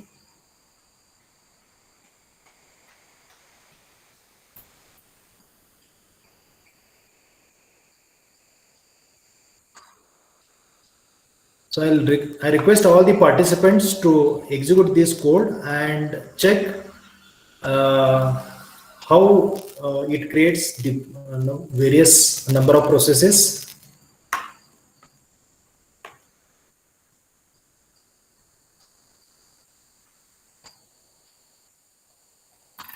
Those who have finished, please write yes in the chat box. How many of, let me check how many of you have completed.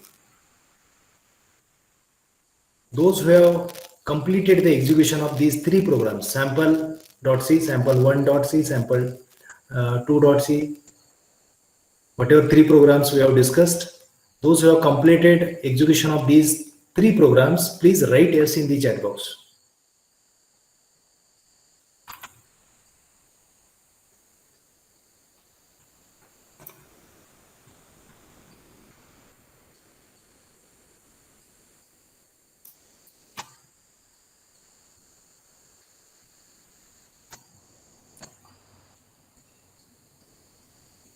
Sir, I have installed it, Okay. but still there is some issue like it is not showing me.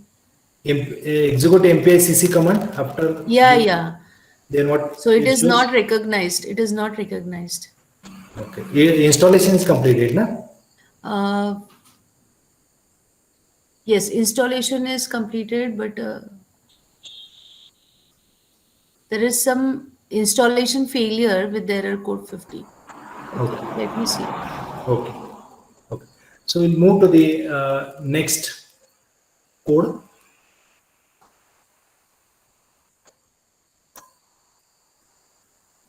So we'll move to blocking send and blocking receive code. Okay. So this is a code which we have already discussed. So here, this is a code which process 0 is supposed to execute, and this is a code process 1 supposed to execute. Means process 0 is a sender over here, and process 1 is a receiver. Okay. So the variable and declaration are common. Okay.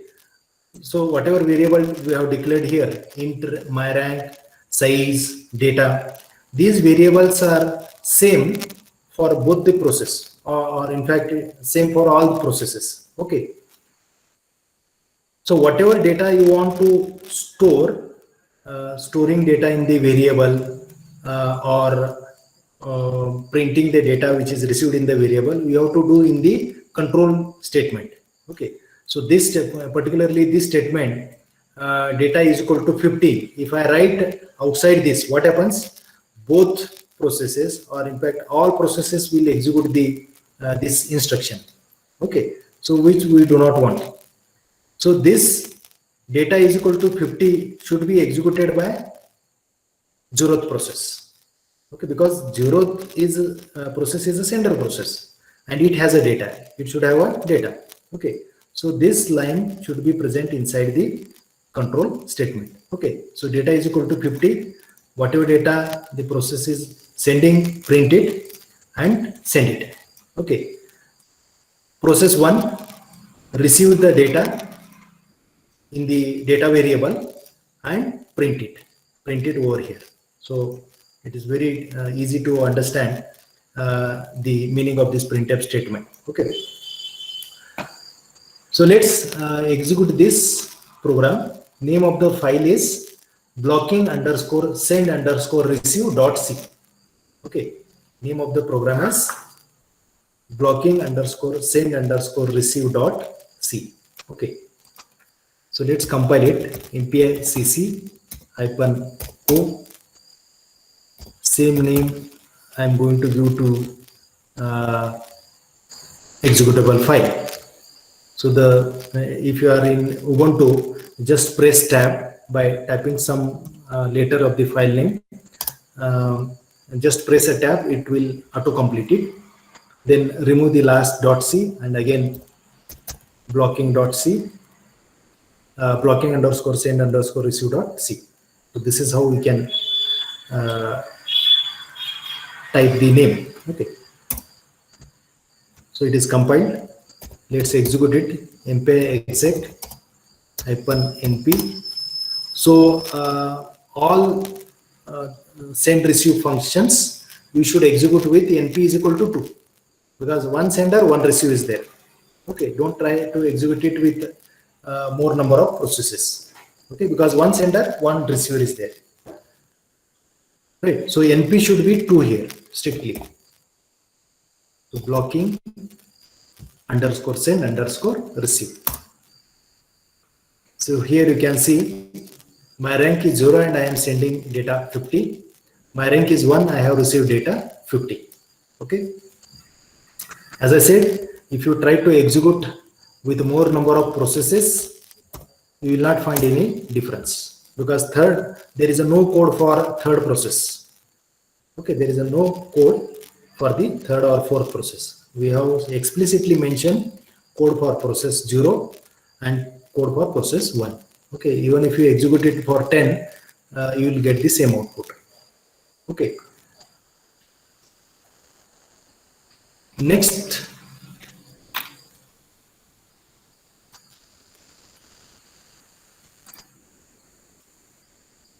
is non-blocking receive. Send is a blocking. If you see this line, send is blocking, but receive is non-blocking. The combination of blocking and non-blocking. Okay. So here, in case of non-blocking, wait is there. Wait function is used. mp underscore wait function is compulsory. Okay. So what I'll do is I'll put a comment over here. First of all, I'll put a comment. Okay. Without mp underscore wait function, I'll execute this program. I'll compile and execute this program.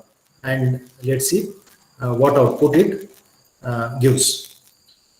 mpicc -o, then name of the program is blocking underscore receive. Blocking underscore receive. Blocking underscore. Okay. Let's check the non-blocking underscore receive.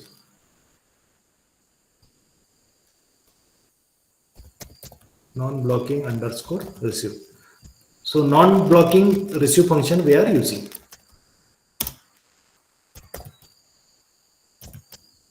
Okay.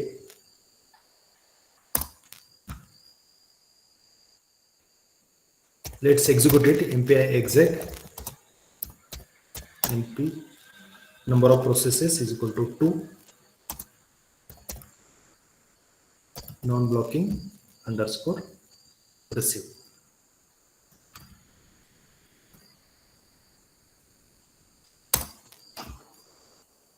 So here, if you see the output, my rank is 0, sending data 50. My rank is 1, received data 0. So this is the unexpected result. Okay, let's execute one more time. This is second instance of execution. In second time also received data is 0. Let's execute third time. Here also 0. Okay. Why the receiver process 0 unable to receive the data? Because before receiving the data, the receive function is executed asynchronously. The receive function is executed asynchronously and it failed to receive the data. So what we will do is we'll open that file code and remove the comment and include mp underscore wait function. So we have done the modification. So we have to once again compile it. Okay. So I have once again compiled it. Then now execute it. Now if you see here, 0 sent 50, 1 received 50. One more time I'll execute. Again, sent 50, received 50. One more time I'll execute. Sent 50, received. So any number of time if you execute, you will get the correct result. Okay. So this is the importance of that wait MP underscore wait function in case of non-blocking receive. In case of non-blocking receive. Okay. So the role of MPI underscore wait function is less in case of MPI underscore ISENT. Okay, as I explained in the afternoon session.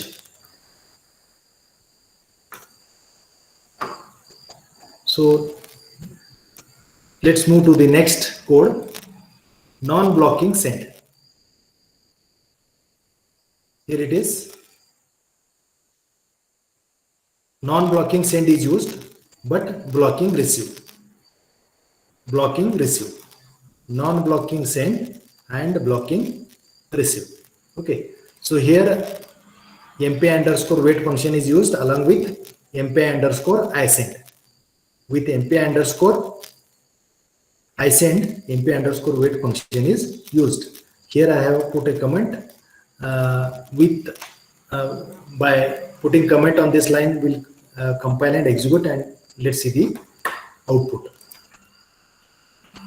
Name of the file is non-blocking underscore send. Non-blocking underscore send. MPICC -o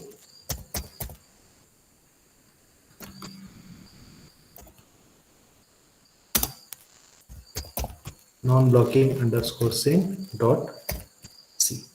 Once again, I confirm the name, non-blocking underscore send dot c. So non-blocking underscore send, non-blocking underscore send underscore send dot c. Okay.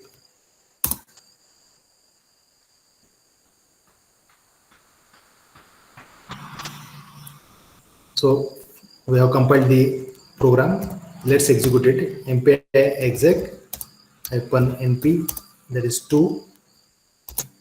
Then non-blocking underscore send. So here, even if you have removed the wait function, the result is correct. Okay, result is correct. See, if you use wait function, then also if you don't use, then also you will get the same result. Okay. So this is non-blocking send function. Next is non-blocking send and receive function. So both are non-blocking here. So this is a fourth program. MP underscore I send and wait here. MP underscore I receive and wait. Okay.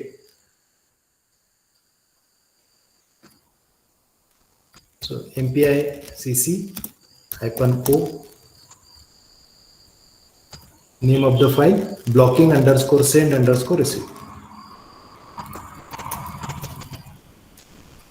Blocking underscore send underscore receive. Dot C.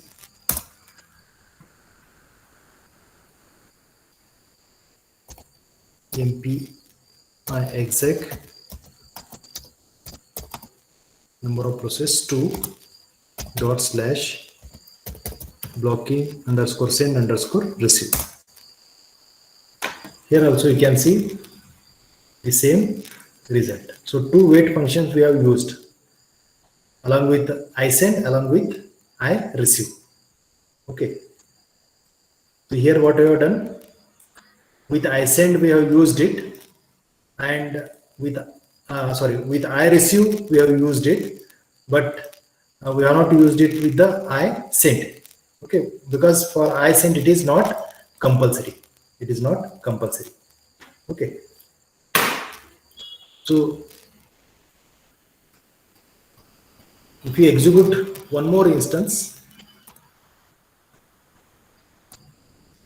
it will give the same result. Okay. So these are the programs related to point-to-point communication. So all participants are requested to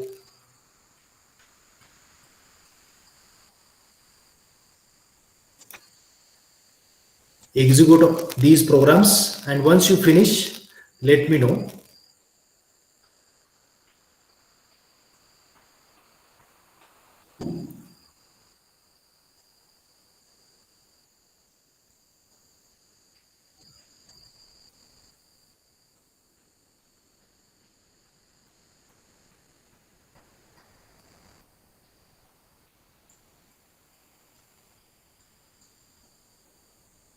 Those who have completed, please write yes in the chat box.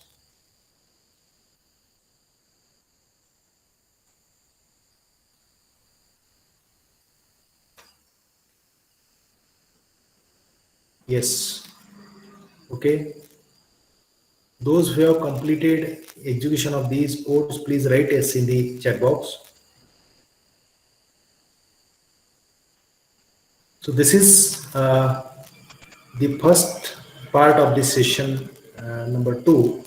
We'll move to the collective communication functions. So first of all, we'll discuss some theoretical concepts and then we'll move to programs. Okay. So meanwhile, all participants are requested to execute these programs. Do it fast.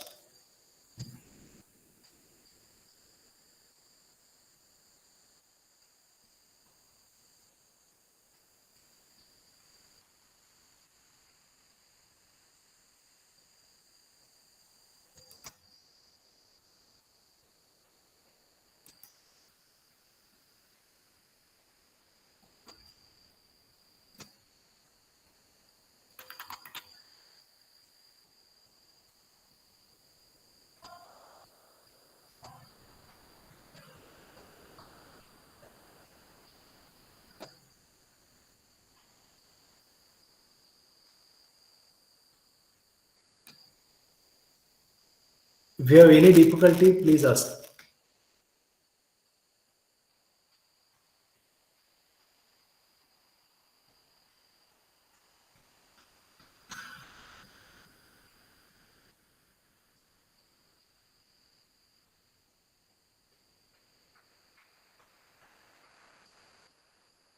So how many of you are using VS Code? Please raise your hands. How many of you are executing code on VS Code? Okay.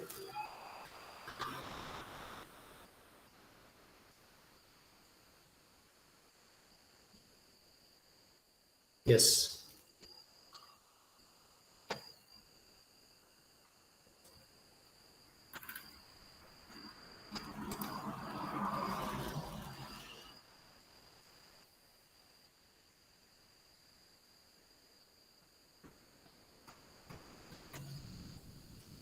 So any doubt in this hands-on session?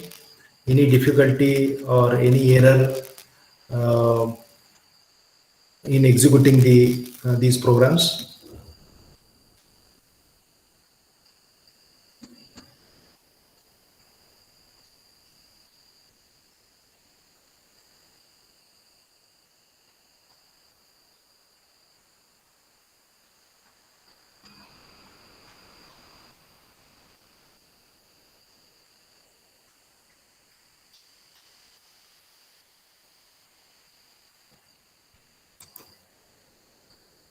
So the main difficulty is to set a path, right? So we are using C and MPI.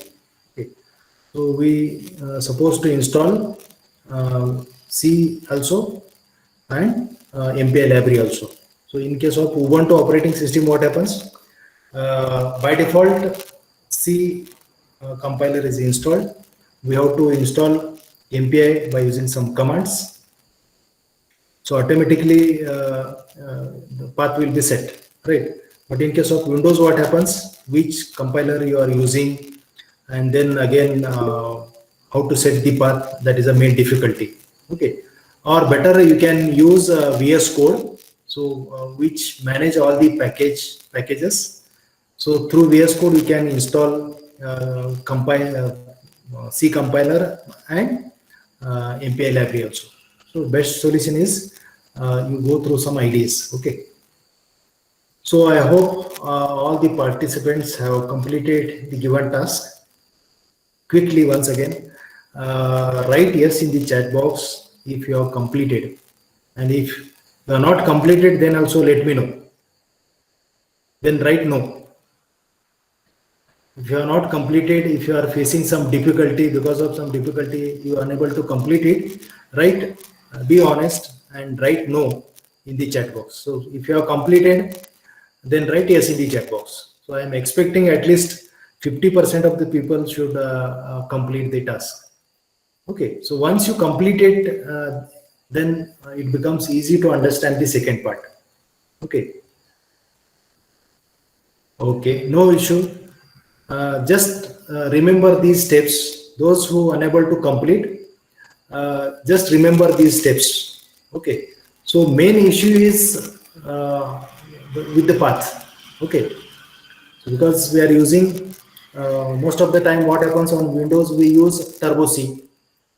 Okay. So in Turbo C, the path is different, and we are using MPI library, right? So to link these things together, it bits difficult. Okay. So my advice is to use VS Code, and inside the VS Code you install C compiler, install MPI library. So automatically your problem will be solved. Or straight away go to Ubuntu operating system. Okay. By default, C program language is there. You install MPI. Okay, you just Google it and execute some command, and your machine become ready for the MPI programming. Okay, anyway, I hope you have got how to execute the program, and what are the tricky things in point-to-point communications. So I'll move to the second part, which is most important for writing HPC or parallel programs. Okay, very rarely these point-to-point functions are used. Okay, most of the time collective communication functions are used. Okay, because the application which we are developing, they are usually of master-slave type. Okay, so for master-slave slave type, the best communication type is a collective. So let's discuss within half an hour. I will discuss collective communication functions and some programs, and immediately we'll complete the hands-on session of collective communication functions.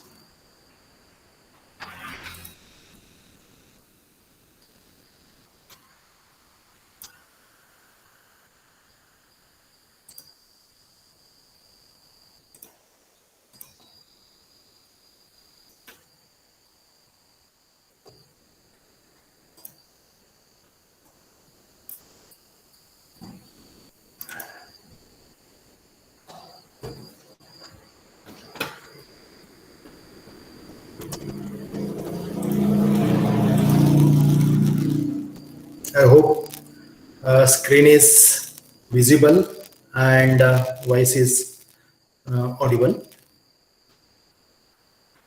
Yes, sir. Yes.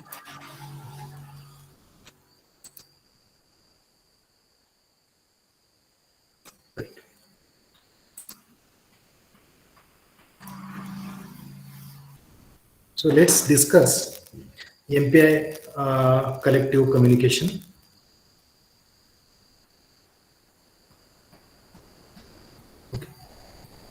So as I said, among these communication functions, so most commonly used functions are the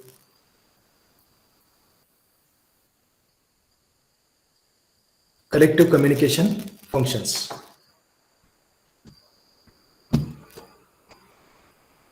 Just a minute.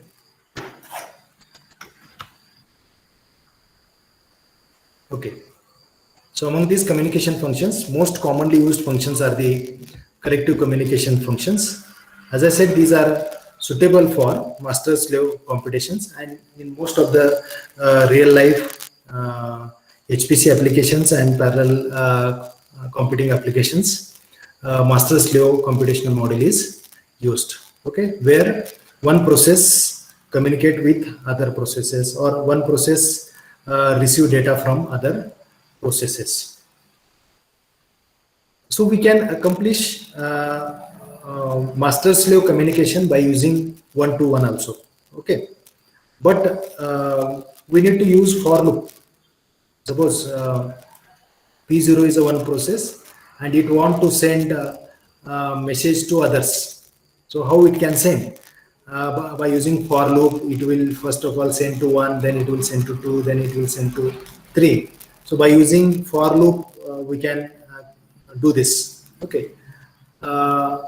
Sending the message in one step may not be possible by using point to point. So we need to use for loop here. But by using collective communication function, we can send a message to multiple receiver in one step, or we can receive data from multiple sender in one step. So that is possible in collective communication function. So that's why it is very important to understand the collective communication functions. So types of collective communication functions. So basically there are three types based on how many senders and how many receivers are there. One to many. So name itself indicates there is only one sender and many receivers. Second is many to one. So many senders and one process is acting as a receiver. Third is a many to many. Okay, many receivers and many senders. Okay. So these are the types of collective communication function based on number of sender and number of receivers. Then one more type based on their functions, based on the function. So first type is a barrier synchronization function. So many times what happens in the programming logic, we need to bring all the processes at some sync point. Okay, to synchronize all the processes at a common point and then again proceed to next task. So many times this is the requirement. So how we can do this? By using MPI underscore barrier function. So barrier function means we bring all the processes at one common sync point. That is the task. Second is data movement task. So sending a data, receiving a data. So that is data movement. So in that, MP underscore broadcast function is there, MP underscore scatter function is there, MP underscore gather, MP underscore all to all. So these are all data movement related function. So third type is a collective operation function. Okay. So along with the data send and receive, the process should perform some operations. Okay, for example, collect data from all and take a sum. Okay, perform some operation. So in that case, they can use MPI underscore reduce. So two operations are performed here. That is collect data from all. That is one task. Second is perform some operation. Okay, operation. So what operation? Whatever data you have collected, take a sum. Whatever data you have collected, take an average of that. Whatever data you have collected among this data, what is find a mean number, max number, like this. Okay. Right. So these are the types of collective communication functions. Now let's discuss these functions one by one. So first function is a MPI underscore broadcast function. Okay, so let's see this diagram. So broadcast, all of we know the meaning of broadcast. So here is a process 0, and process 0 has a data which is represented by the red block, and other processes, they are the receiver. So process 0 broadcast data to all, including itself. You can see this one. The same data it receive in its buffer also. Okay, it send it to others. It receive the same data and store in its buffer. Already the same data is present in its buffer also. Okay, so this is broadcast. Okay, now let's see the parameters of this function. So mpi underscore bcast buffer, that is address of the buffer. Okay, int count, same meaning here. How many element the sender want to send? Okay, how many element? 1 or 2 or 3, like this.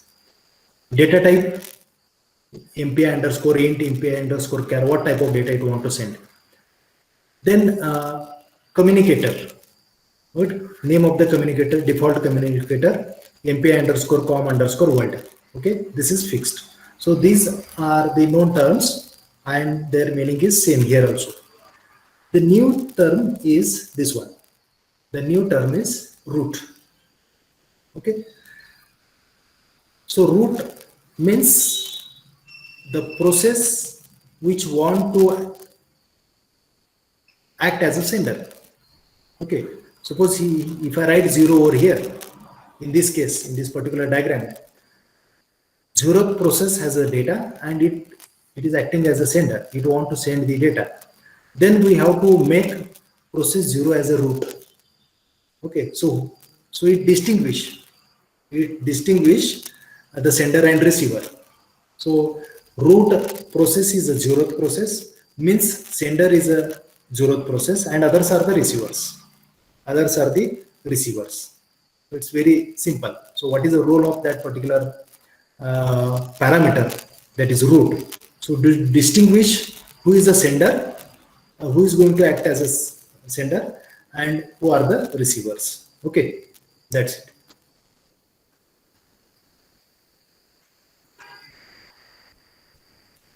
So this is a code. Okay, one simple program. Header file, mpi header file, c header file, then main function, rank variable, buffer variable, then one variable called as a root, integer variable. In that, it is already mentioned that who is root process, who is the sender process. Okay, so 0th process is a sender process. Init function, mpi underscore com underscore rank function to find the rank, and here is a code. If rank is equal to root, if my rank is equal to 0, so what is root here? Root is 0, no? So instead of writing, you can write like this also. If rank is equal to 0, like this. Right. So if rank is equal to 0, what it has to do? Store some value in the buffer. The sender should have some data to send. So that's why one data is stored in the variable. Okay. Then execute broadcast. Now if you see here, all processes, they are executing the same code. Process 0 also execute this broadcast function, process 1 also execute, process 2, everybody is going to execute this code. Only we have put restriction for this particular block. So this block should be executed by process 0. Okay, process 0 will execute entire code, whereas other processes, they exclude this. They will not initialize the buffer variable. Okay, they will directly call the broadcast. Means they will go to receive mode. They will go for receiving the data. Whereas process 0 initialize the data, make the data ready for sending, and then it execute the broadcast. So here, what happens? I'll move to the, so here, so sender process is 0. So let's understand how it exactly execute and how the send and receive process takes place. So sender process is 0. So just focus on this portion. So it has a data 1000. It has a data 1000. By using bcast, it send the data. By using broadcast function, it send the data. Whereas others, they don't have a data. By using broadcast, they receive the data. They receive the data. Okay. So this is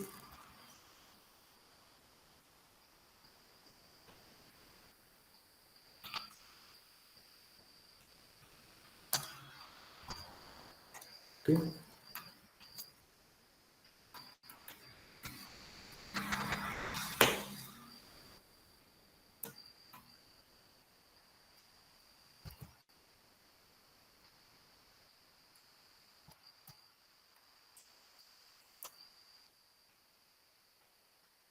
Just a minute.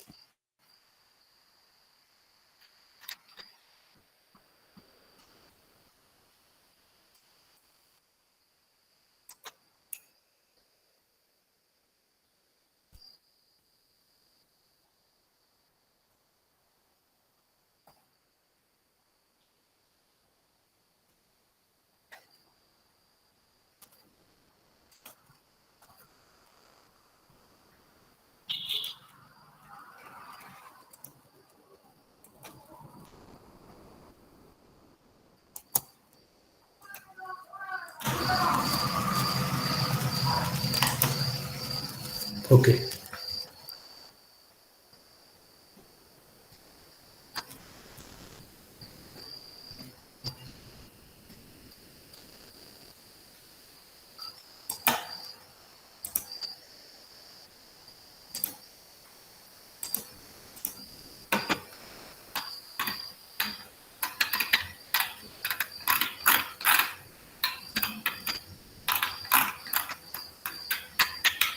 Okay. So this is broadcast function.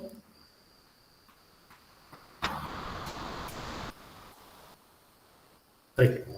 So let's move to the next.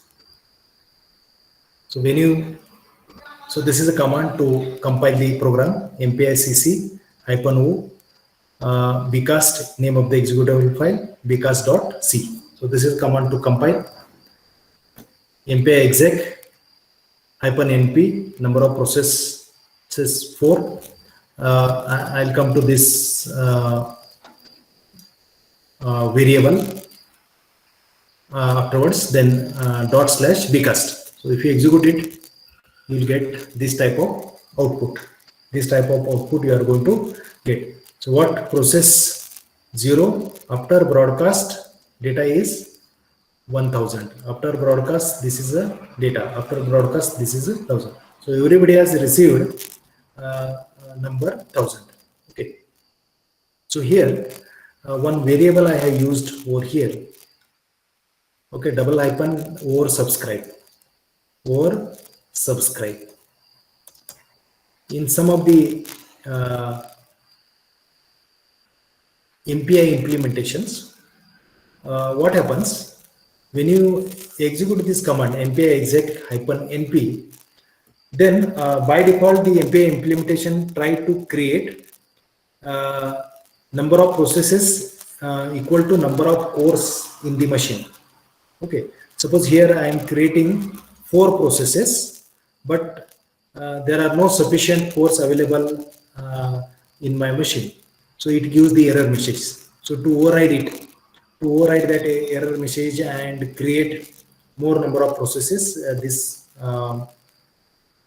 parameter should be used. Okay, that's it. The next is a scatter. So scatter is some special form of the broadcast. Okay, so here Sender process has a data. The sender divide the data into chunks. So this array, let's say this is the array. So the array is divided into sub array or into chunks, and each chunk is given to one process. So first chunk it keep with itself, second chunk it send it to second process, third it send it to third, fourth chunk it send it to fourth process, like this. So divide and scatter the data. So this is the role of scatter function. Now let's see the parameters. MP underscore scatter function. Here same buffer send count. Same meaning here. Uh, how many element we want to send to each process. Okay, here it is an array. Okay, suppose the sender has this variable int a. It cannot use scatter here. Okay, for singular value it cannot use a scatter. Where we can use a scatter? If there is an array. In case of array only we can use scatter. Array we can divide and we can scatter. Okay, we can send chunk of data to different process. So one thing you need to remember is when you are using this scatter function, the buffer should be an array. The buffer should be the array variable, address of array variable. So that you need to remember. So out of 10 to each process, let's see here how many processes are there. 5 processes. So to each process I am sending 2 elements. To each process I am sending 2 elements. What type of data? Same concept. Receive buffer, in which buffer you are going to receive. How many elements the receiver is going to receive. To NPI receive data type, same. Whatever sender is sending similar data, the receiver want to receive. Then here root, who is a root? Process 0 is a root over here. Okay, then communicator. Okay, communicator. If suppose here process 1 is acting as a root. Okay, so then here we should write 1, root as a 1. Okay.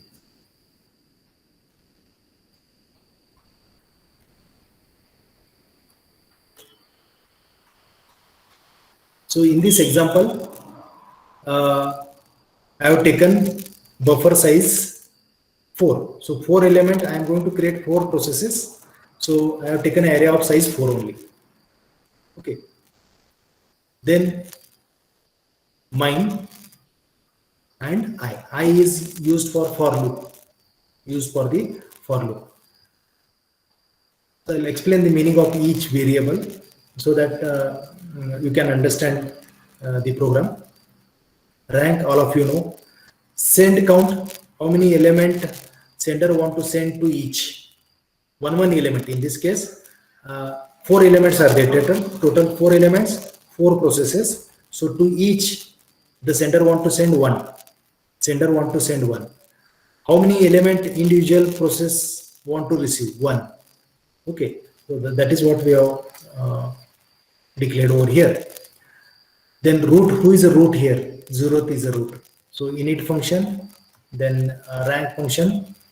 What process 0 does here? Okay, process 0 does this task. Okay, by using for loop, suppose this is a buffer, right? Int buffer. How many elements are there? 4. Size is 4. So by using for loop, what process 0 does? What process 0 does? It has to store some value here. So for that one logic is used. 10 plus I. By using for loop, some values are generated. So 10 plus I is starting from 0. So here is a 10, here is a 11. Okay.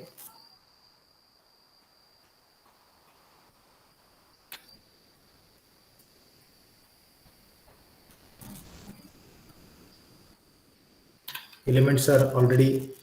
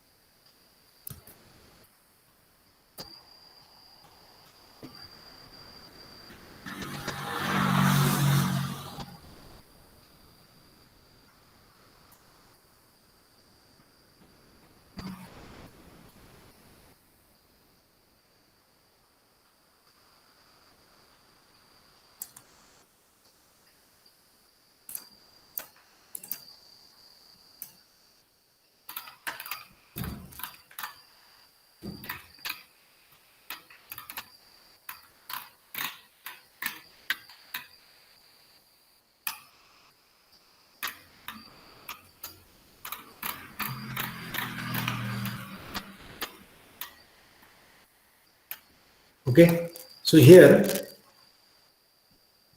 process 0 has elements. These are the elements. Okay, it generate array, store some elements and scatter it. So after performing scatter operation, P0 has received 10, P1 has received 11, P2 has received 12 and P3 has received number 13. Okay, so same function is executed by all, but their role is different. The root process does the role of sender, and the sender process, root process, has a data to be sent, and others don't have a data. They act as a receiver. They receive the data and display it. Okay, so if you see this scatter function, here is a buffer variable which contains 4 elements, okay, then send count is 1. Which type of data it is sending? Integer. Mine is a variable which is used by all. So so this is mine variable. Every process is having a variable called as mine, okay, integer variable, and every process receive data and store in that variable. Okay, how many element each process receive? 1. What type of data receive? Integer. Okay, who is a root? 0th process is a root, and this is a communicator. This is a communicator. Okay, so in this way you can understand the parameters. Send buffer, then send count, send type, receive buffer, receive type, receive count, receive type, root, communicator. Okay, in this sequence you can understand the parameters. So this is the output.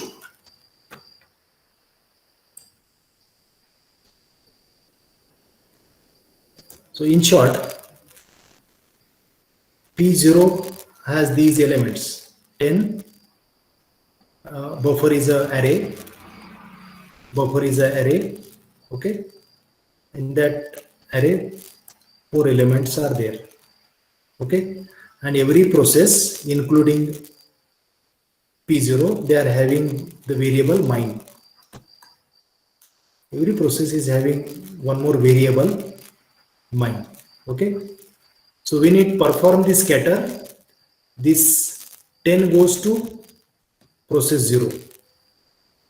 This element goes to process 1 mine variable, process 2's mine variable, process 3's mine variable, and everybody has got their number in their own mine variable, and they will print that value.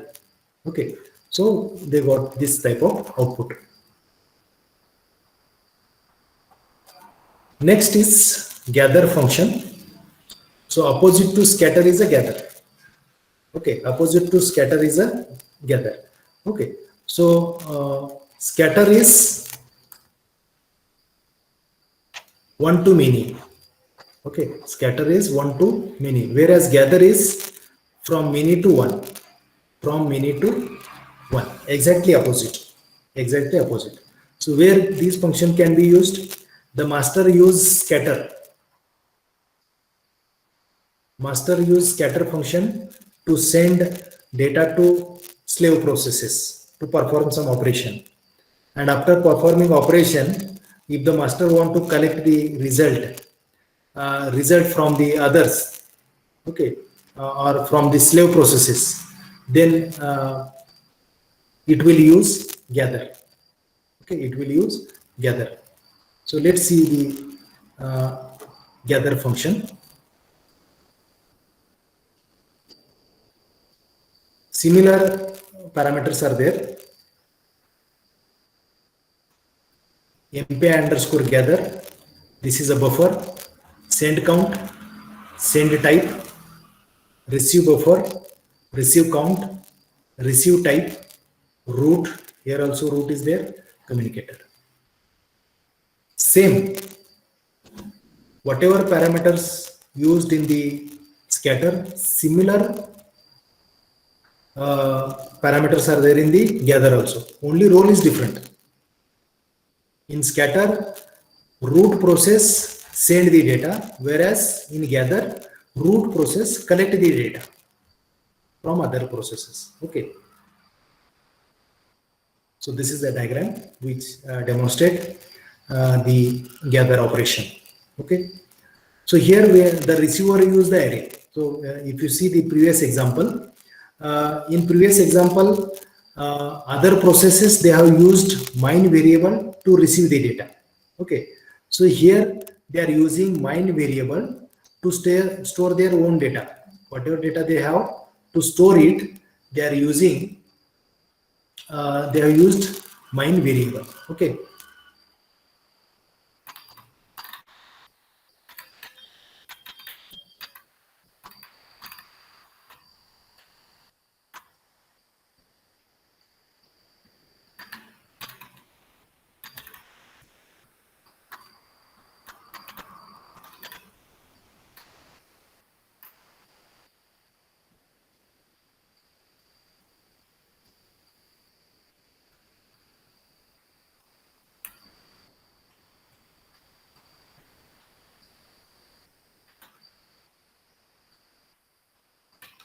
Okay.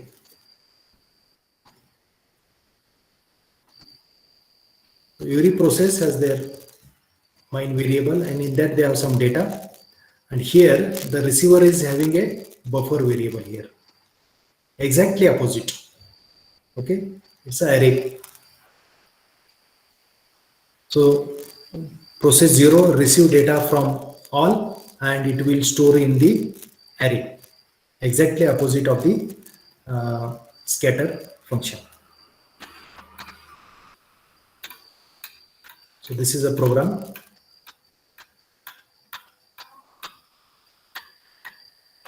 So here if you see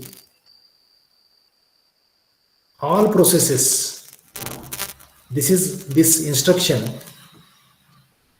mine is equal to 10 plus rank, it is out of control statement. Any control statement means all processes they do this task.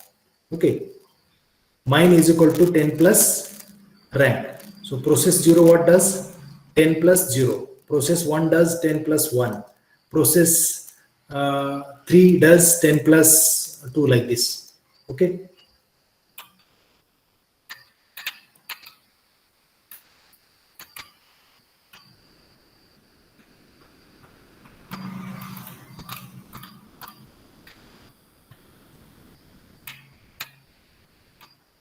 Okay. So whereas all perform the gather operation. Okay. So the receiver process 0 receive data in the buffer variable. Process 0 is a root process. After receiving the data, process 0 print the data by using for loop. Print the data by using for loop. So exactly opposite sequence is used in the scatter and gather function.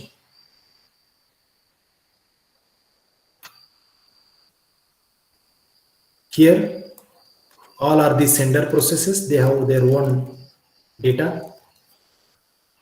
After executing gather, the process 0 has gathered the data, collected the data. So command to compile the program, execute the program. So before execution, this is the status. Okay, every process display their own data, and after executing the gather function, this is the output at the process 0. Next is MPI reduce.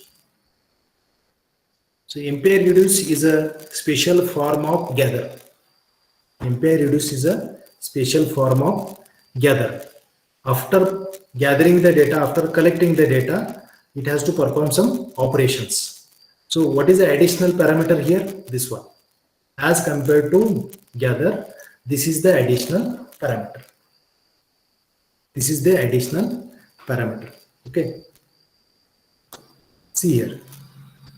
MPI underscore reduce. Process 0 has one number 5. Process 2 has number 2. Process 3 has element 7. Process 3 has 4. So here reduce, what reduce does, it collect all these numbers and perform sum, MPI underscore sum. Okay, so it performs the addition of all these numbers and give the final result. So it does two operations: collect and add, collect and add. So which operation we can use here? There are some predefined operations: MPI underscore sum, MPI underscore mean, okay, MPI underscore max. So like this, average, other functions are there. Some predefined functions are there. Okay. So this is a reduce code. Same code which is used in the gather. Only changes, instead of gather, here reduce is used. Otherwise, the same code is used over here. Instead of for loop here one print is used, because the receiver or the root process has got only one element, that is a final sum element. Okay, whereas in the gather it has got array of elements. So how to display the elements of the array? By using for loop. Okay, so that is the difference. So this is sender side. They have elements. Okay, and this is a final value at receiver. Okay.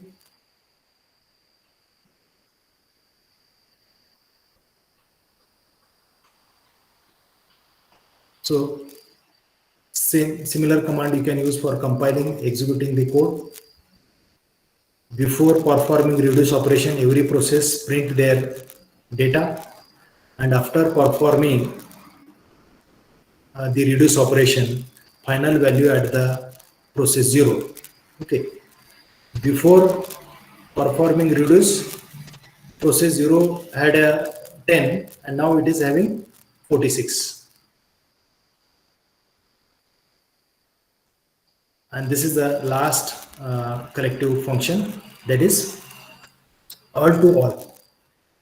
All are sending the data, at the same time they are receiving the data. Okay, so every process is having array of elements. So P0 has 4 elements, P1 has 4 elements, P2, P3. Okay, they send one element to others and they receive one element from others. Okay, so in which sequence they are sending to others and in which sequence they are receiving from the others, that is very important. So process 0 send first element to itself. Okay, or we can say that the first element of every process goes to P0. See, first element from each sender goes to P0. Second element from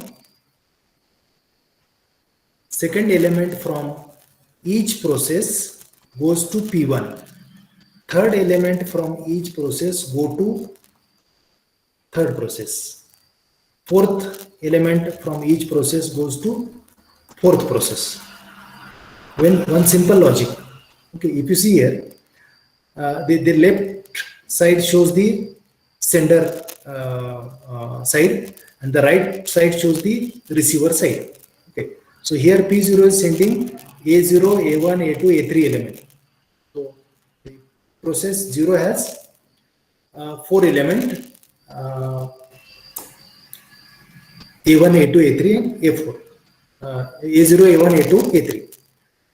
So the first element goes to itself, second element goes to second process, third element goes to third process, fourth element goes to fourth process. Okay. Then, if you consider second process, first element goes to first, second element goes to second, B2 goes to here, and B3 goes to. So in this sequence, they send the data to each other. Okay. So in short, it is a transpose. It's a transpose. If you consider data from all these senders, if you construct one matrix, and what they will receive after this, after executing all to all, is a transpose. Is a transpose matrix.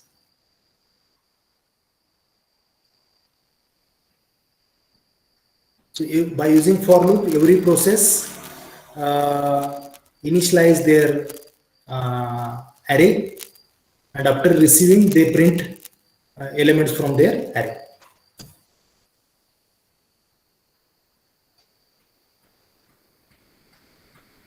Every process execute this code. By using for loop, they create 4 numbers. They create 4 numbers.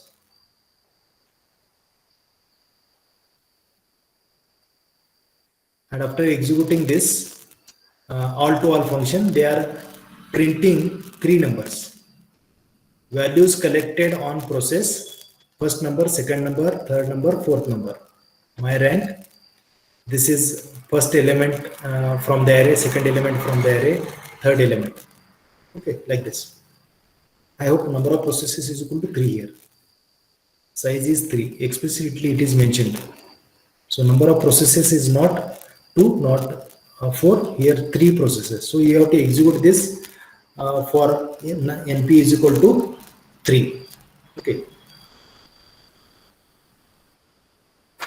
So 3 processes. P0 has these numbers. P1 has these numbers. Okay. Similarly, P2. So after executing, you will get this. Okay. So whatever we have discussed, the transpose, same.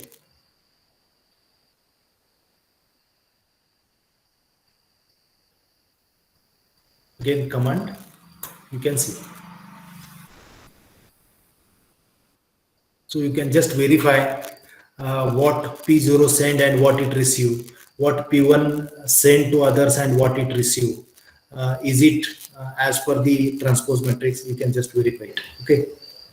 So this is all about the corrective communication functions. Now let's go to code.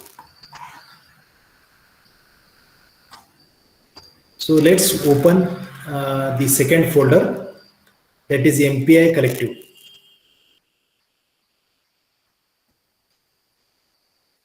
MPI collective.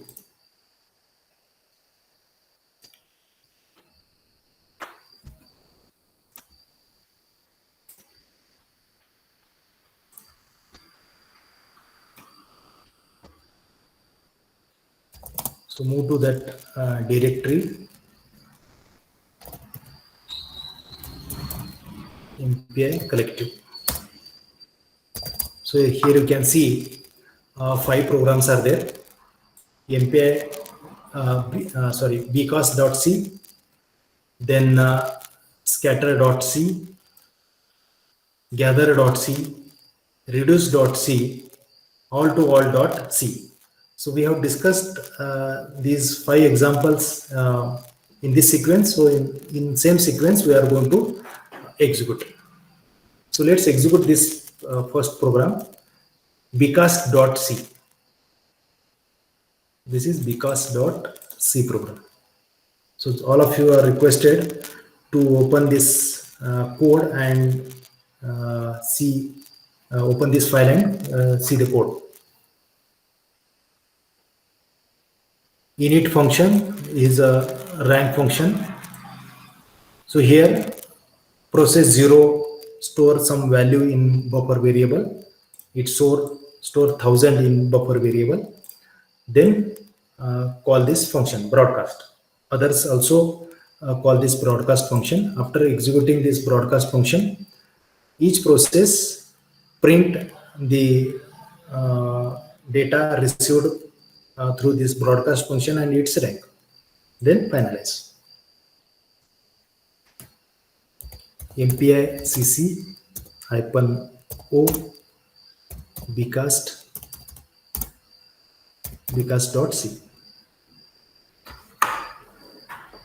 So as I said, it is better to give same name to executable file also.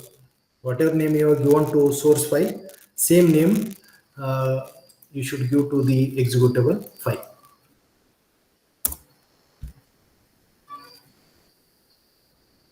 So it become easy to correlate which is a source and which is the executable file. MPI execute hyphen np. So here before executing the code, we need to check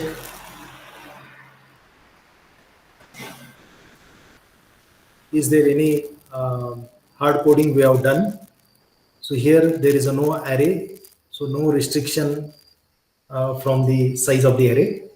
We can create any number of processes. So let's create 4 processes dot slash bcast. So in case of scatter, there is a restriction. Okay, process 0 send to all.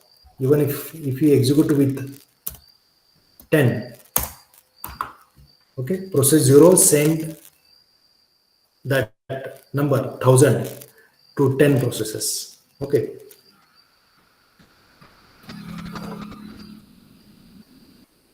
So all are requested to execute this code, bcast code.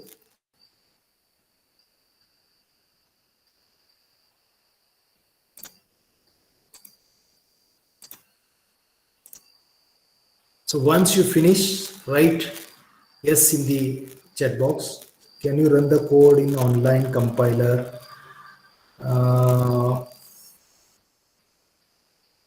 Okay. So you can try in Colab. I don't know.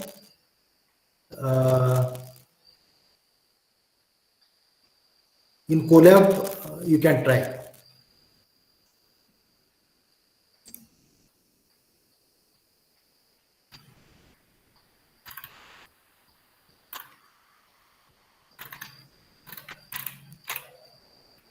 Done.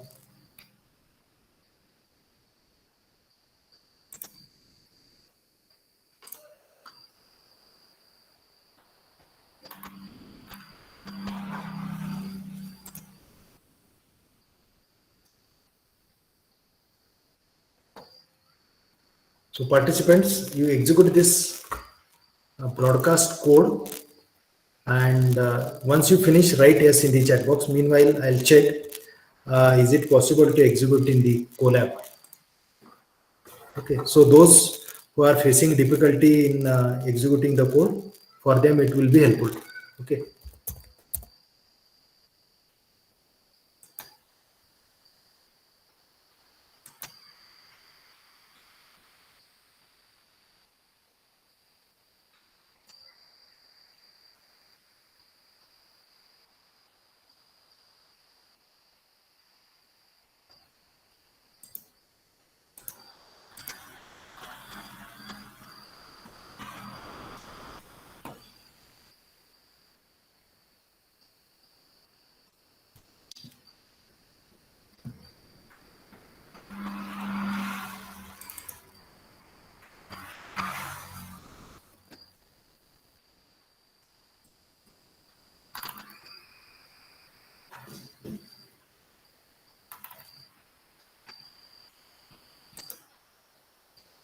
So I'll just copy this code and try to execute.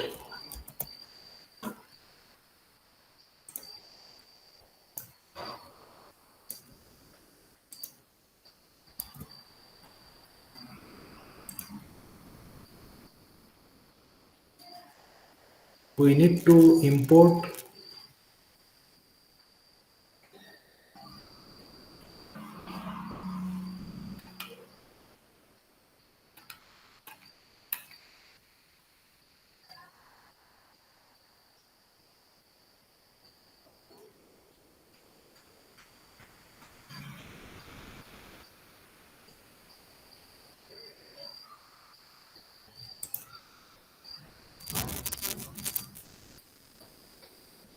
other participant. Please complete the task.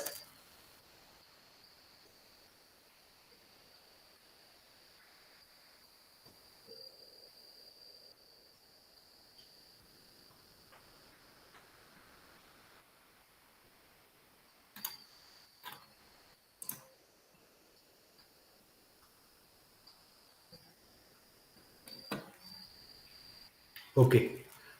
So now we move to the next example, that is scatter example. So as I explained earlier, process 0 has a array of 4 elements. In that array, it store 4 elements, 4 numbers. And after storing those numbers in the array, it will just print it. So before performing scatter operation, these 4 elements are there. Okay. After that, all processes, they execute this function, scatter function. Okay. So sender send 4 elements, receiver processes receive one element. MPSCC -o scatter.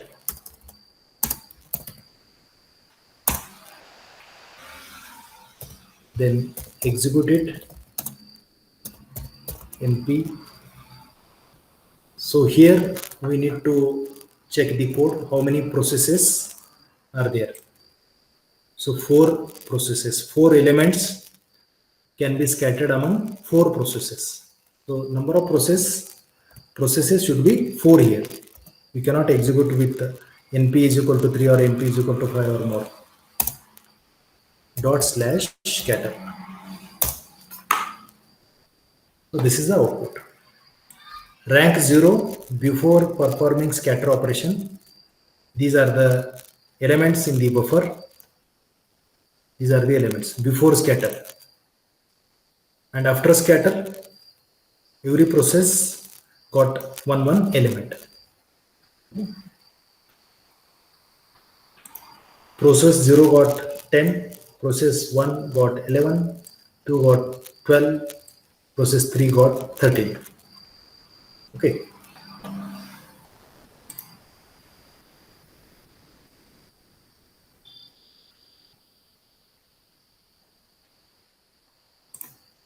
So we'll move to the next example. After scatter is a gather. So every process has one element, and that one element is stored in the mine variable. It's a mine is an integer variable which is declared over here, So this buffer variable is used by the receiver, whereas the mine variable is used by all those who want to send some data. Okay, so every process create its own data, then they execute gather function. So after executing gather function, the root process has received elements from other. Those elements are stored in the array. So those array elements are displayed by using for loop. Okay, so here by using for loop, elements are displayed. Okay.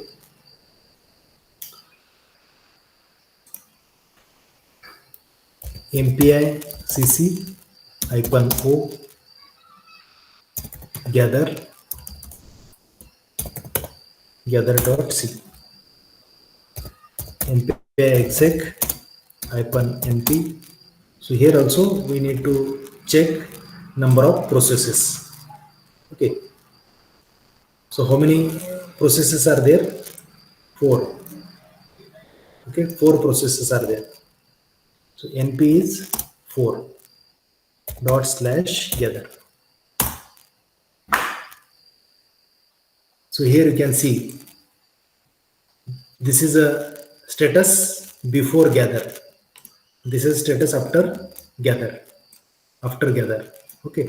So before gather operation, every process has one element. Okay.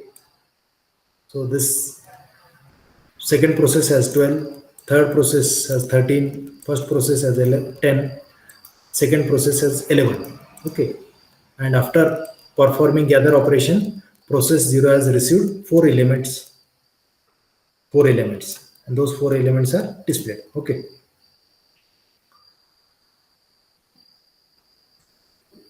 Next, after gather is a reduce. So reduce operation gives one element as an output, not array. Like gather gives array of elements, where reduce gives only one single element, one number. Okay, so that number is displayed by using this printf statement. So after reduce, my data is so and so. Okay, so what rank does, 0 does, what the root process does. After executing the reduce, this is my final data. Whereas others, they store their data in the mine variable and send it to the rank 0 process. MPI cc -o, then reduce.c.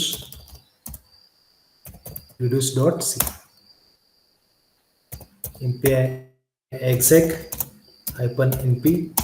So here again restriction on number of processes. So there is a no restriction on number of processes. So here we are not used any array, we are not used any for loop.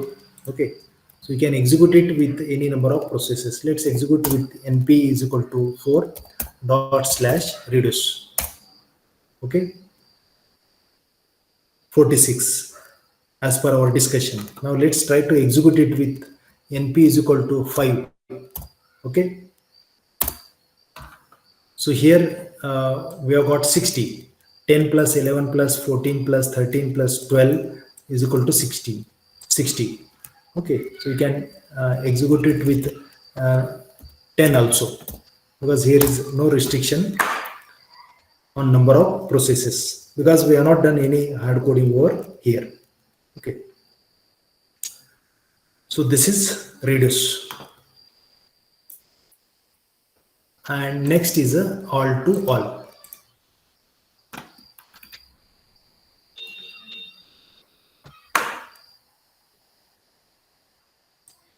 So this is an array. My values is an array in which its size is 3. So 3 element can be stored. We have to execute it with number of processes is equal to 3. Okay. So here every process generate their array, and in that array they store some values. Also they print those values. Okay. They execute all to all, and after executing all to all they receive some numbers elements from others in the variable called as buffer receive variable. Okay, so two variables are used, my values and buffer receive. Two variables are used. So this array is used for sending the 3 elements. This array is used for receiving 3 elements. So these are the two arrays. These are the two array arrays. So after that they print the received elements.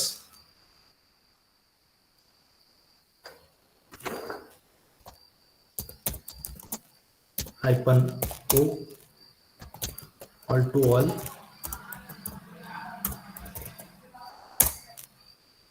then MPI exec MP. Here number of processes restricted to 3, all to all.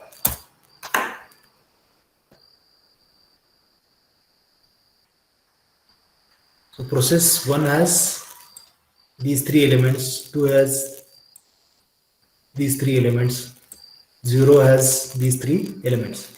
So we can easily find out that 300, 600 and 1 should be received by process 0.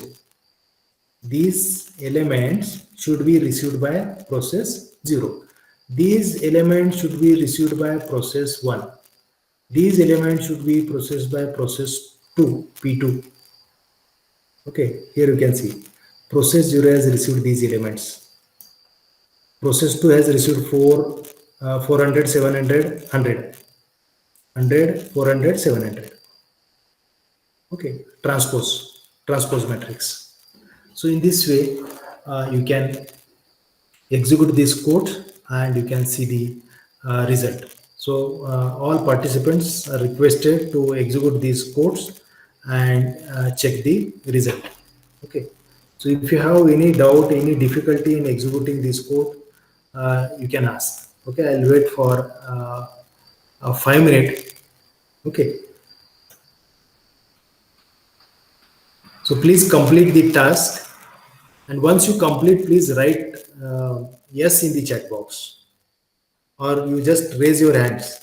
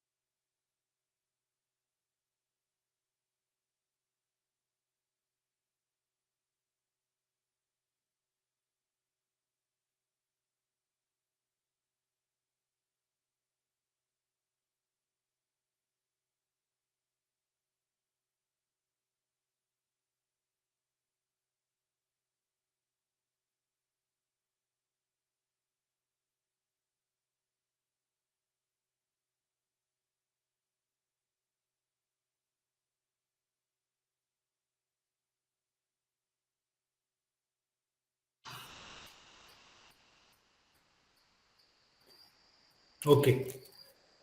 I hope many participants might have executed the code. Those who are facing difficulty, they can try it afterwards. This is the end of today's session. So, over to Sunil sir. Okay, so if anybody is having any query, they can ask, or else we'll conclude today's session.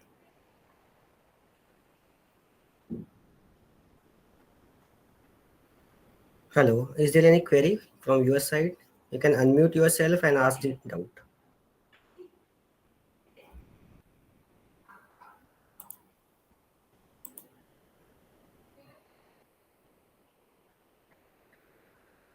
Sir, I think there are no questions. So, shall we conclude, sir? Yes, sir.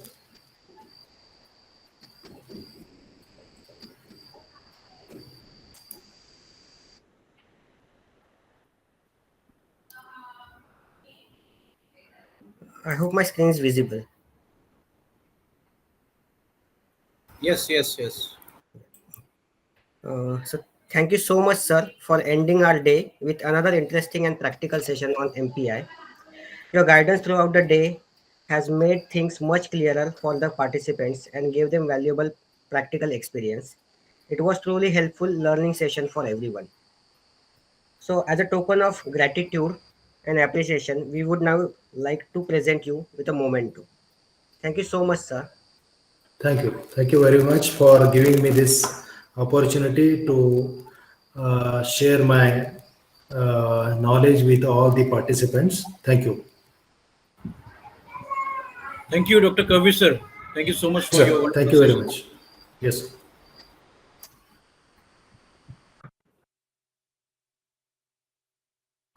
I request all participants please fill the feedback form. Okay, sir, quiz is at 9:10. So, shall we prepone it or? Sir, prepone it at sharp at 9 Okay. because the participant who have reached to institute and the hotel, they have to come to S.P.I.T canteen, right, for lunch. Okay, okay, okay. So we'll Yeah, schedule at 9 yeah, o'clock yeah. and till 9:30, 30 minutes. Yes, yes, yes. Okay. So I hope everybody has like successfully logged into the Moodle account now. Yes, we hope. And again, one request: all participants coming tomorrow, please reach early morning by 8:30 a.m. to the institute so that we can complete the registration process. You people can have a breakfast, and then we can continue with our introduction session, and then as per our schedule. So we request you to reach early at around 8:30 a.m. Second thing, while coming, again I am repeating, you have to come with the college ID card, your travel bills. Local participant in Mumbai, Palghar, Thane, Navi Mumbai, we request you to use public transport.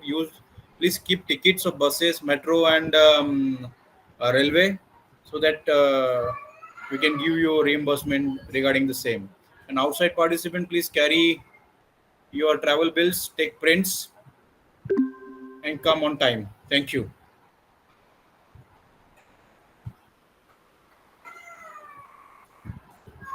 Okay, so all of you please note like quiz will be start at 9 p.m. sharp.